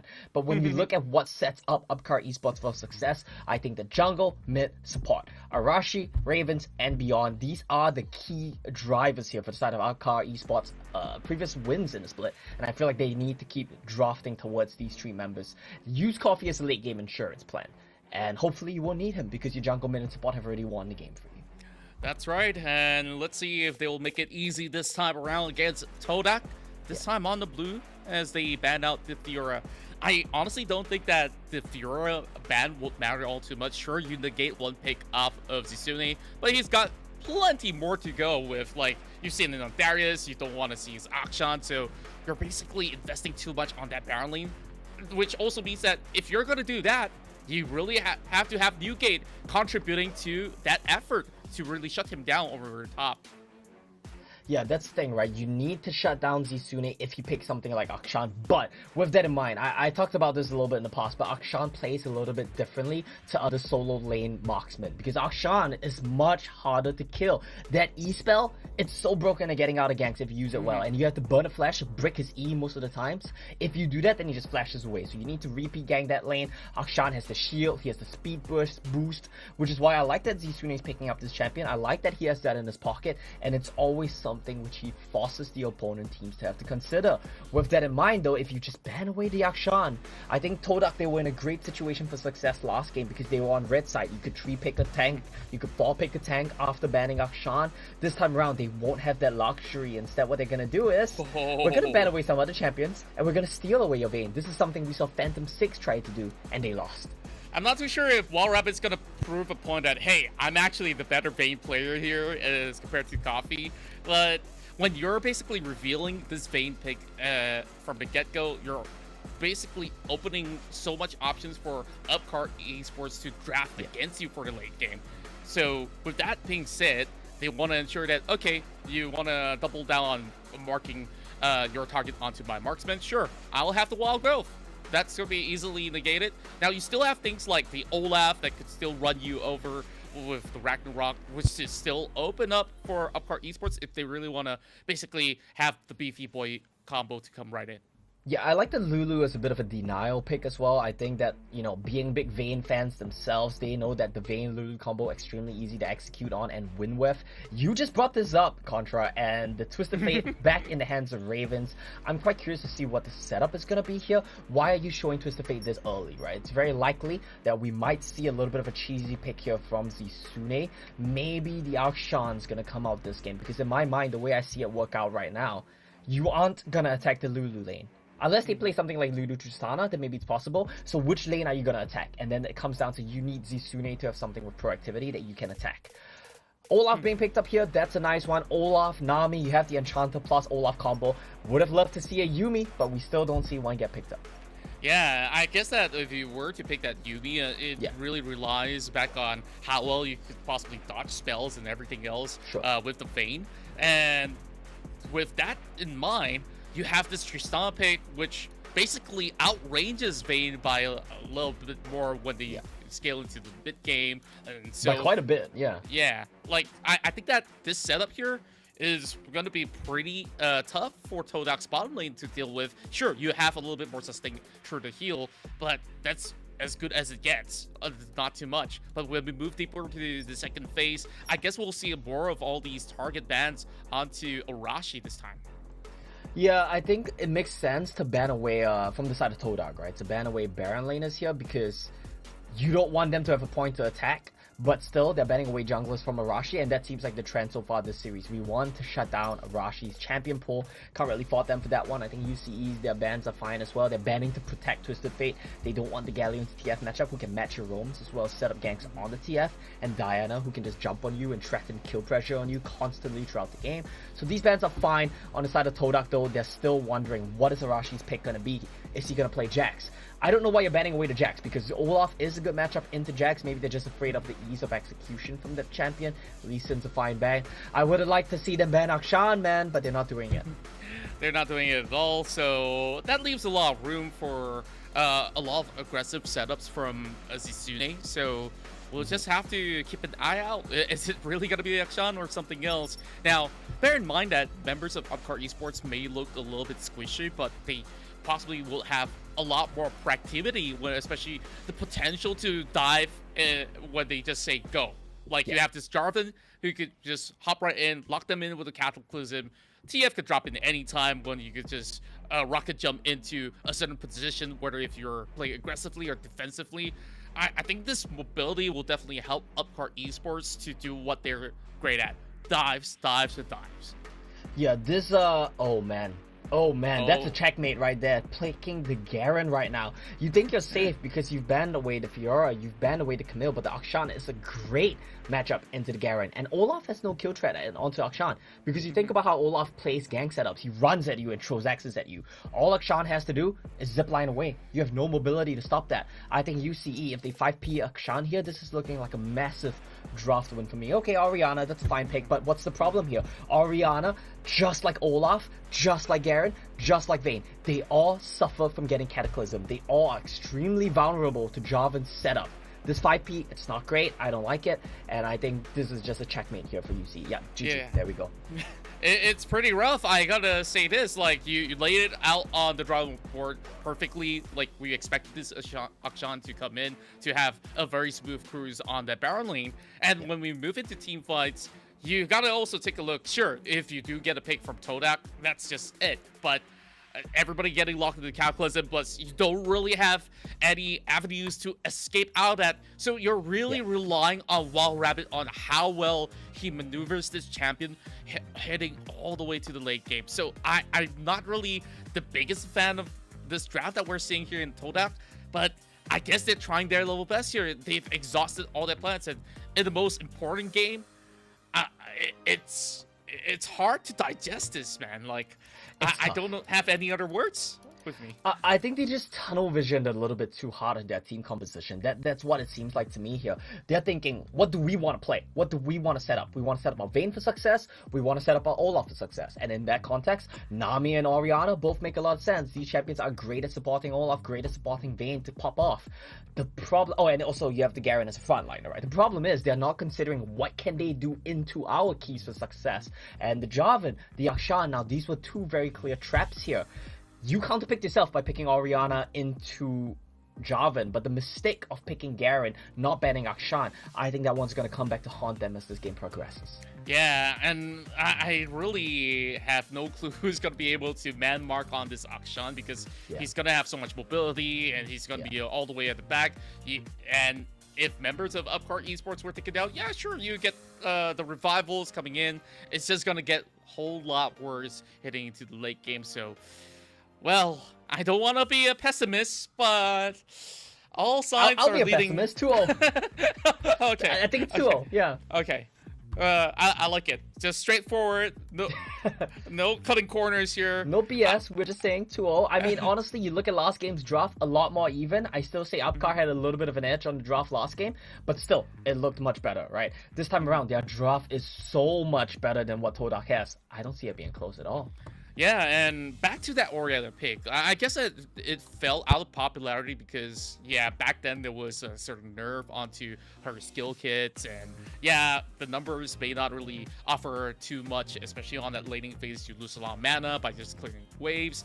Hitting the team fights, you probably will be able to chunk out a member or two, but after that spell rotation, you're going to be left to basically wait for long cooldowns to reset it up again. So I think in this game itself, well, whichever unit that hops on top of TODAK first, I think it's going to be able to get a whole lot being done here for Upcar Esports. So, nothing too much that's out of the blue. Sure, we've already seen quite a number of Tristanas being played out in the league, and so far, the mostly best by ones Coffee, I think. I feel like most of the Tristana games, if not all, were entirely played by Coffee here. So he's shown a lot of proficiency on this champion, and I do like the matchup into Vayne as well, like you said earlier, right? You outrange her as you scale, and Lulu is going to give you the speed boost, going to give you the extra shielding, extra damage as well. Lets you really space the Vayne very well, and that's exactly what he needs to do this game. Yeah, and well, TODAK, they just gotta take it one step at a time, I guess. Yeah. If they do get a few picks here and there, if they have a smooth cruise in that early game, then perhaps we're going into game 3. But for now, it's game 2. Upcar Esports versus TODAK. And TODAK, they really have to do the unthinkable to reverse sweep Upcar Esports if they want any chance at playoffs. The only chance I see of TODAK winning this game is if Newgate puts on an absolute jungle clinic, or if Wild Rabbit finds some sort of insane teamfight plays. I think both are rather unlikely given what we saw last game, but I wouldn't say it's out of the realm of possibility. With that in mind though, like you said, right, TODAK, they're basically out of playoffs unless they win, I think, basically every single game. It's a tall task, and I don't know if they're up for it given what we saw in game 1. Yeah, I don't really have the schedule with me, but I really want to look into the future who they're matched up against. And from what I do know, it's not going to be easy. You're not going to reach the peak. No offense to reach the peak today they played. At least they got one game off, Yeah, they right? got a game. Yeah, like, that's good going for them. So TODAK just got to do one better. And even though if that's going to be the case, I guess that Pathseeker, they've already gotten games off and they're steering their way up forward. So it's a higher probability for them to advance as compared to TODAK. Contra, I have the match schedule here for TODAK in front of me right now. The good news is they have a game against Reach the Peak, so that's a possible win for them. The bad news is they have a game against LFO and Sam9 that they've yet to play. So if we chalk both of those up as losses, because they most likely will be, then I think mathematically this team will be eliminated from playoffs, given the fact that Pathseeker managed to beat TODAK and RTP in both round robins. Whoa, what's happening here? Oh, Crown! Not really taking it easy. He really want to get in the face of Zizune. Yeah. Forcing him for that honey fruit, but with Arashi being around, if he tries for that once again, you could expect a Cataclysm to lock him in place because he's about to hit level 5 real soon. While we do see a little bit more roam coming in from Ravens, he's already been spotted out by Ward, so he can't get much done. Getting spotted out by a ward, he's content to just sit in lane, shoving this one out. He needs to get a reset in soon, and then he can use his Destiny Gate to go somewhere with his nice little buy. Yeah, and I like that both marksmen here are basically carrying exhaust. And take a look at this. Even Skylo is taking exhaust for himself. So I guess ideally when it comes down to teamfight, you want to drop that on Zizune, drop that on Coffee. You negate a huge number of DPS coming in, especially when you have, 40% reduction on the attack speed. I think at least they have slight adaptation when it comes down to what to bring to the table. But what could possibly work out here is, just hear my thoughts, all right? Okay, like I said, Olaf has to come in, but I'll hold it back for a bit. Flash coming in, but the gate comes true, and that is first blood for Coffee. Okay. Yeah, and that's the strength of the Javan TF as well. So effective on the map. But yeah, back to your point. Yeah, so my point is this. So you need Newgate to go full-on Viking. You need Shanks to roam along with Skylo so that you could create this unkillable Olaf, which I don't know how are they supposed to do it. That's one of their big win conditions, right? Newgate has to pop off in the early game. It's not going to be easy. But you know what? I'll even say it's improbable. But that's one of their only win conditions for this game, given the drop that we've seen. Yeah, like, he's taking his sweet time, still farming up, still getting some of the items online. I think it's building into a Triforce, which will take a while, as compared to Arashi, who's already walking back with a goggle enchantment. And that effectively tells you that, yeah, I'm going to take more dives, and I could possibly walk away alive. Yeah, I mean, the Gargoyles enchantment, Arashi, he knows his job for sure, right? He's jumping to your back line, and he doesn't care. That's his job done. EQR. That's it. I don't even care anymore. Like, you can hit me all you want. I'm standing here with Gargoyles on. Yeah. And for those of you Wild Rift natives, yeah, we're talking in letters because, yeah, we're a little bit of a boomer when it comes down to the League franchise, but sorry, here we what is go. that? Is that actually 3-1-4? Is that how it works? Yeah, here? 1, 2, 3, 4. So, yeah, 3, 1, 4. You got the numbers right. I suck Flag at math. and drag Cataclysm. There we go. Yeah, that's right. Now, this seems to be a pretty hot take here from both ends. Both really want the Infernal Drake for that late game scaling potential, so you get a huge boost. But look at Newgate. And Wild Rabbit, he gets a condemn under the turret, but that's not enough to stop Coffee. Not enough to stop Coffee at all. Now the standoff here. Oh my, UK's dropping too Oh, low. Here no. comes Black and Drag. Cataclysm! Everything falls perfectly in place. The Justice will be on top of Ravens, but that is not enough to shut off the rest of Upcar Esports. Arashi with a triple. Arashi with a massive Cataclysm, and this is just a huge win. Yet again for UCE, it's deja vu from game 1. You bring everybody down to the team fight, and Zisune takes a turret, Coffee takes a turret. They're both very happy. Zisune, you can tell how experienced he is with this champion. That was a very nice usage of the E to juke around the Garen, and that's what we talked about. If you have nothing to interrupt his boomer, I don't even know what it's called. What is it called? Grappling hook? Yeah, to interrupt his grappling hook, he's just gonna get right out of the dodge. Yeah, and we take a look at this one. Sexy right here. Ooh. Perfect Black and Drag. Like, at that point, you don't even need the Cataclysm, but that's basically just keeping them in place, forcing more summoner spells, and that's all that can be said. Like, TODAK, I think they just tunneled in too much on that objective.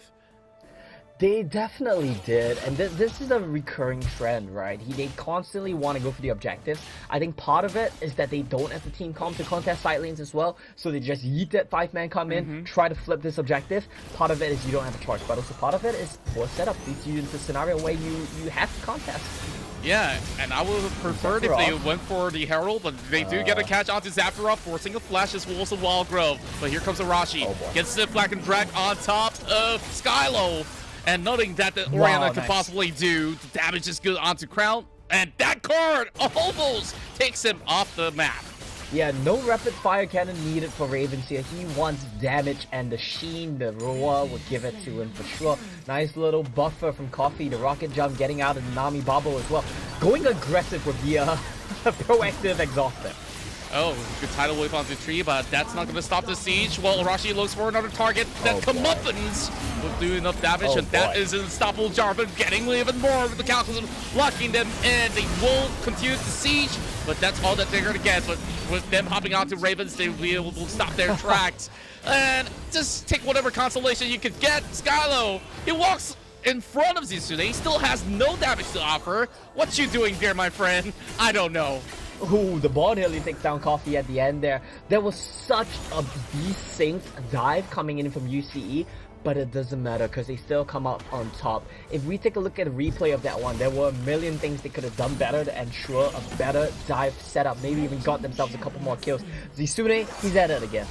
Well, what can I say? He just loved to be everywhere. You know, like, at this point, he's like George from the jungle. Wait, what is this? Oh, okay. Destiny is not even needed. They just shred Skylo once again. And, well, oh well. I guess whatever the game plan was, Newgate's not going to be activated, and it's going to take a while.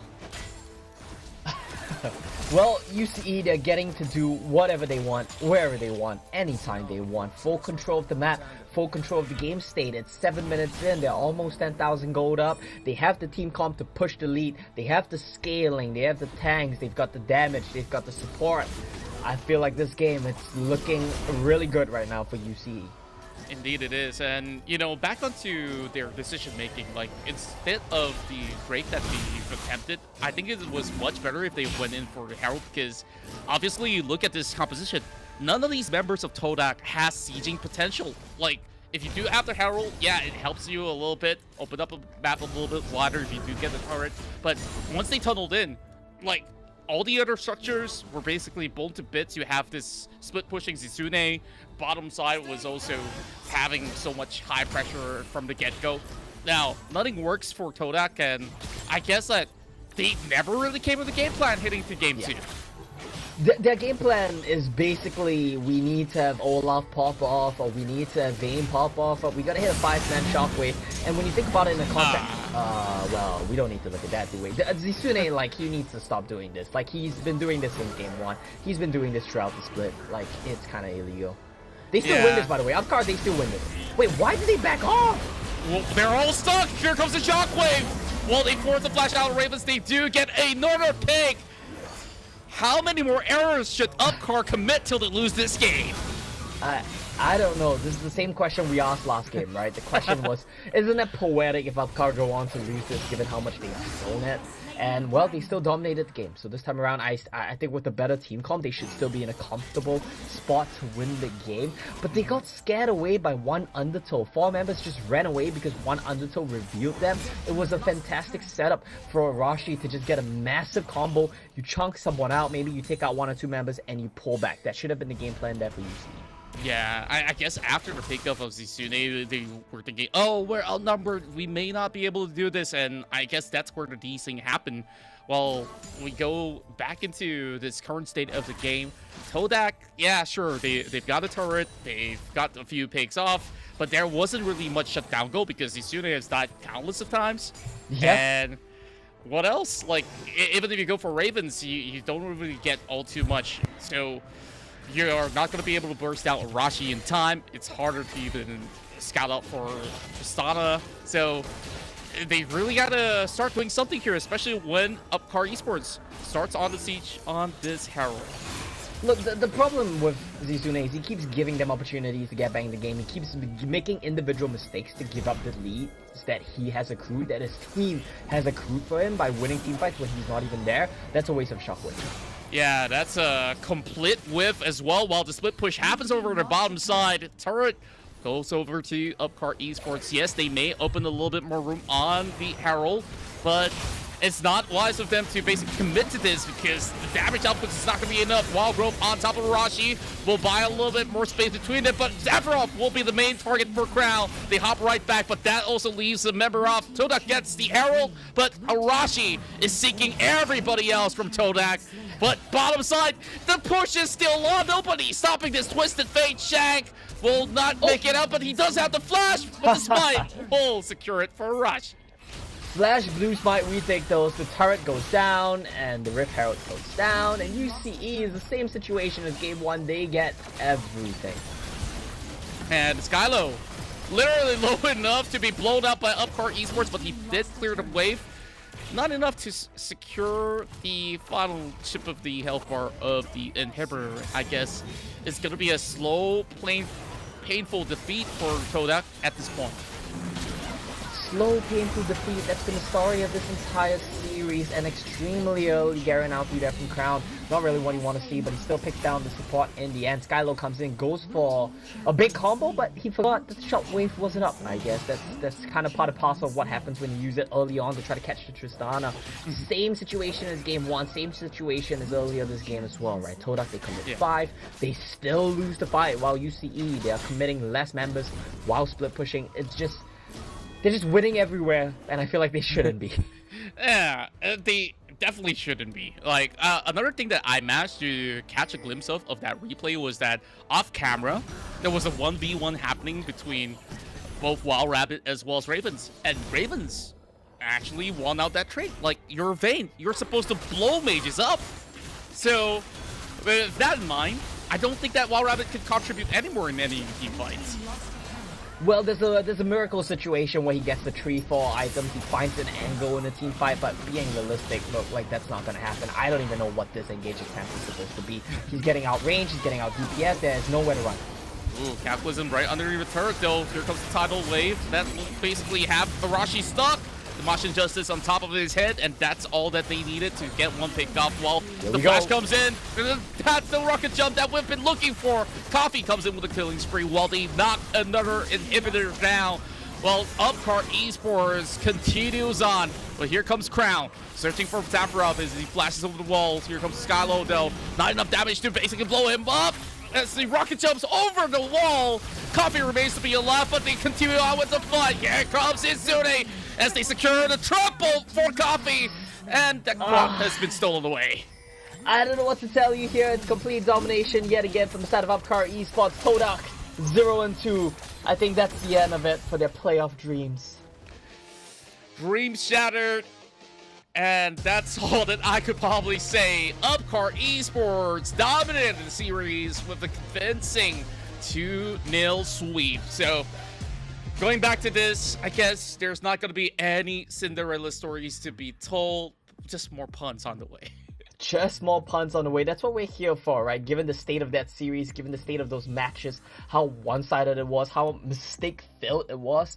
We didn't really see the pick games of Wild Rift we were kind of hoping for here, but it makes sense because we saw a middle of the pack team versus the bottom of the pack team. Now, what we have coming up for you guys next is not just punts, but also one of, I think, the more interesting series from this.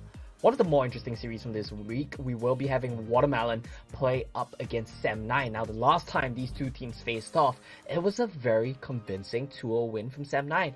But keep in mind as well, Scarlet Battle wasn't there. They had to use their sub. Che1, El Major was role swapped as well, I believed. So now with a full roster representation coming in from the side of Watermelon, I'm hopeful for a closer series.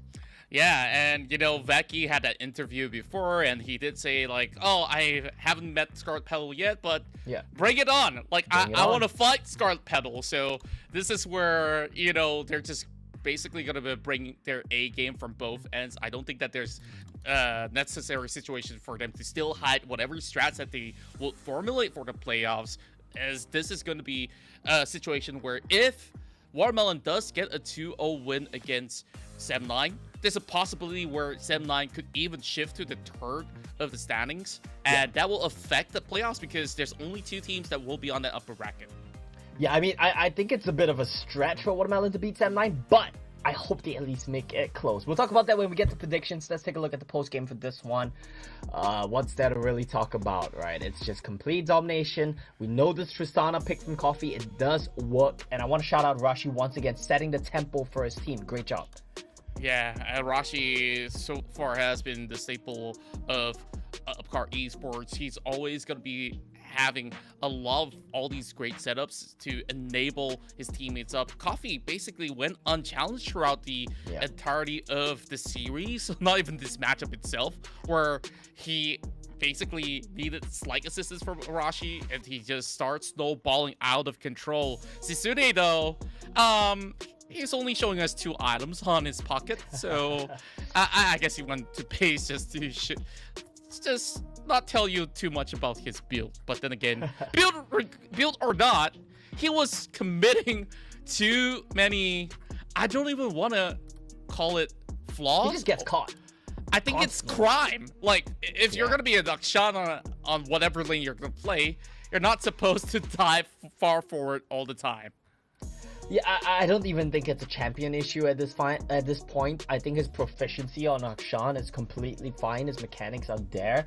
The problem is he just makes boneheaded decisions and gets caught out on side lanes, gets caught out completely unnecessarily. I don't want to be too hard on him, but this has been a recurring trend. This is week 4. At some point, you gotta stop making these mistakes. Just because you're allowed to get away with it doesn't mean it's gonna fly when you get into playoffs, when you get into playing against top tier teams.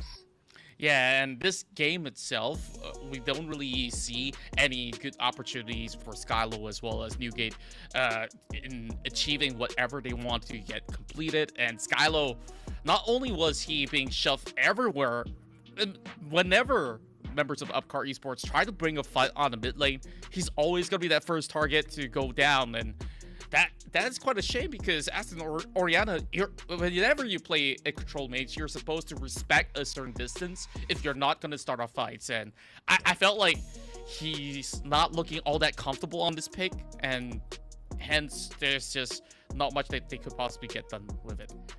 Yeah, overall, I think the draft from TODAK was a bit of an error in this game. They tunneled too hard onto the team composition that they wanted. We talked about that, right? They didn't consider what could be done against them. Same thing in game 1. The tunnel on the Yasuo pickup, the tunnel on the Lucian pickup. Their drafts have been hurting them. Like you said earlier on, their late game decision making have been hurting them. With that, I think TODAK, it's very likely they bow out of contention for playoffs here. We talked about how this was their chance to really go for a redemption split. Ultimately, it was not to be. And at this point, I've seen so many Vayne games that have gone wrong, and I started to wonder, is this pick overrated? Because you take a look at damage output, even Shanks is almost matching up to his 80 carry, and that's just sad. Like, at no given point of time, Rabbit was given any chance to even play the game, so why bother about this first pick if you're not going to be able to get things executed? It's so easy to basically draft against a Vayne composition. So I'm just not a big fan of this. Yeah, the thing here with the Vayne as well is I kind of feel like they were forced into picking the Vayne. They felt like they had to pick the Vayne to not let Coffee access that pick. But the problem is, Tristana is a very clear counter pick here. The Lulu Trist 2-3, that was just an easy shutdown on the Vayne pick. UCE, their drafts have done them a lot of favor in this series. And of course, good gameplay, good tempoing from Marashi as Raven as well to really set them up for success. Indeed, and I guess that's all that we do have for this series done and dusted. So no more tickets for that roller coaster ride. So we're signing up for tigers as well as fruits to be served. Well, sorry, no serving of tigers. Sorry, we're not. Yeah, that's here for, illegal, I think. Yeah, that's very illegal. So up next we do have Sem9 versus, well, sorry, I lost the plot. Team Watermelon. There we go. That's the one. So when it comes down to this, I still believe this is going to be 50-50. But of course, let's interview the winners of this matchup. Please welcome Zafarov from Upcar Esports. Hello. Hey, Zafarov. Of course, congratulations on that big win against TODAK. Could you hear me? Yeah, I can. Okay, all cool. So once again, congratulations, you guys got a clean 2-0 sweep. So of course, I want to dive into game 2 real quick, and I want to hear your thoughts and the reaction of like Zitsune on that Akshan. Like, was he just given free reins to do whatever he does? Like, were you guys suffering from his ridiculous dives at any point? Yeah, so to be honest, the Akshan play that he did was actually a really bad thing that he did. So expect, punishments from most likely the coach and the team. Suzune, you're most likely gonna get punished for it. So yeah, I guess so. But it's really a bad move that he did. I guess the game was on our hand, so I guess he was feeling like really like the game was like so easy to win for him that he feel like he's just gonna do whatever he want, I guess. You got a little bit bored there, right? I like that you brought yeah, I guess so. From the coach and whatnot. I want to ask you actually. So is this something that actually happens within your teams? Like, does your captain, does your coach, do they like punish people? Is that actually a meme, or do you guys actually do that? Because that sounds hilarious. There are some punishments sometimes. Yeah, I mean, like if it's tell us more. I mean, like if the mistakes are severe and you've been given like opportunity to like polish your mistakes and prevent mistakes such as said mistake that happened just now from happening over and over again. I mean, the best punishment would be to reprimand them and tell them like you shouldn't do this and everything, and then just keep nagging them and make sure like hammer the shit into their head. Love it. I love that, and maybe that's the reason why Beyond stopped playing. Did he get hammered or something? I really do wonder. But hey, you did a fantastic job on those support plays that you've been having for today. So of course, game 1, beautiful stuff with your Galio. Game 2, on that Lulu. So I guess that you guys have already gotten to a certain rhythm already. So I want to ask you like, what do you look forward to when it comes down to a playoff spot, which you guys are right now looking to be guaranteed for? I think with today's win, I think we are basically securing our spot into the playoffs, I think. So for the upcoming games, we are most likely going to be just pushing as much as possible and do our best to at least, secure as many wins as possible. I mean, if you are already securing your spot into the playoff, that doesn't mean that you're gonna slack off. You're just gonna have to push yourself even more. At least that way, when you're into the playoff, you're prepared for it, and you're not lacking in terms of mechanics or macros or whatever. Well, that's pretty good insights into all the things that you guys have to prepare heading into playoffs. Now we gotta ask you this, like, of the 2 games that you guys have played out, who do you think is the MVP for that series from your team? I think the MVP for today should be Arashi. I think it should be Raven. Yeah, my prediction will be Ravens. Yeah. Okay, let's see whether if your prediction will be true as we get the production to cue us the graphics for the MVP of the match. Oh. Surprising. Looks I'm like we just got gonna come out and snubbed. say I disagree with this. This makes no sense. Not This today. makes no sense. Or for today, Yeah. right? Yeah, Yeah, like- I think it makes no sense for today, but it is what it is. I think well, it is what guess it is that because also. Mhm. I think it is what it is because of yesterday's interview. Like Ikuto said, like the most overrated player is Coffee. So I think Coffee agrees with himself that he's overrated, and today's MVP, I don't think it should be him. Well, whenever he gets that MVP title, that basically tells you that you are doing a really good job babysitting him. So give yourself a pat on the back for all the efforts that you guys put in. But yeah, like Arashi definitely did a solid work back in game 1. This was game 2, and Ravens looked phenomenal on the Riven as well. So I guess, yeah. So I just hope that one day we have the rightful MVPs for our match. So, any more questions from you, Homo? Well, I do have actually one more question. We've had a bit of fun, but I'm gonna ask a bit of a more serious question here. So we've seen a bit of roster swaps from you guys, right? Specifically with regards to yourself and Beyond, swapping roles in the support position.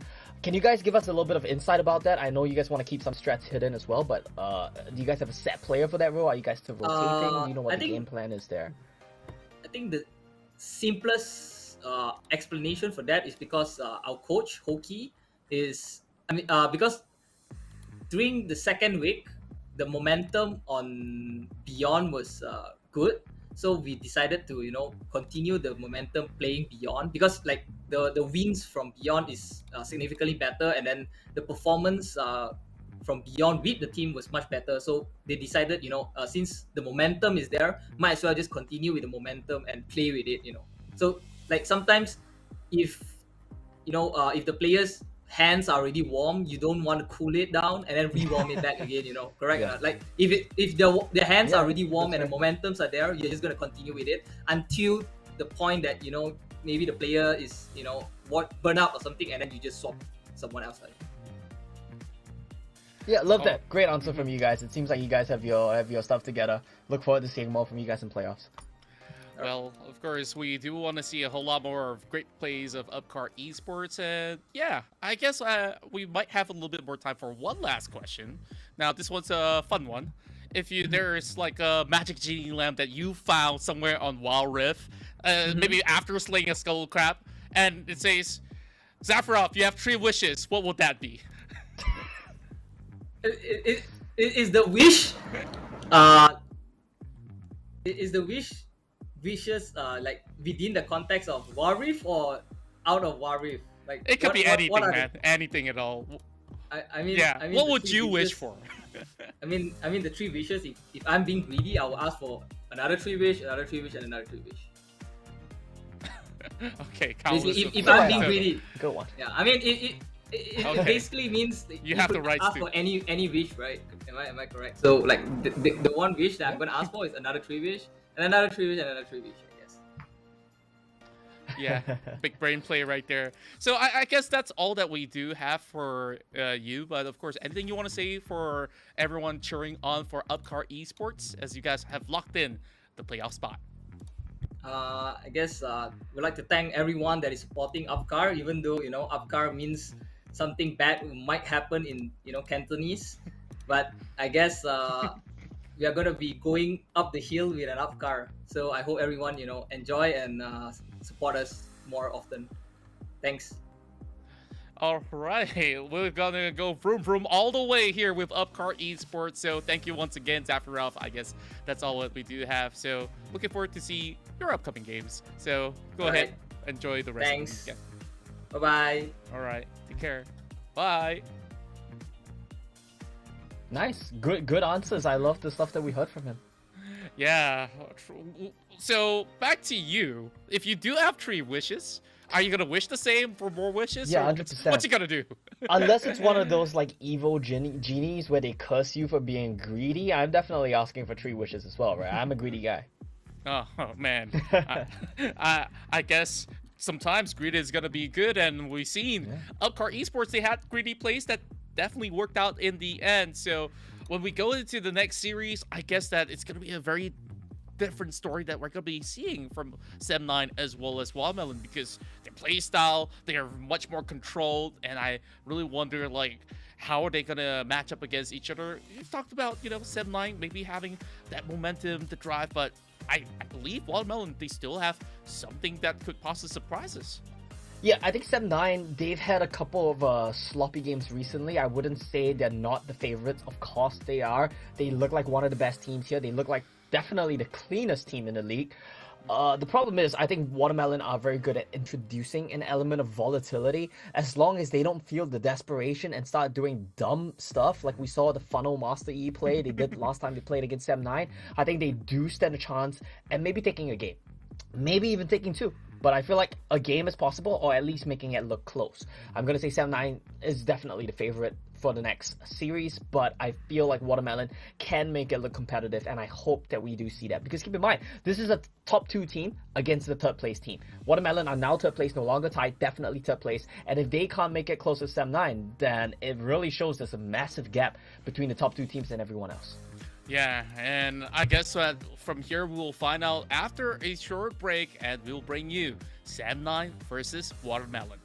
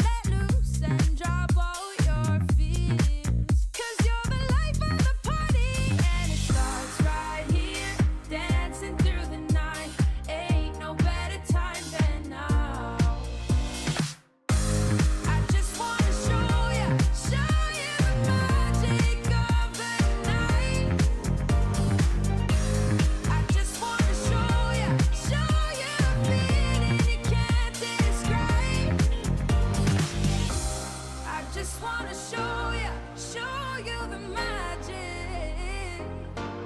Yeah. I just wanna show you the magic. Show you the magic of the night. I just wanna show you the magic of the night. I just wanna show you the feeling you can't describe. I just wanna show you the magic of the night. I just wanna show you the feeling you can't describe. Oh, yeah, it's magic.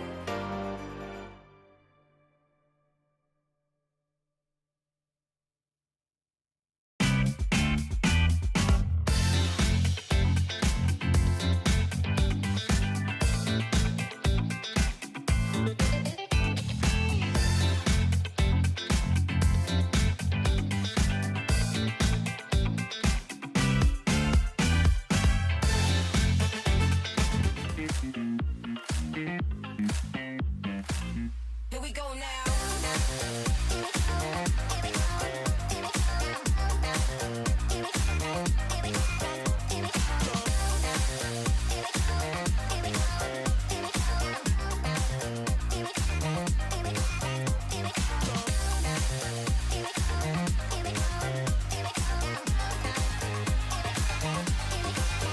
we go now.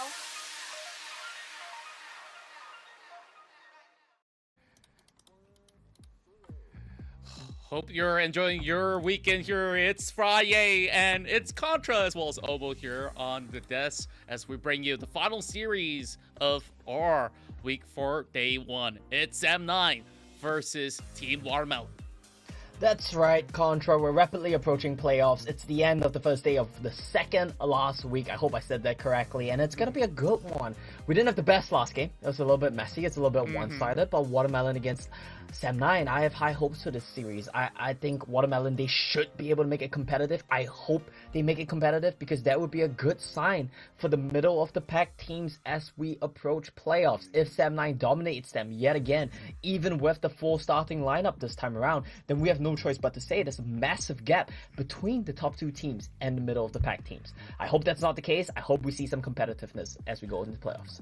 That's right, and we spoke to Watermelon before. They've mentioned that they don't really try too hard. They haven't been chilling, doing too many of all those screams, like you said, just been chilling. Like John Cena will be proud of him. So when we go back into the sort of a play style that Team Watermelon offers, they're still doing so much better than some of these teams that have grinded week in, week out with all these ideation. These guys just have that wealth of experience to basically offer all these sort of great plays that they could possibly bring to the table. But before we get into the games, well, we do have a trivia question that was popped much earlier today. I didn't catch that, so I guess let's find out.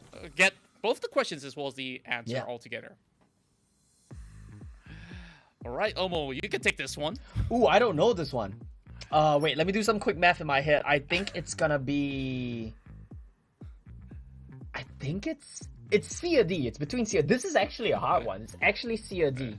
Oh, wait, it's right there. It's highlighted. It's D. I'm dumb. Well, you talk about blinding yourself with, like, tissue papers and stuff. Yeah, don't worry. Like, yeah, I'm blind. Don't worry. My eyes are closed right now. Halfway I know NPC is 20 minutes. I know that much. Yeah, 13 minutes is when the Baron comes out to play. Before that, you have heralds that keep spawning up. So, yeah. So, for those of you who would like to snatch quick Barons, remember, 13 is the magical number.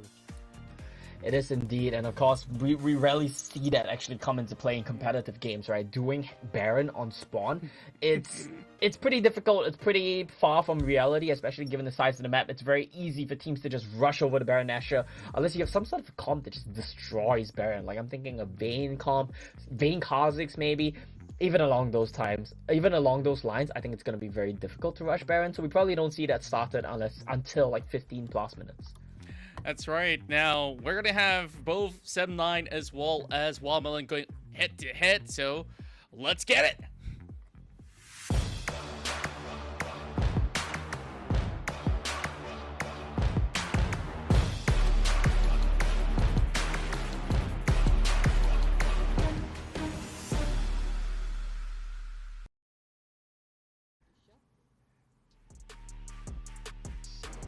And here are your stars for Sam 9. We've got RH, Veki, Chili, Sagi, as well as Winter.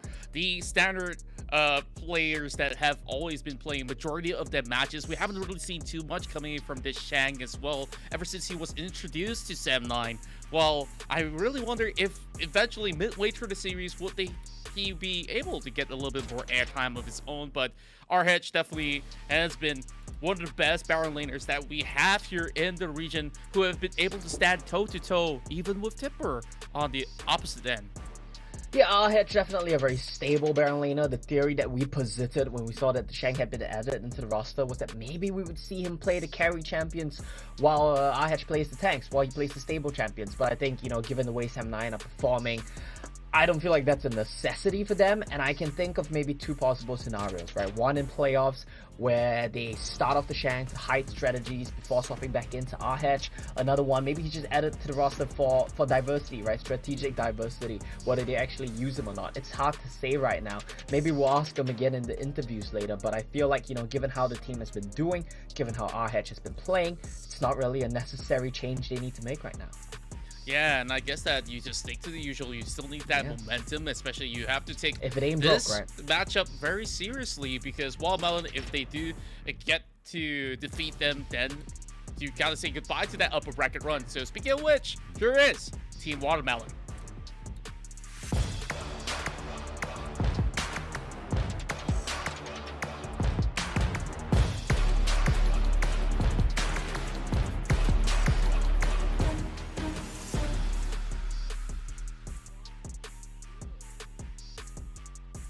Yeah, Team Watermelon standard roster this time around. We see El Major and Scarlet Petal in their regular roles. I'm quite interested to see what strategies Team Watermelon bring in here today. They talk about how they really just play whatever they want to play.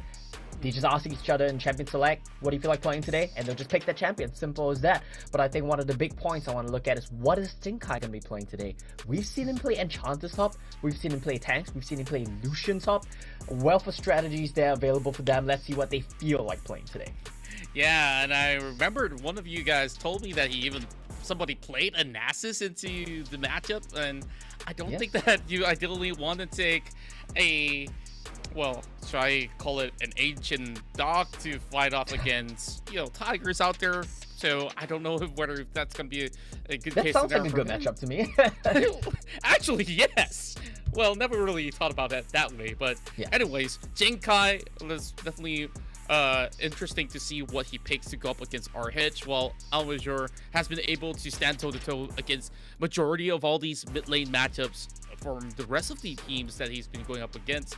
While bottom lane, Scarlet Petal, I want to see whether if he could possibly shut down the aggressive playstyles of Zorveki, who would probably pay him a whole lot of visit in the series. Yeah, we know Zorveki loves to visit that bot lane. Let's take a look at the head-to-head first, though. I feel like this one, there we go. Veki against Vendetta, the double Vs in the jungle. Now, I think the stats tell a lot of the story here. Vendetta, low Q participation. Why is that? Not very active in the early stages of the game. He likes to farm. He likes to, he does like to skirmish, but he mostly focuses on getting really up in the game, getting high damage, getting the items, getting able to carry the game. That's his focus. Now, on the other side of Zorveki, he leads the charge for his team. Highest kill participation, 72%. Damage per minute, not really far behind Vendetta as well, just one behind. But DTPM, that's the big one. Damage taken per minute. You know he's leading the charge because he's up there in the front lines, taking the damage while dealing the damage. Exactly the same stat. That's pretty insane. Yeah, and both of these players definitely love all these hot picks, such as the Khaziks or aggressive junglers. We've seen that a whole lot in the meta. I guess that there may be certain changes that they want to bring to the table, because they basically go on the dice roll, like you said. Oh, whatever you want to play today. we don't see Nunu as much of a priority as compared to the past season for, I guess, good reasons. But if there's any junglers that you possibly want to see, what would that be, Omo? I just don't want to see Master E from Vendetta. I don't want to see Kai'Sa. I don't want to see Master E. I don't want to see funnel strategies. I feel like you guys don't need to rely on that. It's such a crutch. It doesn't even look good. I feel like they only play it because Vendetta is just coming in here today and he's just like, you know what? I sure feel like playing Kai'Sa today, and that's basically the extent of that discussion. Now, I think they look much better when he's playing champions like Kha'Zix, champions like even Irelia, even Darius, the oddball champions that he put out in C-Champs. I think they look far better with these champions. And of course, on the side of Sam9, what does that really say? Veki plays it all right. He can play the tanks, he can play the carries. Looks good either way. Yeah, and he's playing a whole lot of Jace in the jungle, I guess. That might just be something that no teams have been able to formulate against, especially when Jace is so strong in the early game. And, you know, we'll dive into the predictions real quick from here on, because to me, it's still kind of like a 50-50 between two teams. But if I really have to lay my finger on either or, I'm going with Sam9.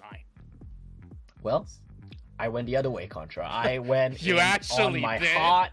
I see Brandon went in on his heart as well, put in Team Watermelon. My brain is telling me Sam9 will win this series. But I feel like, you know, what's the point in voting for Sam9? They're probably going to win anyway. Let me go take a risk here. Let me bet it all on black. Watermelon's going to win.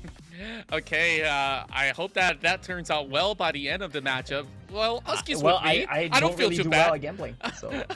Well, likewise, honestly. So I guess it's just either or if that's going to be the point. Now, I'm glad that you did mention Master Yi for a couple of times. Like, this I game... wish I didn't have to, Contra. Yeah. I wish I didn't have to talk about that chat. True enough, but like, what I really want to highlight is that in the upcoming patch, Master Yi is going to get a little bit of buff. Like, it's going to be quite similar to the PC Master Yi, where if you were to target a single unit with your Alpha Strike, you get all the slices on that same target. Right now, if you were to cast that on just one unit, you're only gonna get so little out of it. Yeah. So, Well, like I said, it's not a good pick for that very reason. Yeah, I mean, Master E has a million problems. That's just the tip of the iceberg, right? They like to play it because they like to play funnel strats. Even going back in the day in League of Legends PC, that was a strategy that these players have employed in the past. So, of course, you know, when you're uncertain, you just go back to what you know. And, of course, it's not going to work against M9 as well, because these guys are also PC veterans. These guys were at the top of their games in Southeast Asia. They know your tricks. So how can you best them, right? I don't think a curveball is the way to do it. I think you just do what you do best and hope it works. And for me, that's playing high volatility champions, high volatility team comps, and just fighting it out. Yeah, and I just can't wait for it. So we're going to be diving into the drafts and everything else in moments time. So since it's a split decision, like I want to hear more like on Wildmelon's side of you know, their win conditions, what they usually gravitate to in order to secure games. Yeah, well, I think one of the reasons why Watermelon does so poorly into a team like Sam9 and why I believe they lost to Phantom 6 in the past as well, my theory is that they thrive in the chaos, and teams like Sam9, teams like Phantom 6, they do a very good job at minimizing the chaos, playing by the book, playing standard. And if that goes on here today as well, which I think Sam9 can do if they play a clean macro game, then I think Watermelon, they're going to get shut out. It's going to be a clean and easy 2-0 for Sam9. However, if Sam9, they come in, you know, it's 11 p.m., it's a little bit late, if they're a bit sleepy, if they're a little bit sloppy with their macro, they make some mistakes in rotation.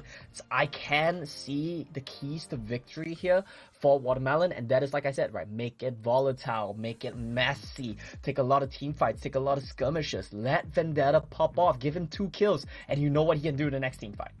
Yeah, you know, like you may say that it's late right now, it's about to hit 11, but this is prime time for gamers, you know, like gamer hours. gamer hours. I think like this is where you get to see them pop off. But what I also want to focus on is on that bottom lane, because we've got great support matchup here between Smurf as well as Winter, 2 of the very best in the league at the moment if we really want to compare to the rest. Of course, LFO's in the picture as well, but just having this standoff between the two, Sagi as well as Scarpello, I'll leave that for aside for the moment, because to enable them, it's always going to be the supports. And many times, we've already seen Smurf being able to really pull up a whole lot if he does get picks like the Rakan. So I want to expect to see these sort of picks going in favor of Watermelon. Yeah, I think both of these supports, that's a great point that you raised. They have been key playmakers, key enablers for their teams. Their champion pools are pretty similar as well. We know the Rakan is in there. We know the Trash is going to be very dominant for either one of these guys. I think what they both do very well is knowing where they need to be on the map and playing together with their team, being, you know, a vocal part of the team's successes on the map. But where I do think Winter as well as Sam9 has an edge up is I think mechanically, he's a little bit cleaner. We saw some mechanical mistakes coming in from Smurfs because, you know, a lot of the transition from PC to Wild Rift is relearning the mechanics on the phone, and that's something which Smurf he slipped up a couple of times on, especially in one of his Alistair games. I recall he admitted that to himself in the interview. But with that in mind, I feel like going to game, that's a more minor concern, and if you're at the right place at the right times, that's 90% of the battle won already. Yeah, and you mentioned about all these highly mechanical champions out there. Imagine what they could do on a simpler to execute composition. So we want to get some of all these core picks out of the way, and instantly 2 bans are being invested on supports alone. So the battle of the supports is real. It's happening as we speak. Well, if there's going to be any other players that you really want to target here, I guess you want to negate some picks up in the mid lane or even in the jungle if you really want to ensure that you have a smooth cruise on that dragon lane. Yeah, and I like the bans that we're seeing as well. I think both of these teams have their finger on the pulse of the meta, and that's exactly what you would expect from, you know, 2 of the top 3 teams here in the league. You want to ban away Vendetta's Fiora. We know how effective he is on that one. Yumi, meta pick, ban away. Rakan, that's going to be highly contested from both of these supports. Ban it away. What do we want to first pick now? That's the big question from San9. Good Jax ban from Watermelon as well. We've seen Vaki's effectiveness on that champion. Gragas would be the option. Now we've seen Chili play it, we've seen Vaki play it, we've seen Winter play it. Now that could easily be a flex pick. What's curious to me though is this Olaf ban, because that's not something which Vendetta typically plays. And I guess that is just to basically weed out some things that could possibly draft into what will definitely threaten the likes of Sam9. So let's start off here with the set. I think it's a very solid pick to begin with. But does that tell you that this set's going to the support role, the jungle? Because I'm seeing a Garen, which if you plays it elsewhere, it will not be as effective as compared to the Baron lane. Okay, that's a bit of a diffy in the draft already. You picked the 2 beefy boys, and both of them have very little they can do into a Vayne pick. I love what we're seeing here from Sam9. Now, what we're likely going to see, like you said, right, the flex picks come in. It's very likely going to be a Garen Baron lane, which means, given El Major and Smurf's champion pool, and given what Vendetta likes to play as well, this set, 90% middle support. Let's see the matchups. I think it's going to go mid, but then again, well, double counter picked, right? Wherever you go bot lane, you have a hard time into Vayne. Vayne scales for free against you. You go into mid lane, okay, they're just showing their hand entirely right now. The only flex left for that set is jungle. I don't think Vendetta is going to play it, so 90% chance El Major will play set into the Ziggs. The set's going to have a good time in that lane, right? He's going to farm for free, he's going to be able to push and roam, but the same point stands. Ziggs is not going to be pressured at all. You have a very good late game scaling comp here from Sam9. Bane's going to scale for free against a Braum lane as well, unless, well, let's see, right? Let's see what Scarlet plays here. There's still a possibility of a counter pick.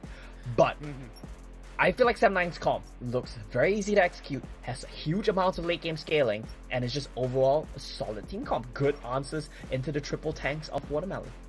My, oh my, there's just too many supports that are being banned away from Winter's pocket.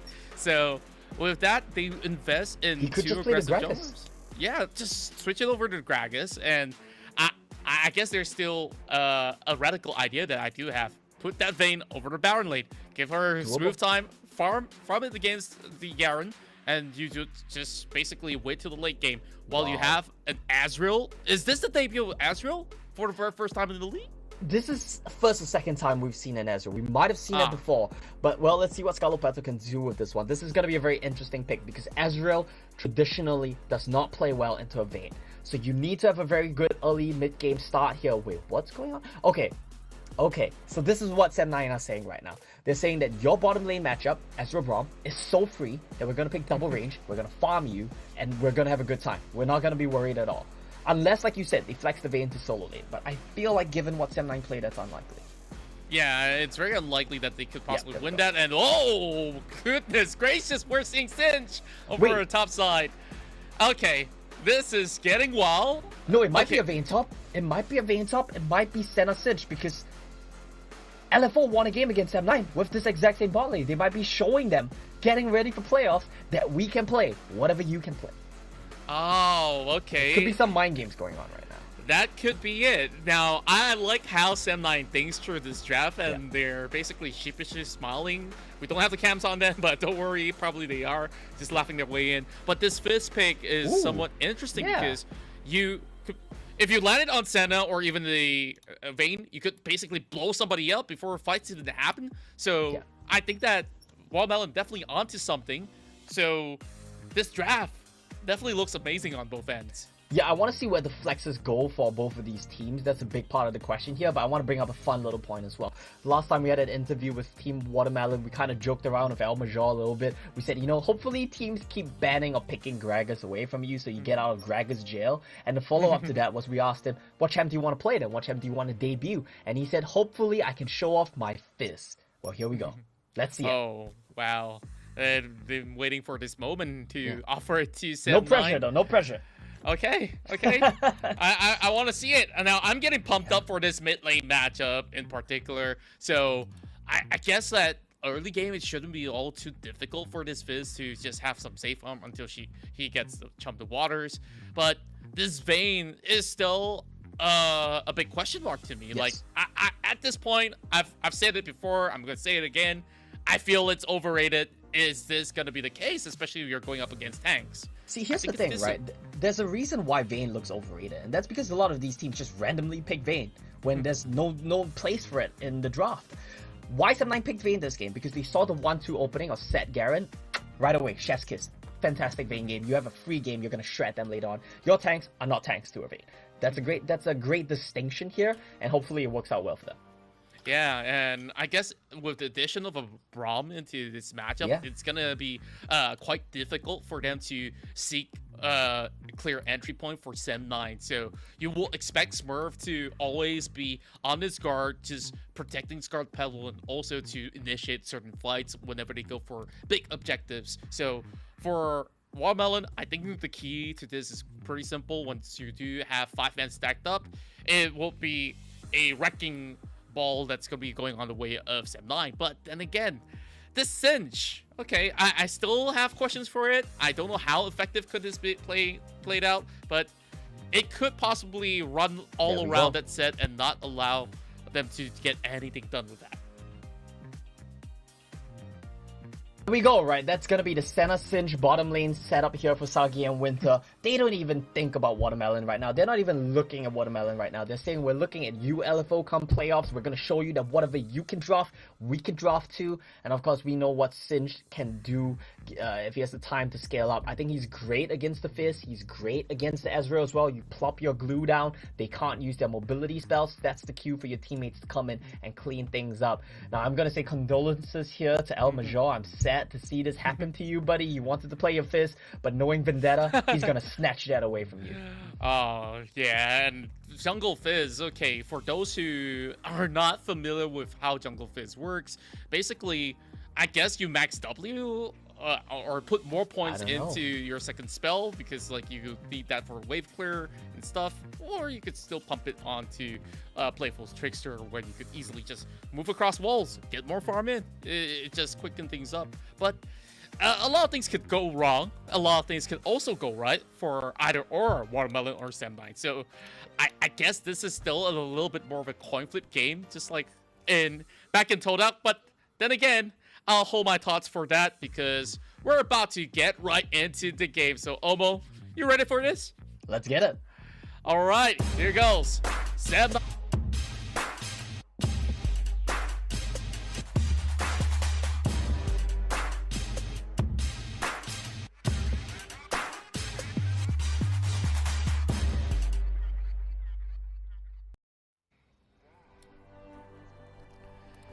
Now we're going into our final series. It's Team Watermelon versus Sam9. Now, I know that tigers are carnivores. I don't think that they bite into watermelons at any point of their lives. Yeah, that is true, but we did literally see Sam9 eating some watermelon the last time these two teams faced off right now. Scarlet Petal 1v2 and trading pretty okay.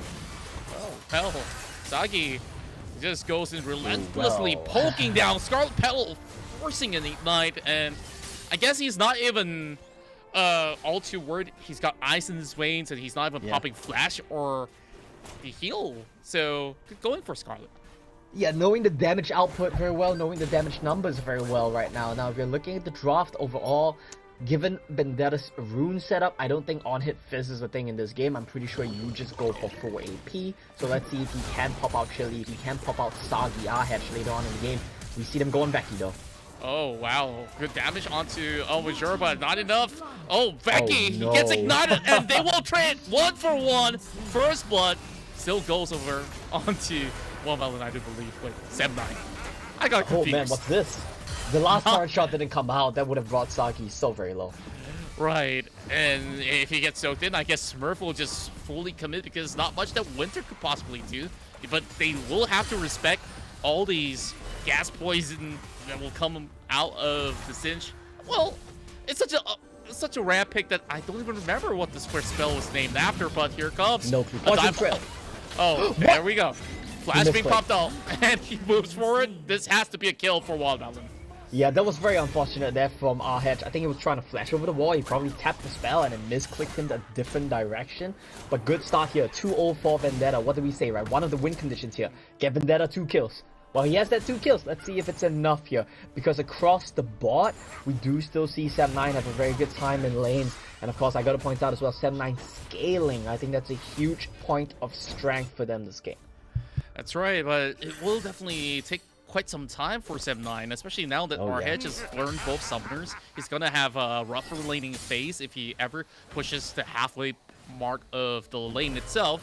Now, going back to Vendetta's playstyle, he basically dives in for everything as he walks away with so much more that he would possibly think of.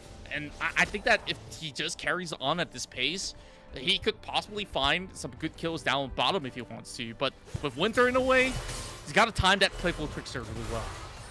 Yeah, there's a lot of things he has to keep in mind, right? 2 of his mobility spells, his entire kit gets shut down by 1 glue trill here from Winter on this Cinch. So let's see how he plays around that.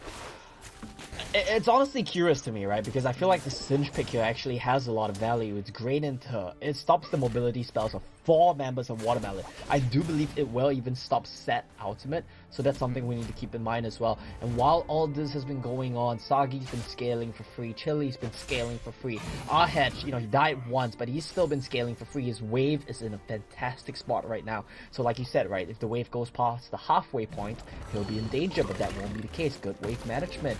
So far, so good here for 7-9, even gold. But let's see 4 minutes, right? That's the first explosive team fight, and I feel like Watermelon's team comp, they do have what it takes to pop off at the 4-minute mark. That's true, and I really wonder when it comes down to this Ziggs pick, especially when you get to level 5. Well, now it's past level 5. Now, there's a lot of high mobility targets on, units from Team Watermelon, and also beefy ones such as Garen as well as Almajor on that set. So what's going to happen in here is that if you randomly pop the Mega Inferno Bomb, they could either A, dodge it, or B, soak it up with a Haymaker, and Jinkai has like some shield with him as well. It may not be as effective as you want it to be. So Chili, I guess you just really have to find ways to contribute in some of these team fights. Yeah, that's something we didn't quite touch on as much as we maybe should have. Ooh, Chum the Waters there, completely whiffing. I think they're trying to snipe Sagi with it.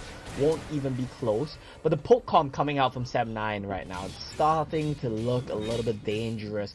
The Gragas poke, the Ziggs poke, the Senna poke, you gotta be careful of it because your comp wants to go all in. And 7-9, they're playing so disciplined right now. Drawing out the spells, chunking the health bars, not committing to anything. They don't need to flip the game. They poke you out first. Good call from them. Yeah, and I like that you pointed out, yeah, you continuously poke them until they all drain out and just force their exit. I guess that's one way to get around with, but I want to see Scarlet Petal on this, how much he could get away with, but here goes the smite. Arrow goes over to 7-9, and they also catch a fish by the river. Yeah, well, that was just a misplay there from Watermelon, right? They made a mistake in the setup. They wasted Chum the Waters. They're low on health. Scarlet Battle had to go to for a reset. So they just flipped it. They flipped an attempt to steal, and not only do they lose the Herald, they lose Vendetta's life as well. So it's a completely unnecessary play. With that in mind, Herald in the pocket of Veki. 4 items completed by basically everyone on the map right now. And we're likely still going to see a Dragon contest be in the cards here. That's right. Veki has his explosive cast whenever he needs to displace them. He could easily open a little bit more room for himself. The rest of Zenline moving in the way. Dragon has more HP, but Dragon will still go over to the Watermelon as they collide. What a huge snare coming out of Sagi as he got 4, but Alberture dives in the way, finds Veki, and that's where the judgment comes in. Jinkai tries to walk all the way back, but RH is here to clean up shop.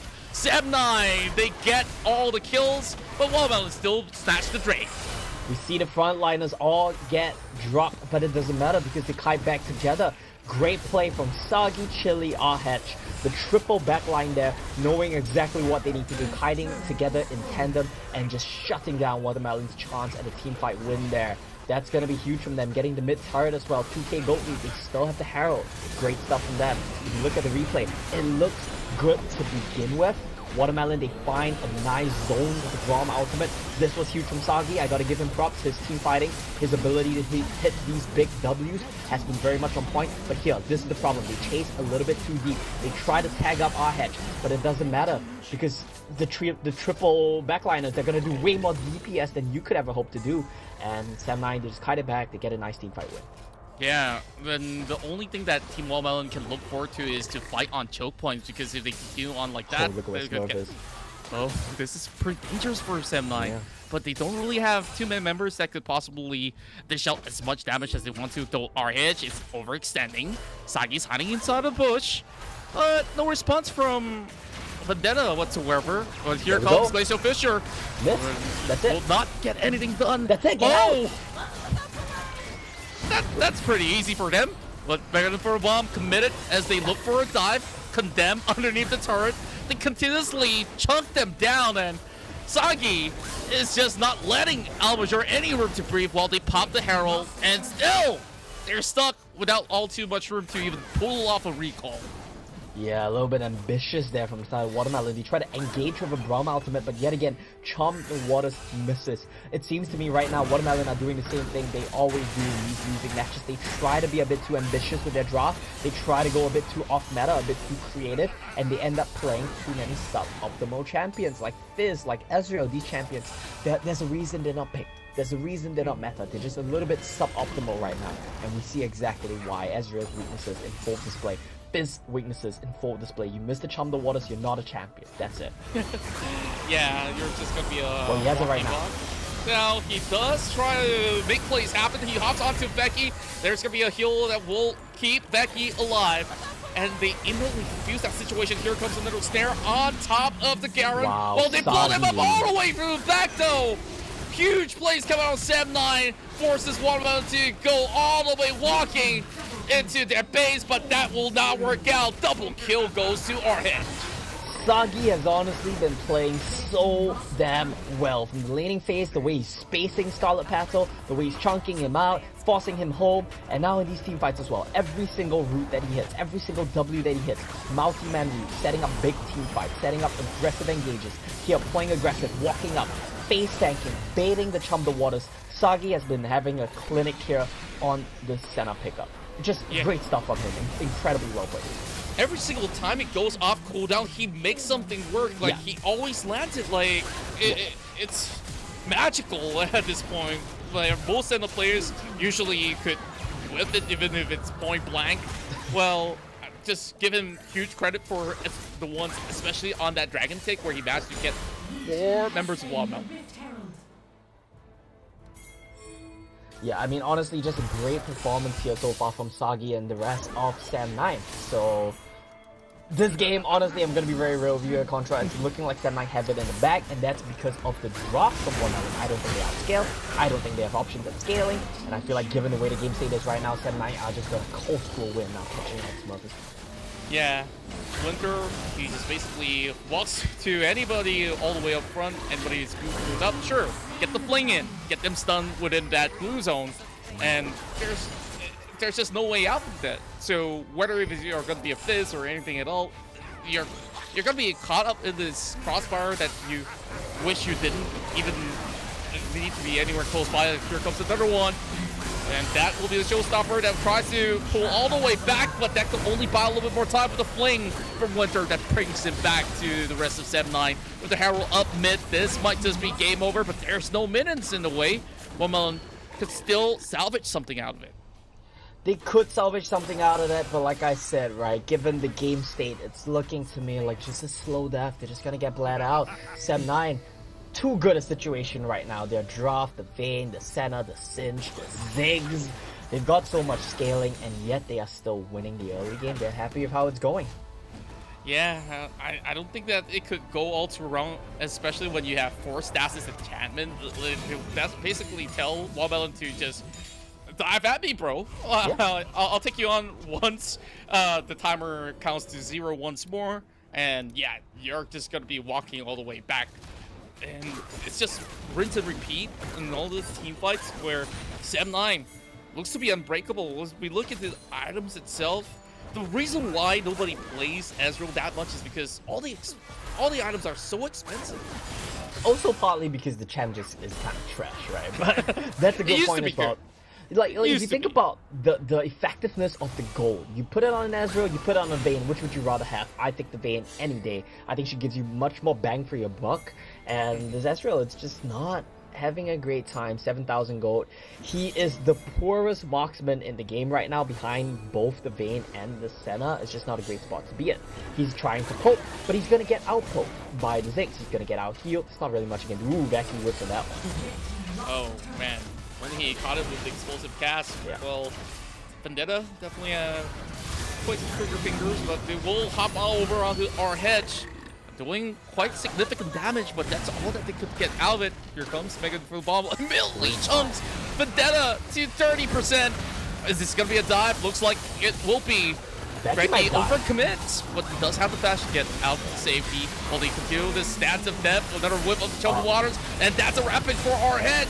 And what could they possibly offer? Nice. None at all. 7-9 continues on with their streak, just shutting anybody at the door.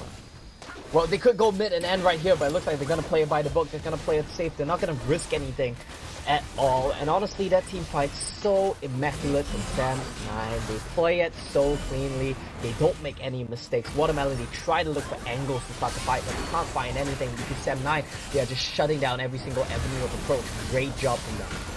Yeah, like, the damage output is just immense. Now, Scarpetal, he's just... Yeah, this episode's not doing anything. He's just tickling Becky, and to Becky, it's just a little bit of belly rub on that Gragas. Honestly, I don't want to put thoughts in your head, but yeah. Well, it's too late for that. I'm sorry. Very graphic, but it's fine. Yeah. That was a belly hard-earned years and years of eating, I don't know, drinking beer and eating steak, I'm guessing, looking at the size of this man and his cast. Not beer, sorry, wine, right? Because it's purple. Yeah, I guess it could be any sort of drink. I want some of that. Well, it's definitely not Fanta, so well. So it's not Fanta grape, I can tell you that. It could be. I mean, if you have, like, what, 2 gallons of it, it could get you to that size, perhaps? It's and not gonna get you drunk though, and that's the thing with Gragas. He's like always drunk or something. They try to go on the Singe. I don't know about this one, Chief. Oh no! Man. Has Rule one number Thunder one. Waters hit this game? Rule number 1 of League of Legends and Wild Rift: never chase the Singe. And Never there we chase go. the Singe, yeah. 2 and also, kills. try not to pull people off your team with spells, right? A bit of NP Singe there. Man, this is getting painful for Watermelon. Yeah. Like Now I said, right, this game was over a couple of minutes ago, but it's just a slow bleed out right now. Yeah. What are the chances for a steal? I really do wonder. Nothing. Kettle's trying to pull None. something up. Does he have True Shot Barrage? No. And Smite comes through. And a flash Just click the committed. flash. Well, Jinkai wants to make a heroic play. He gets what he desires, but that's only Winter. Support for a Baron laner, take that any day. Yeah, you do, and this should likely finally be game 15 minutes in here, complete domination from Sem9 in this game 1. Like I said, right, you try to be a bit too fancy with your draft, you end up with suboptimal champions. With that said as well, draft wasn't the whole story. Ooh, another Chum the Water's missing. Sem9, they just played so incredibly well this game. Yeah, and it's just pixel perfect from minute 1 all the way to the end. Sem9 gets the first one out of the best of 3, and well, if they're going at this rate, 2-0 could be very well on their way. Now, this draft is filled with creativity. Like, we were definitely left wondering during the picks and bans, like, where's this Vayne going? Where is that Fizz going? And yeah, we finally get to see Fizz popping off on, like, what, 3 minutes of play? And after that, it's a no-show. Even then, right, even the first couple of minutes, even the 2v2 first blood in mid lane, he didn't look great. I don't think this champion is it. Just go back to Kha'Zix, go back to Ranga. Stop trying to be funny here, Watermelon. Yeah, man, this game is getting my hair all over the place, and this is just the beginning of our weekend. Well, we're gonna come back after a short moment as we bring you another exciting game between Sem9 as well as Watermelon.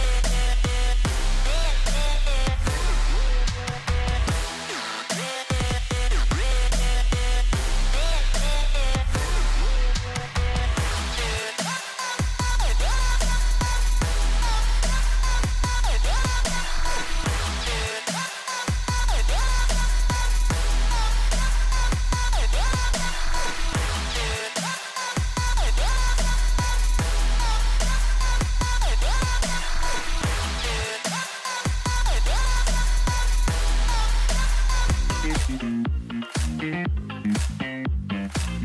Here we go now.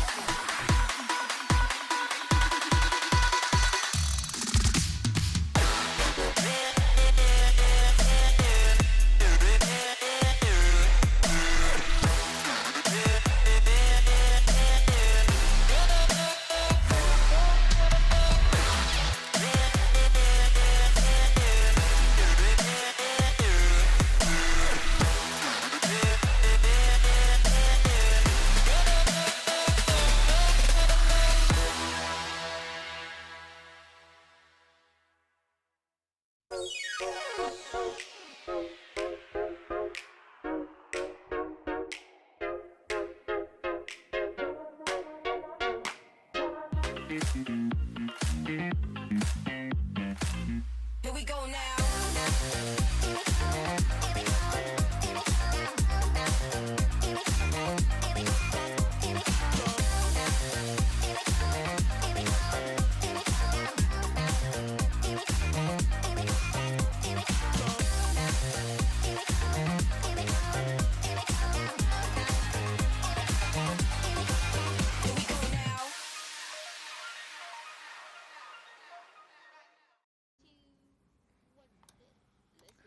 Well, it's almost 11:30 in the nighttime. Of course, if you're tuning in from MYSG, welcome on board as we are bringing you to perhaps the final game between Sam9 versus Team Wildmelon. Now, that was some interesting draft that was displayed by both side of the team.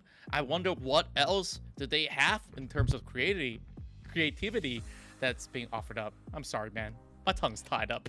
It's all good, man. It's late at night. We see some mistakes coming up from the players as well. Everyone's getting a little bit tired here. Not exactly peak gaming hours, but it is what it is. I do think a big part of the last game, right? Sam9 drafted well, executed well, good counter picks, but a lot of that is Watermelon trying to be a little bit too fancy as well, and damn, they were punished for it.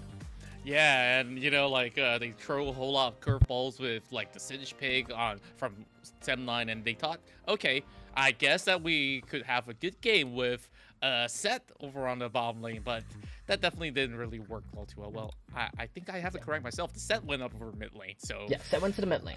I guess so like, the way we think about that matchup, right, is Set ignores the poke from Ziggs, but I think he was playing a little bit too safe, too cautiously. You really need to trade HP for wave control a little bit in that matchup, and he definitely wasn't able to do that. That's right. Let's take a look at the stats real quick before we hop on to our second game here. So, of course, it was a smooth cruise for Sam9 all the way to the very end. Chile was not being challenged. Same goes to Saki, which played a perfect game on this Senna. But I guess we definitely want to look at bigger changes from Wamelin, because Astral, the champion right now on competitive play, definitely is underwhelming. Yeah. To put it in the best to words. say the least, right?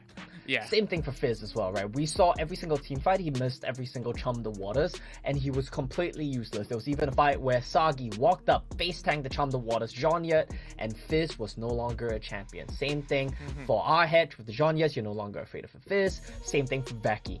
It's just completely shut down. Watermelon tried to be a little bit too creative here, and they got rightfully punished for it.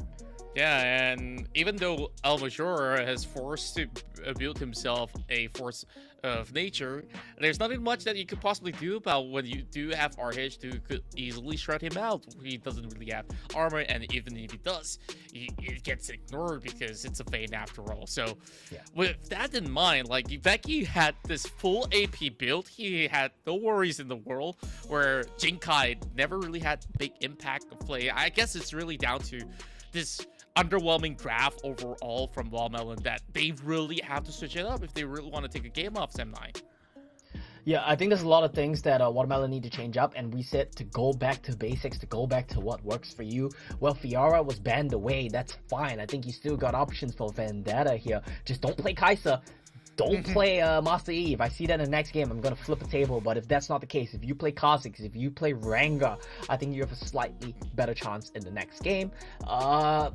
Yeah, what does that really say, right? I think I want to see El Major off of Engage champion as well. I want to see the burden of Engage be placed on Smurf in his hands. There was a nice little moment there where he was camping the bush, getting a nice flank onto the back line. But the problem is, he's Braum. What can he really do in these situations? Exactly, when your team's behind, there's honestly nothing that's left for him to work on. Well, speaking of all these sort of jungle picks that you don't want to see, some people have been raving about, oh, Yubi, can she jungle? I don't know. Like, I guess I'd rather see things like Evelyn that, you know, I know many of the players out there would possibly hate to see it in competitive, but I think it's an exciting champion overall where you still get to do basically what a Fizz does and still get yourself back to the safety, but to execute it, it's still going to be equally as hard. So I'm not trying to give Vendetta more ideas. Yeah, I mean, we did see SSK play out the Evelyn 1 game, but I think that was a typical situation for LFO, right? Where they know they were going to win the game regardless, and they just pick what they want to play. Looking at the damage charts right now, very depressing on the side of Watermelon. No damage coming out from their entire top half. Scarlet Petal, this Ezreal, trying his damnedest to do some poke damage, but of course, he's getting outclassed by the poke coming in from Chile on the 6. It's exactly what you would expect. I think Sam 9, they had a very good draft, they had a very good execution. Like we said, right? Props to Sagi, but honestly, the whole team played incredibly well in these kiting situations. Yeah, I guess a quick solution if you really want to play into Braum, you could easily have Lucian that could easily get those procs off of his passive and just get easy stuns off. And even that, I guess, like, there's still many more issues that they have to basically solve here with the draft itself. Now, Jinkai, I guess Garen's a passable pick, sure, but if you're going to be dealing with RH, you're just a sitting duck. So maybe he wants to play a little bit more of a skirmisher, but with the first draft, we've seen a lot of all those bans on Fiora and etc. I guess that they didn't really have a prepared pool that they could possibly match up against M9. Prepared pool is a bit of a stretch here for the start of Watermelon, right? We don't know what they have prepared. I don't think they know what they have prepared. I don't know if they even planned a Fizz coming into the games here today. I'm willing to bet on no. And Vendetta was just like, you know what, El Major? I'm not going to let you have the fun of playing the Fizz. I'm going to take that one for myself. I wouldn't even put it past them. But with that said, let's not talk about prepared pool. Let's talk about effective pool, because I don't think they have done much preparation, and I think effective pool is the question they really need to be asking themselves. They have some champions that they're very successful on. Please play those champions. Yeah, I guess I will get to those champions later on, because Watermelon, I think if they could possibly get those wins off from this point onwards, it'll be a better cruise for them for those upcoming games that they will play over the weekend, as well as the final week of the league, because Sam9 as well as LFO probably are the final two bosses that they need to basically challenge. The rest, it's just good chances for them overall. So if they really were to take this seriously, I guess that the switch up is really heavily focused back into what we've mentioned before, the jungle. And of all picks on the bottom lane, heck, even the Tristana would do much a better job as compared to Ezreal at this point. So I guess before we jump into the game, we still have some highlights to go over. Let's take a look, right? I mean, there's not really much for me personally. I think it's a lot of lowlights. This fight, though, this was a good one, right? It starts off with Sagi hitting the MVP play into a 5-man cast. Just very good team fighting from Sam9. I think the real highlight for me here is not the big AoE, not the big wombo combos. It's how they kite around the situations, how they back off, pull in, pull out. Just really good stuff, really good understanding of their damage numbers and how they should be playing out their team comp. Same situation here. Every single engage attempt from Watermelon was just completely shut down from Sam9. The members know where they need to be, what they need to be doing, and what their individual roles are. That's why they are the top team here. Well, tied for top team, right? But the point stands. That's right, and I just like the positioning coming from RH. That's how you're supposed to play out a Vayne, while you just have everyone over front line to get the work done for you. Chile, I guess, like, I'll take my words back. Like, how effective could this Ziggs be? And consistently, the damage has been just off the charts, and by the time that you hit mid game, yeah, you don't even need to worry whether you land or even miss some of all these spells, because your team probably will be able to just steamroll them over. So now back to Watermelon, right? Like, they need to tie this up. They have to push this to game tree. I mean, where we might go over time, but if they really don't get it all together on an easy to execute comp, that's not going to be happening. Not at all. Yeah, ease of execution. We talk about that constantly, and right now it's not looking great here for Watermelon. Let's go back to what works. Let's go back to the basics. We talked a lot about the draft of the last game. I want to talk a bit about the draft in the next game, right? We talked about the tools we think we need to see for Watermelon to succeed. Engage, put it on Smurf, jungle champion, pick something that actually works, like Kha'Zix or Rengar.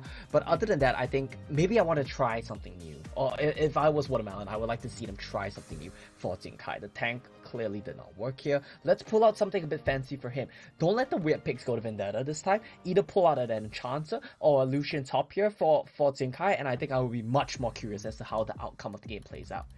Yeah, like the previous series with Upcar, they've already shown like, hey, you could even go Akshan if you want.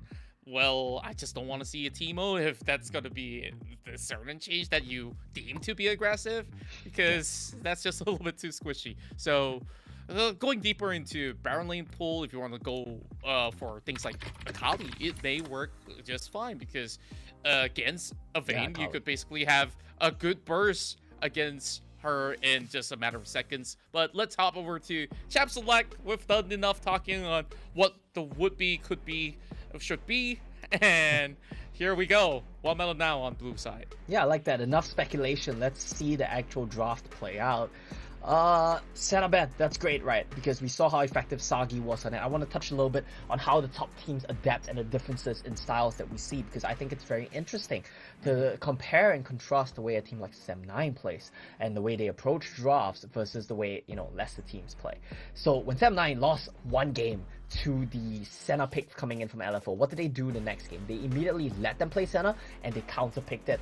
Ashe Trash was tremendously effective from Sem9's bottom lane. Watermelon, they don't have answers to the Senna. They didn't prepare anything. They just ban away. They have no choice.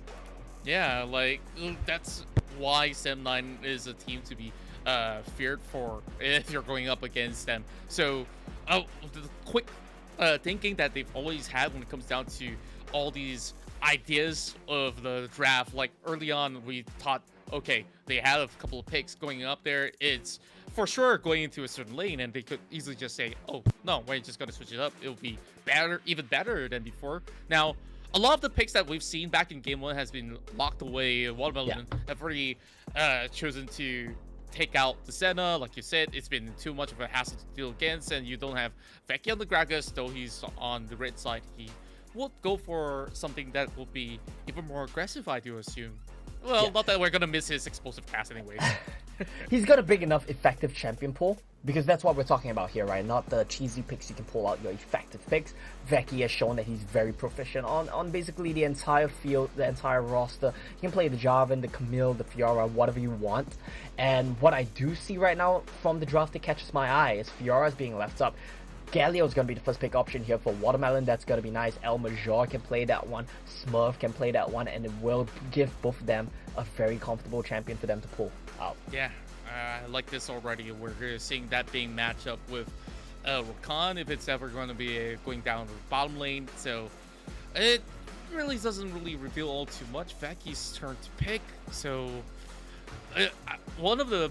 I think that Winter definitely has looked as the best Rakan player that we have currently, other than the player from LFO as well. Now, that signifies a double down on singling out targets, right? You have the Hexet Ultimate dropped in by the Camille, and it just sets it up perfectly for Sem9 to just go ahead to eliminate whoever they want. Yeah, it's a good engage combo, and what I do love when we see these champions on, or rather in the hands of Vecchi and Winter, is it really allows them to be very aggressive, very proactive in setting up plays and setting up picks. This was exactly how they won their series against LFO as well. They were very proactive in using these champions in the side lanes to catch off CWJ, and that's something they can be looking to do here today against Watermelon as well. Now, Watermelon, their team comp, it's much more simple this time. I like it a lot more. I got excited for a second there. It's much more straightforward. Kaiser Lulu, you get in, you have the hyper carry. You can play around the engages as well, but that means Scarlet Petal, he's gonna have to play it out very well. Yeah, it's all down to Scarlet, especially heading into team fights. He has to position in such a way that he will be out of sight, out of mind from the Camille, and maybe even the Rakan. Now, it looks like Chili is interested to steal this set away, but most likely we won't see it over the mid lane. I don't really fancy the idea of having set up there, unless, well, then again, to go back to this thought process, going up against the Gallo, it's honestly not that bad of a choice.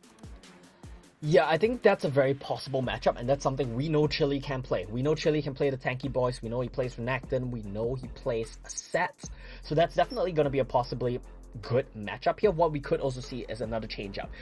Kai'Sa Galio has been a traditional bot lane in League of Legends PC for many years because the CC lets you insta-stack Plasma, and there's a lot of math equations out there about what your 100-0 combo can be, what your one-shot combo can be. Nautilus is a big part of that combo. We won't have Nautilus in Wild Rift, but Galio Kai'Sa is very much the same. You can go in and basically just do 600 damage with an Ignite in one tick, so if someone's ever half HP against you, you can one-shot them. So I do think the flex of Galio to bottom lane to dodge this possible set counter pick is also a very good option. But with that said, well, Sagi, he's just going to avoid any conflict down there. He has the Morgana in his hands, and with that, I think the one-shot potential is much less now. Yeah, and I love that they brought out the Darius, and look what we have. We have a final pick on the Lux as well. So when it comes down to Seth versus Darius, I think there's still a chance where Darius could find ways to shut down Seth in lane itself. But Lux as an answer to what 7-9 offers here, one black shield, you could just cancel out whatever the light binding was. Oh no. So here comes the Contra, I Lucian. just realized something. What's that? Yeah, no, it's not the Lucian. Vendetta's playing Kai'Sa jungle again, man. It's not Scarletado. Ah. Oh boy, oh boy. I It's see like what- they heard me say, I just don't want to see Kai'Sa jungle. They want you to lose some hair strands, I guess. Like, well, you still have many more to go through. So, well, how painful can it get, though? Kai'Sa We jungle. will So I wasn't in that matchup. I guess I saw some glimpse of it, but ideally, do you like go AP on this Kai'Sa to snipe people from the jungle, or just traditional builds? I don't think the AP Kai'Sa is as big a thing in Wild Rift as it is in League of Legends PC because of the itemization path. I think it doesn't work out as well. The main thing I want to look out for, though, is, of course, a traditional marksman build. He has the ability to hyper carry, and we're likely going to see, if I'm doing the math right in my head here, it's going to be a Lux bottom lane. And it's gonna be, well, we'll see, right? But it's definitely a Lux bottom lane. I know Scarletado likes these little bit more curious mage picks, and I think that's gonna be a fine matchup into Morgana as well. I'm quite curious to see how it works out. They have a very good front to back. They have a very good setup with picks available to them. Other than that, though, I gotta say, 7-9's team comp as a whole, I think it just gives them more options to play out the game. They have more flexibility, they have more versatility, whereas on the side of Watermelon, their team comp, it's just very one note. Yeah, it's all about, landing a very specific crowd control in order to find that opening pick and hopefully snowball from that early game onwards and look for something else. But heading to late game, I think they would suffer quite a fair bit. Like, you're relying too much on Vendetta to try to make plays possible if that's going to be the case. So 7-9, I guess this is something that they've played out to be a whole lot more standard. Like, we're not expecting too hard of a shift as compared to what we saw back in game 1 for 7-9 themselves. So it's only a matter of like how far can Watermelon could go with this. Like, I just have a bad feeling like, you're just gonna end up disappointed. Look, I am already disappointed because I did not want to see this Kai'Sa jungle. I wanted to see Kha'Zix, I wanted to see Rengar, I wanted to see Fiora. We saw none of those picks. They go back to this Kai'Sa. There we go. The roles are shaping up here. We do see Zinkai on the Enchanter. That's something I'm happy about. I want to see how it plays against a better team, against a top tier team. But I do like that we see Scarletado on this Lux. I think that's a decent matchup. What I don't like, or rather what I do like for 7-9, this Lucian Darius mid lane, they did a bit of flexing. They had some cheeky mind games going on. And I think that this is going to be a very strong pressure point for 7-9. I want to see how Chile will perform on this Lucian pick. I like that we're seeing more versatility, more trial and error come out from them. And overall, honestly, if you look at 7-9's team comp, it's just such a good comp. It does a lot of things. It gives you many options to win the game. Watermelon, you've got one play. Let Vendetta pop off. That's it. Yeah, Vendetta and maybe El Major as well if he does get those chain dunks out of his Noxious Guillotine. But chances of that happening when you need to chase down a Lucian and you got a Camille that can slide in and out of fights, doesn't look as doable as you might want it to be. So I guess going into this game, let's just start the fiesta. Well, I thought that was our cue to go into game, but I guess not. Not yet. Just messing with you. So, where do we? I got a bit go? excited there, right? Like, because yeah. it's our last game of the night. It's gonna be midnight soon. Go for it, Contra. There we go. Your keys here. All right, let the fiesta begin. Take 2 and action. It's Sam9 versus Watermelon. And yes, your eyes are not fooling you. It's once again Vendetta on that Kaisa in the jungle. Now, you know why Omo and I are disappointed? Like, junglers, they're supposed to set up plays. Like, Kaisa just doesn't offer any crowd control or even sufficient damage in the early game. Yeah, it's that's part of it, right? There's many things here. I just feel like Kai'Sa as a champion is just lackluster in the jungle. The entire reason you pick it is you want to pop off on it. That's it, right? That's it. There's no other ideas behind it. I want to point out a quick little lane swap. El Major is going to be playing the Darius in the set matchup. He's going to be a little bit more inexperienced in the Baron lane, but he's mechanically okay on this Darius, so he should be just fine over there.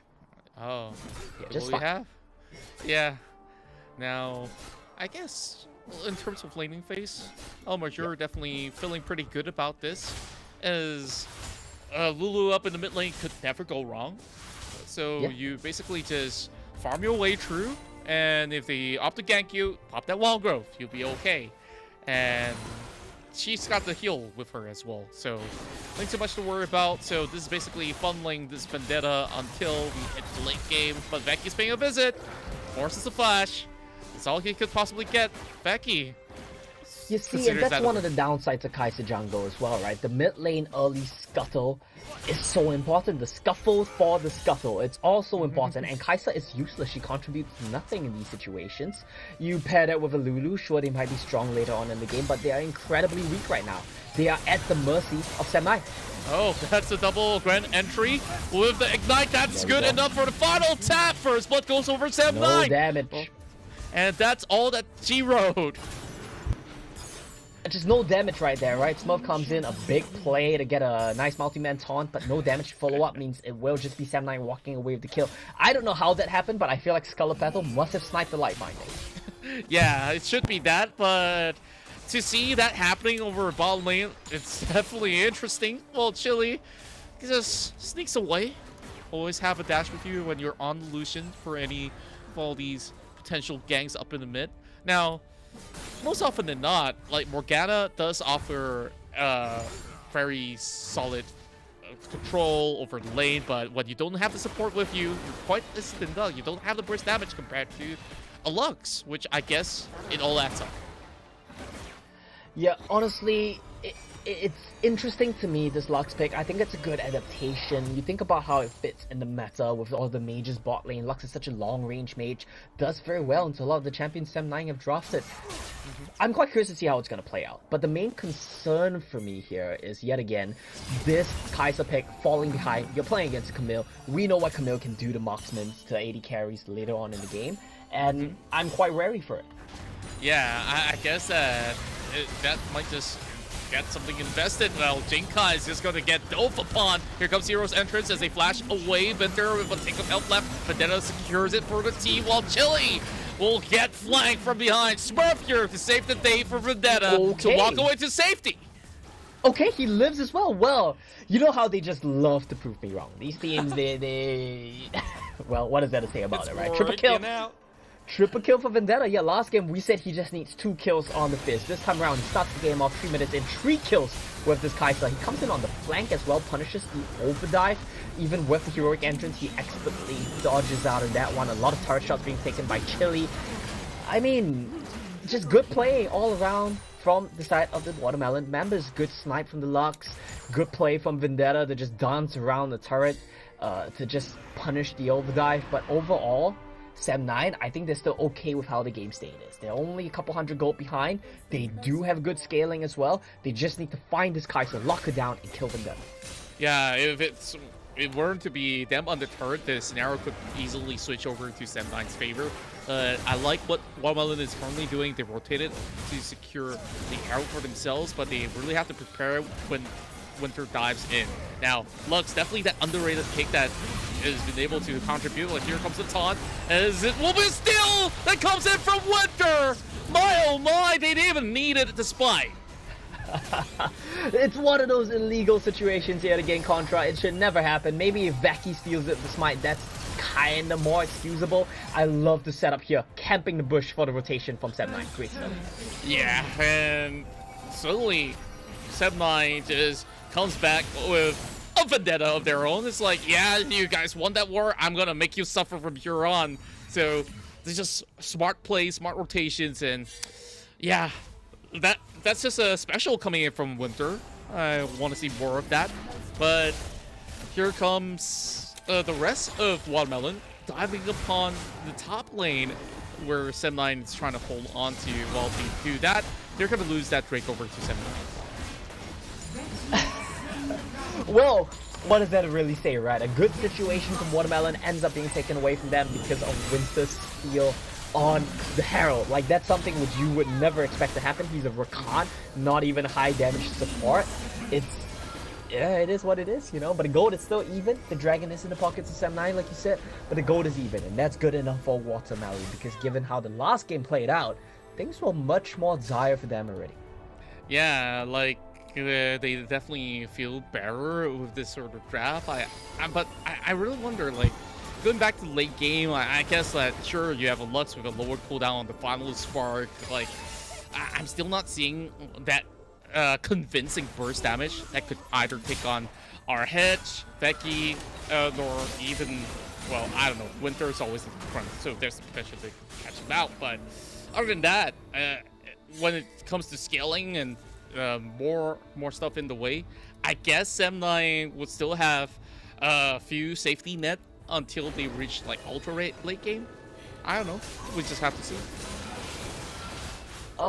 There's a lot of things to really consider here, right? I think Sem9's team comp really allows them to do well in the late game because there's versatility, because it lets them face side lanes, because it lets them split push and catch people on the side lanes. We know El Major here, he's playing this Darius, a lot of the burden to catch waves is going to be on him, but the rookie inexperience is showing he's going to get caught.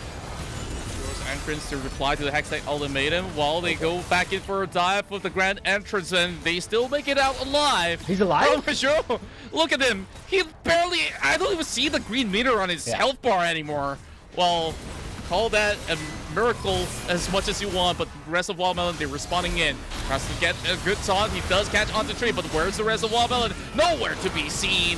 Well, Vendetta is all the way up front. He does get some significant damage, but nothing much have been resulted to a loss. Desync and disjointed there from Watermelon, wasn't it? They go in, they get a nice little taunt, but it doesn't matter because the damage is not there, your teammates are not there. El Major and Scarlet Petal have not yet arrived on the scenes, and Sem9, they don't get the turret, they don't get the kill onto El Major, but they are setting the tempo of the game, and that's ever so important. We literally just said, this comp allows you to catch side lanes, allows you to play around the sides and really punish overextensions and individual mistakes. And we immediately see Sem9 go for that. It's only the Galio heroic entrance that saves El Major, and Smurfy's gonna have such a key role to play. Yeah, and interesting enough, I see that Jinkai went in to purchase a redemption. So I guess what you ideally want to do is to ensure that El Major lasts much longer than many of all these team fights where we've seen countless of times that Sem9 is opting to hunt out for him, while you will buy enough space for Smurf to eventually get some good catches off. Then I guess that's where you can turn it around with Vendetta coming in. That's all in theory. Here comes another Herald. So Shelly will still sit still for the moment while Sem9 is preparing for another response. I don't know about this one, Chief. Well, here comes Hextech ultimatum, grand entrance, followed up perfectly from Sem9, while they have every other member of Watermelon scouted across the map. Sagi is the first one to go. Instead, it's a rampage for Vendetta, but he will be blown up as well. But El Major, he will turn it around. Sem9, they get depleted, and this Herald is for Watermelon to take. MVP Smurf in that team fight right there. Scarlet Petal and El Major, shout out to them as well. And looked good for Sem9, didn't it? They got onto Vendetta, and that's what we said was also important. You get on the Kai'Sa, you kill the Kai'Sa. Now, I want to see a replay of that fight because there's so much to break down. Very good presence of mind from the teammates on Watermelon to realize that, you know what? We don't need to save Vendetta because he had Zinkai with him. What we need to do is cut the follow-up from the rest of the members of Sem9. Look at this engaged angle coming in from Smurf. He immediately goes in, blocks Sagi, delays Winter, body blocks Chili, and they can't get on Vendetta. That's the big thing. Azuraveki got on him, but he had no teammates to back him up. That was great. And Vendetta, he stayed alive for so very long. Chili even having to dash over the wall to come in and kill him. Nice double bind. Just clean up from Watermelon, but it all starts off from Smurf zoning them off. Well, we're going into another fight as another one Oh, makes that's it huge. through the bottom. Well, they have the ball spark. It lands onto Winter, and once more they win that Wow. team fight. Now they get outnumbered. Semnai could do nothing about this dragon takedown. Sagi is only there to land a little bit of binding, but they're needing to rely on that split push.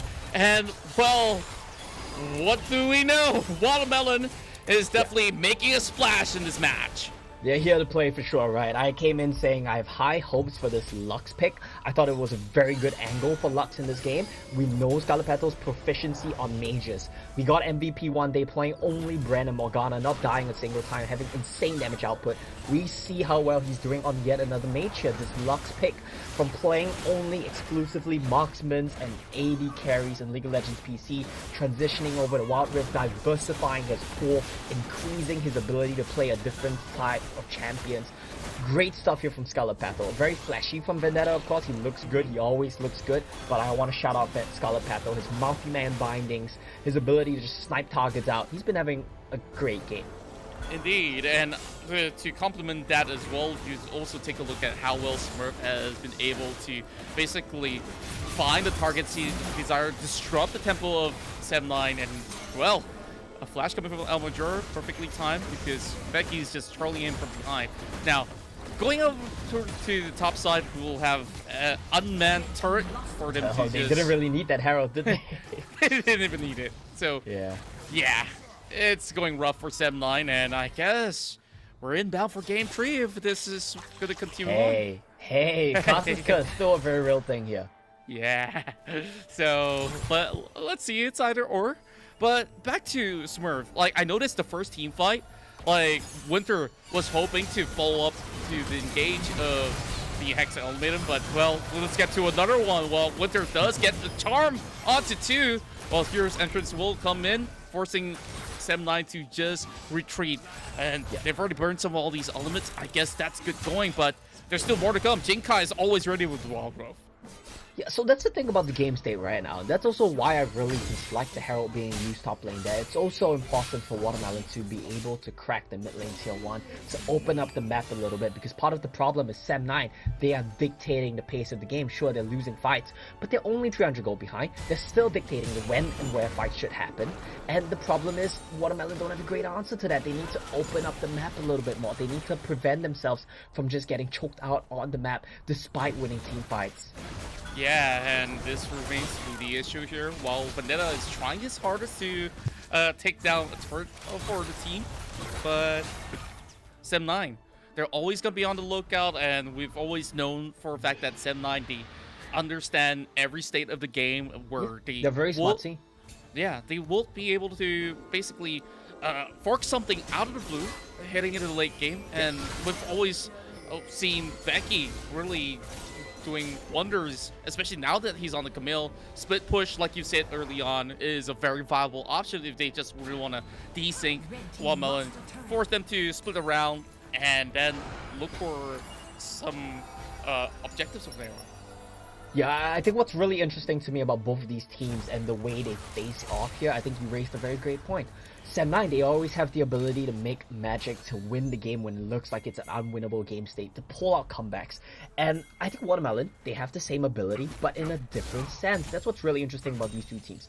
Watermelon 2 can pull out the miracle comebacks, they can pull out the miracle team fights, but that's true individual members popping off, making big plays. Sam9, they can do it through having smart game plans, through understanding how they need to win games, through making good key picks, and they're looking to do that on Vendetta yet again. Speaking of a key pick, That's the Johnny's gone, that's big. Well, yeah, and I don't know, it's a little bit of an overcommitment right there. The rest of Watermelon is around where they could basically rely on them to just soak in. Jinkai's got the wall growth. There wasn't really a need for that stasis, but I guess at least he keeps some of these resources still intact, not needing for it to flash away. Yeah, so he uses the stasis to dodge out on the damage, but that means he won't have it for the Hextech ultimatum. This is going to be a big fight. Everyone wants a part of this. Stasis from Becky used. Okay, but he's still coming in. He misses the smite, and this is a helter-skelter for Sam9. Smurf comes in, hero's entrance onto 2, but Becky's still trying to hunt out. Not got the enough reset, damage he got to the reset. burn Watermelon. Well, he they do messed have that the up. redemption as well. Double kill going on for Almajor and Sam9. They kept losing team fights after team fights as they bite the dust. Oh my goodness, that's the problem right there. Almajor, he had the moment. He had the pop-off moment. It was a pentakill for him in my book. At least a quadra, but he choked. The pressure was a little bit too high. He misplayed the execution. Still a double kill though. Let's take a look at this team fight. Let's take a look how all this happens. Great timing from Smurf to go and stop this steal attempt. Both smites miss, but Vendetta will take it down with the high amount of damage he has. And this is what's so great about Watermelon's team composition right now. They stop the follow-up engage. Nothing can stop Becky from getting onto your back line, but what they can do is stop the rest of the team from coming in. Baron goes low. Oh, Winter tries to attempt for another steal. This time he Vendetta, goes look at down. Then Vendetta, he's just soaking everything that they've got. It's still alive for so long. That is illegal, but finally goes down. Double kill going up for him before he bows out. Our hedge can only hold up for so long. He flashes over, and now the siege is up. Watermelon with the Baron power play.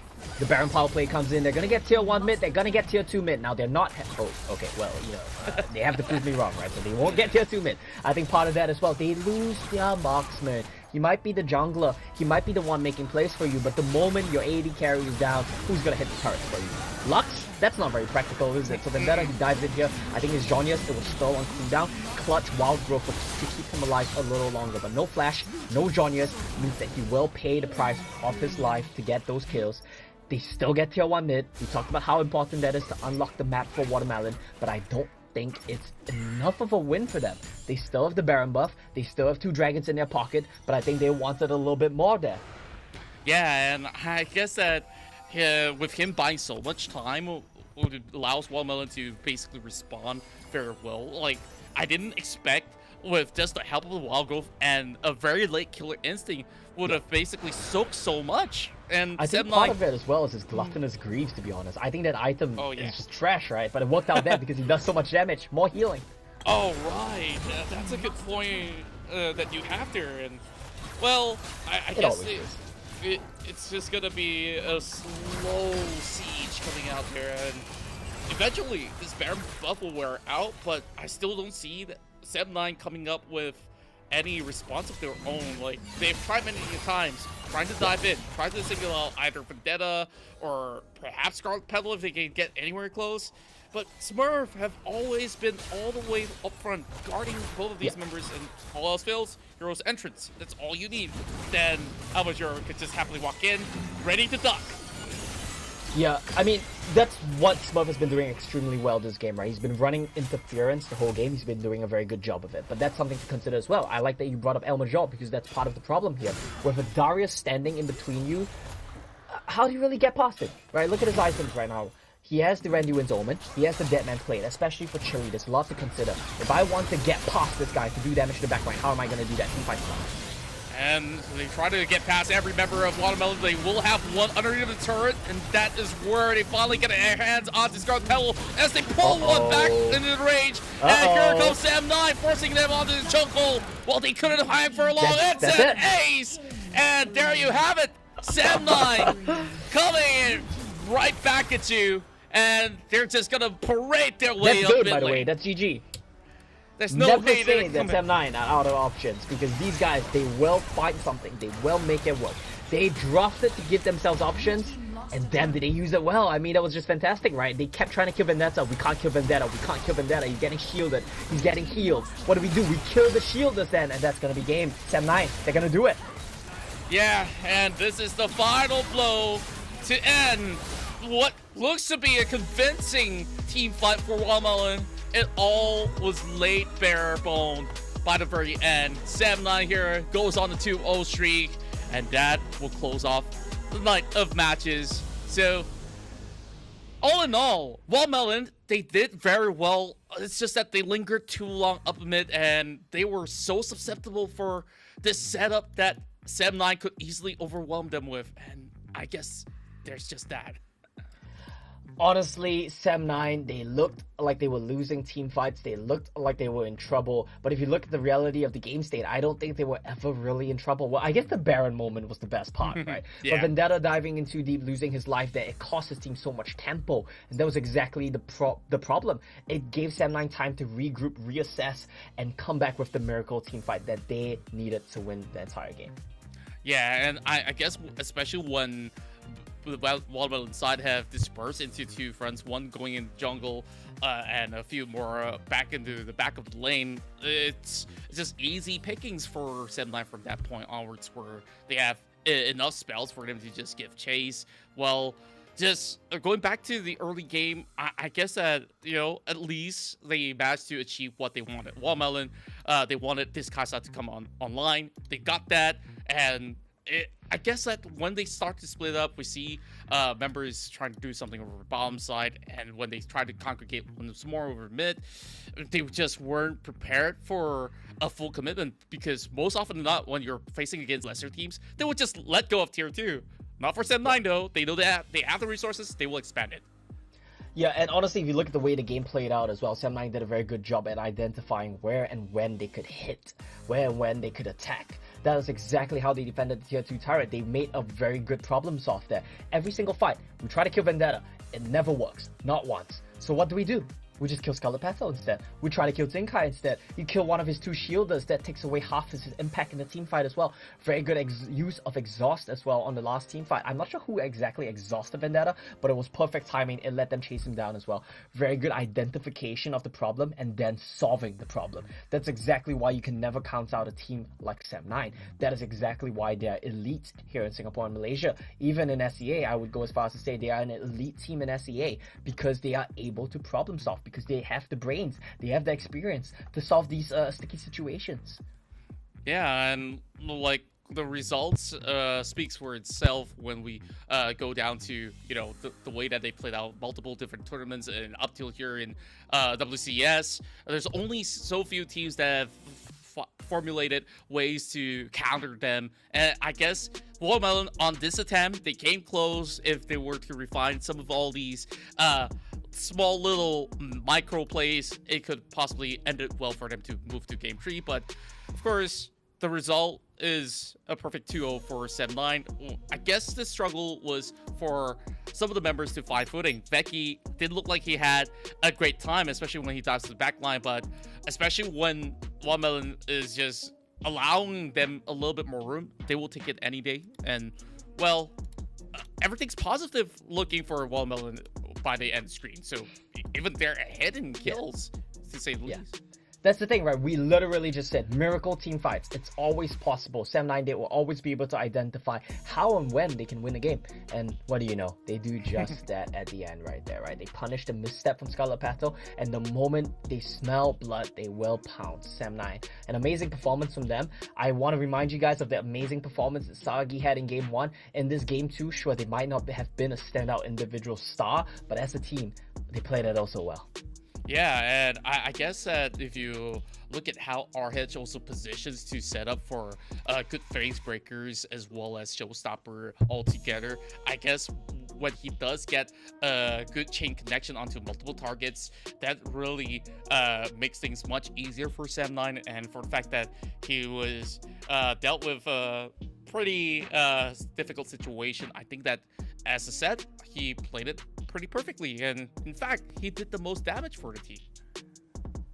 Yeah, he did the most damage, and that was that's a little bit interesting to me as well, right? I feel like his ability to just dive into the backline and get a big haymaker off, that's probably part of the reason why he did so well this game. We probably will need to rewatch the last team fight again, because honestly it was over in the blink of an eye, but I feel like a big part of that was also RH on the set using the insect on his ultimate. That's something I rarely find myself saying, using the haymaker as well to such great effect right there. I mean, Chili and Sagi, they had a decent game too, but honestly I guess it was all RH if the damage tells the whole story. We'll need to see it again. I honestly don't know what happened in that last fight, but you look at Vendetta, close to 30,000 damage. It looked like he could carry his team to victory, to be honest. Scarlet Petal, El Major, they all had decent games. Smurf as well, but it wasn't enough against M9. Yeah, I'm pretty sure Watermelon's feeling a little bit sour right now, especially when you have Vendetta being the shining star on this Kaisa, almost hitting 30k overall, and we saw some standout team fights were around that Baron, which we saw they've been able to pull all the Sem9 members and also segregate them to just pick one after another, while he had full trust on Jinkai to always have his back, and that's what I really do love from this sort of switch up that they did bring to the table. And at least this is a team that is gonna always offer something exciting when we head into playoffs, so I guess there's still more chances for Watermelon to prove themselves. Yeah, for sure. And I definitely think that Watermelon have clearly shown that they are the best of the rest, right? They might not beat LFO, they might not beat Sem9. At least they'll make it competitive, and at least they are the kings of the midfield right now. That's for a team that doesn't scrim, for a team that doesn't practice, for a team that doesn't have prep. I'd say that's good enough. I think they should be satisfied, I guess, with where they are. If they scrim, they could maybe aim to do more, but it is what it is. Take a look at the highlights. I want to look at that play. I want to look at that last Miracle team fight especially. Yeah, and I guess we start off from the early game skirmishes that we had, kill, and that's big. Vendetta surviving all of this was already a big Kind of wonder illegal. for his. Yeah, it is illegal. Yeah. And then there's this team fight, which once again we have a lot of all these initiation coming from Winter as well as Veki, but it's hard for some of the members of Sem9 to follow up. Exactly, and that's exactly what happens when there's a brick wall, right? There's so much interference coming in from the coming in from the Darius, coming in from the Galio. They're just not going to let you find the carries that you want. They're not going to let you dive into the backline together with Veki. And this last team fight, let's look at the setup here, right? It comes down to that ultimate from RH. I don't know how he found the angle. He didn't even have to use flash. I think a lot of that was a misstep from Scarlet Petal. You notice he died with his flash up. He likely got charmed up. That's what I would say is the most likely scenario. He got charmed up, allowed RH to just walk in, bring him back. That's it. Team fight's over. Yeah, and Winter was very well prepared. And with that sort of combo, I think there is just nothing that Watermelon could possibly respond with. As we saw, a lot of all these flashes were burned off already, or else, you get pulled back to the turret range. Without the Darius, things look so much easier for them because of the ones that always disrupt them are all clearly gone. So that gave them confidence to just go ahead. Yeah, Vendetta, I know you wanted to fight. Yeah, we'll bring it to you.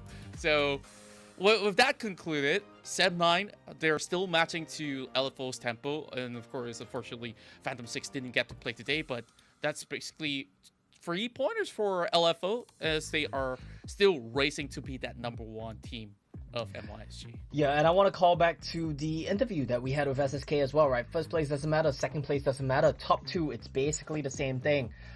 We do have an interview coming up with RH. We'll come back to this point later on. Let's bring him into the call. Hello. Yo, sup, RH? What's up? That was some great game out there. Congratulations on the 2-0 win. Now, well, tell me about game 2. Did it make you guys sweat when you guys were starting to lose team fights? Yep. Actually, I'm sweating a lot actually, because the team fight we always got the lower hand. We always trade unevenly, and also the triple kill from the Kaisa at the early game spiked the funnel too fast.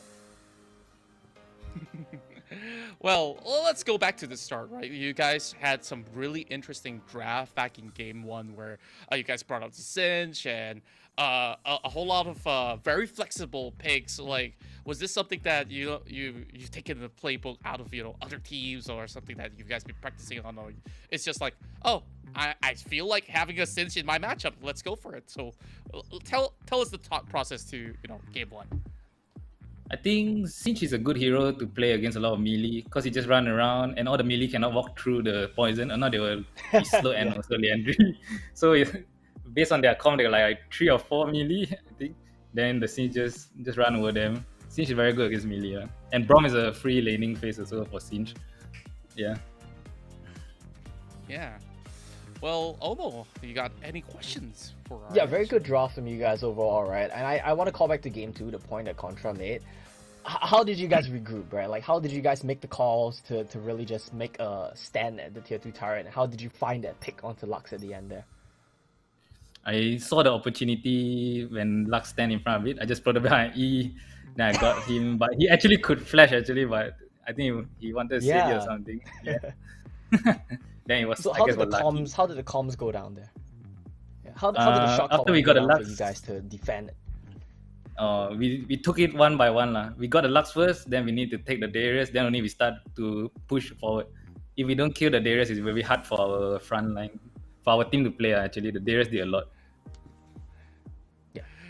Yeah, and of course, it was definitely a hard matchup on game 2. They definitely make all of you guys work for it. And I guess thankfully you guys didn't have to go all the way through the midnight for this whole best of 3. So there's that. So now that you guys have won this series, like, I mean, there's a whole lot of things that you guys have to prep for the playoff stage. Tell me, like, what's the state of mind for Sem9 at the moment for you, for the rest of the team?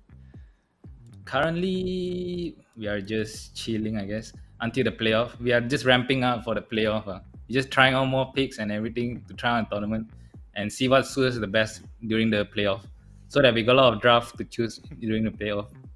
Yeah, that's our game and style now, because the group stage doesn't matter that much. Yeah, I mean that's something that we hear you guys and LFO say a lot of as well, right? Because you guys are like the clear top 2. Well, we have the MVP screen ready. I want to ask you, who do you think is MVP? Either Chili or me, I guess. Based on the thing, based on the first game, Chili did a lot. Well, it could be rigged back to Sagi. We never know. He got one on that Yasuo, but let's hope that's not the case. So, production, whenever you're ready, let's bring up the MVP of our series. Oh yeah. Okay.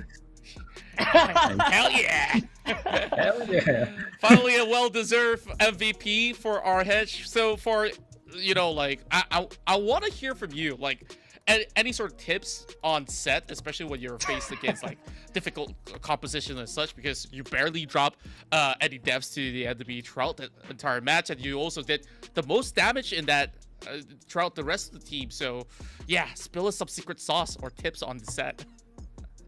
I think set, just you see someone go in front and you ulti them to the back, then you can fight their back line straight away. Like the guy always in front, I just ulti him to the back. Then I reached the Kaisa already, guys. Yeah, that's the set. Well, okay. TLDR, be good. Get good. Just try Proto Belt if you need to get all the way back. So yeah, there's that. So, and any sort of words that you have for, you know, other people currently watching the WCS MYSG, if they really want to pursue a career in pro play and stuff? If you want to be pro, do it part-time first, but don't commit fully until you become like top 1 in the server or something, and also the best. Yeah, don't commit fully lah. Oh wow, pretty sound advice. Where, you know, it comes from a very wise POV where you've been playing for so many years now.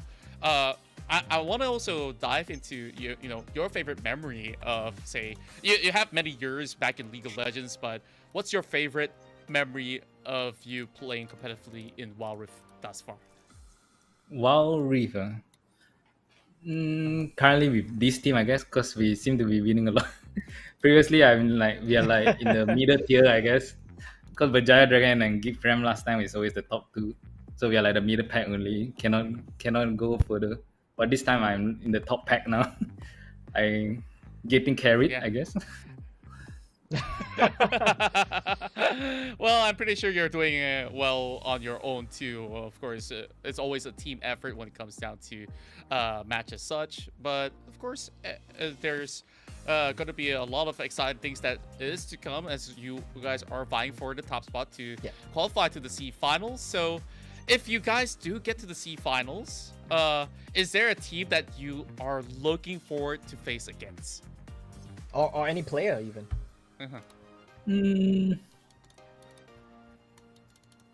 Let me think.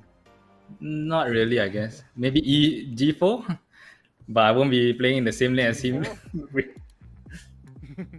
If, Well, or what the Jess in Buriram. that's pretty interesting. Oh, that used to be your ex-teammate as well back in Kuala Lumpur Hunters, right? Wow, that's a huge throwback. Yeah. So that will definitely be fun if that ever happens. So yeah, Obo, you got any more questions for the man? I actually had a question, but I blanked. It's late. My brain is just turning off. Right, it's about 12 a.m. right now. So, well, diving into maybe your routine, RH, like tell me more about, say, like your day to day, like how many hours of scrims do you go through, like, and after that, like, what do you do to basically chill and like get your mind off of like bad games and stuff? Currently, we got like 8 games of Scream, I guess. Normally, average lah. Then, to get out of the bad games, we just like maybe go out and eat together or something. Or just go outside and have a walk. And just chill lah. For me, I just stream, I guess. Can say. Or just rest on the bed. Nothing much. All Just right. the normal stuff.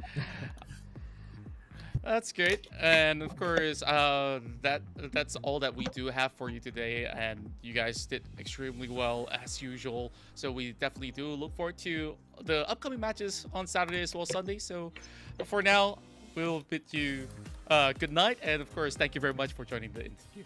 GG. Thanks. Good luck. Good night. See you next time. All right, see you, RH. Well, always fun to have him around. Yeah. Well, he's pretty chill. Like Very chill. Yeah, I love that. Yeah, like he didn't look like he sweat that much as compared to what he said early on. So, of course, Watermelon, they definitely displayed their A game on their second matchup. Not enough to take down 7-9. Now, still reaching for the top compared to RTP. Yeah, I mean, what's there to really say about Sam 9 that we haven't already said, right? These guys are just so incredibly solid. You can see how calm they are. He said he was sweating, but he looked completely chill, and that's what you expect from the veterans. I also gotta say their office looks nice and air-conditioned, so I don't think they're worried too much about that. Yeah, like my place getting a little hot. I think I need to either service it or basically get to bed already, turn off all the lights. Yeah, just kidding. Well, we still have a little bit more to chat about before we close out the day, because we got a schedule for you guys back at home for what to look forward to throughout the rest of the weekend. But before that, let's check out the standings after all the matches that's been played out for today.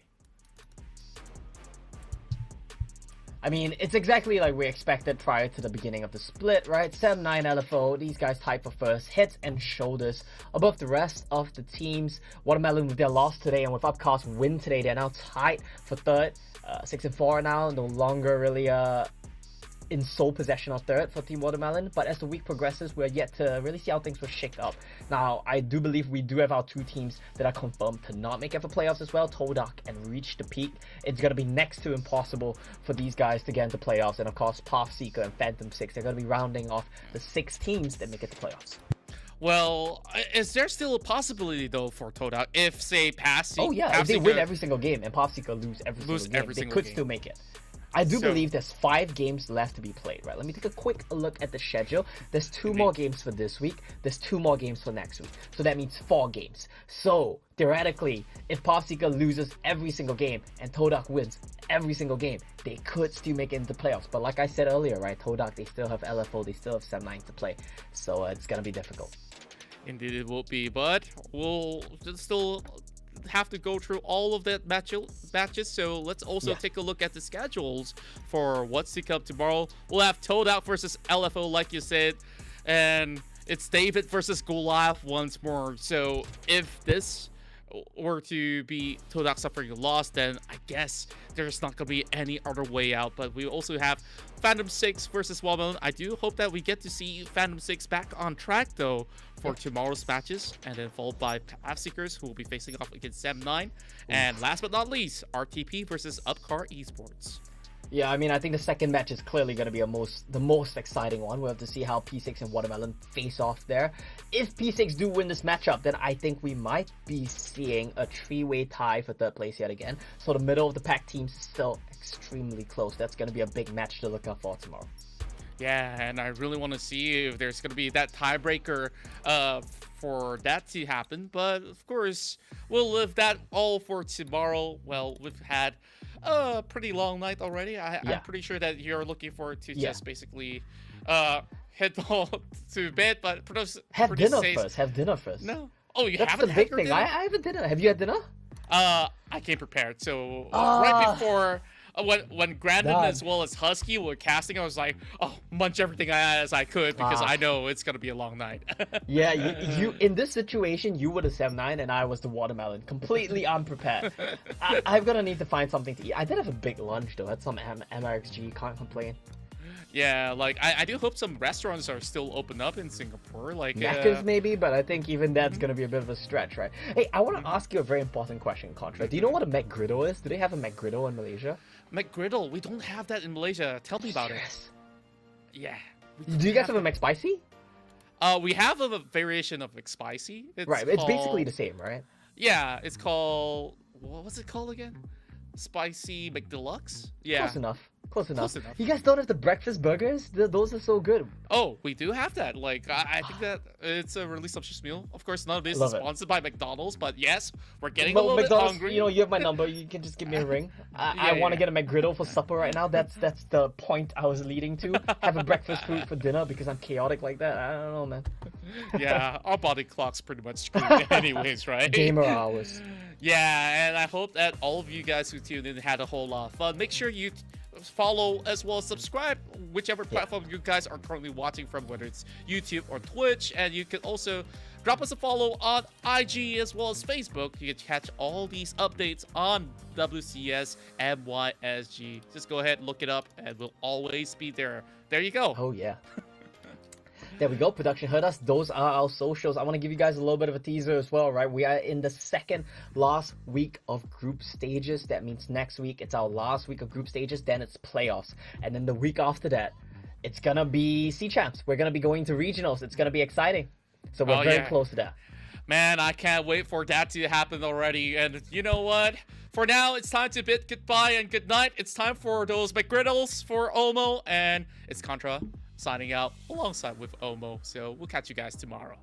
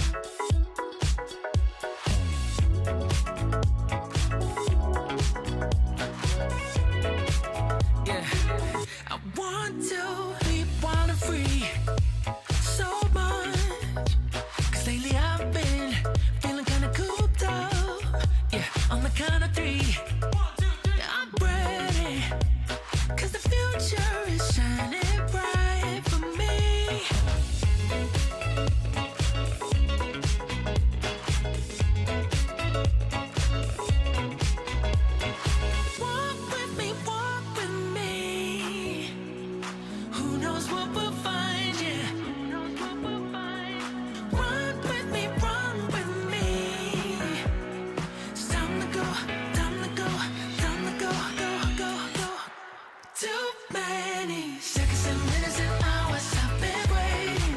Countdown. Wanna go, wanna go, wanna go, wanna go with you. I'm on a countdown. Down. Hours and minutes and seconds getting closer. Countdown. Gotta go, gotta go, gotta go, gotta go with you. Better start a countdown.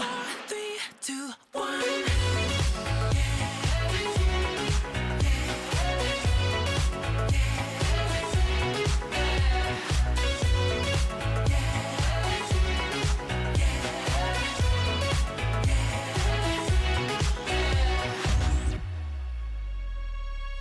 I'll count the seconds. Count the seconds. I'll count the seconds. Count the seconds.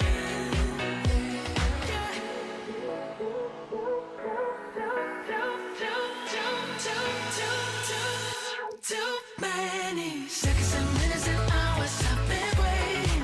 Countdown. Wanna go, wanna go, wanna go, wanna go with you. I'm on a countdown. Down. Hours and minutes and seconds getting closer. Countdown. Gotta go, gotta go, gotta go, gotta go with you. Better start a countdown. 3, 2, 1.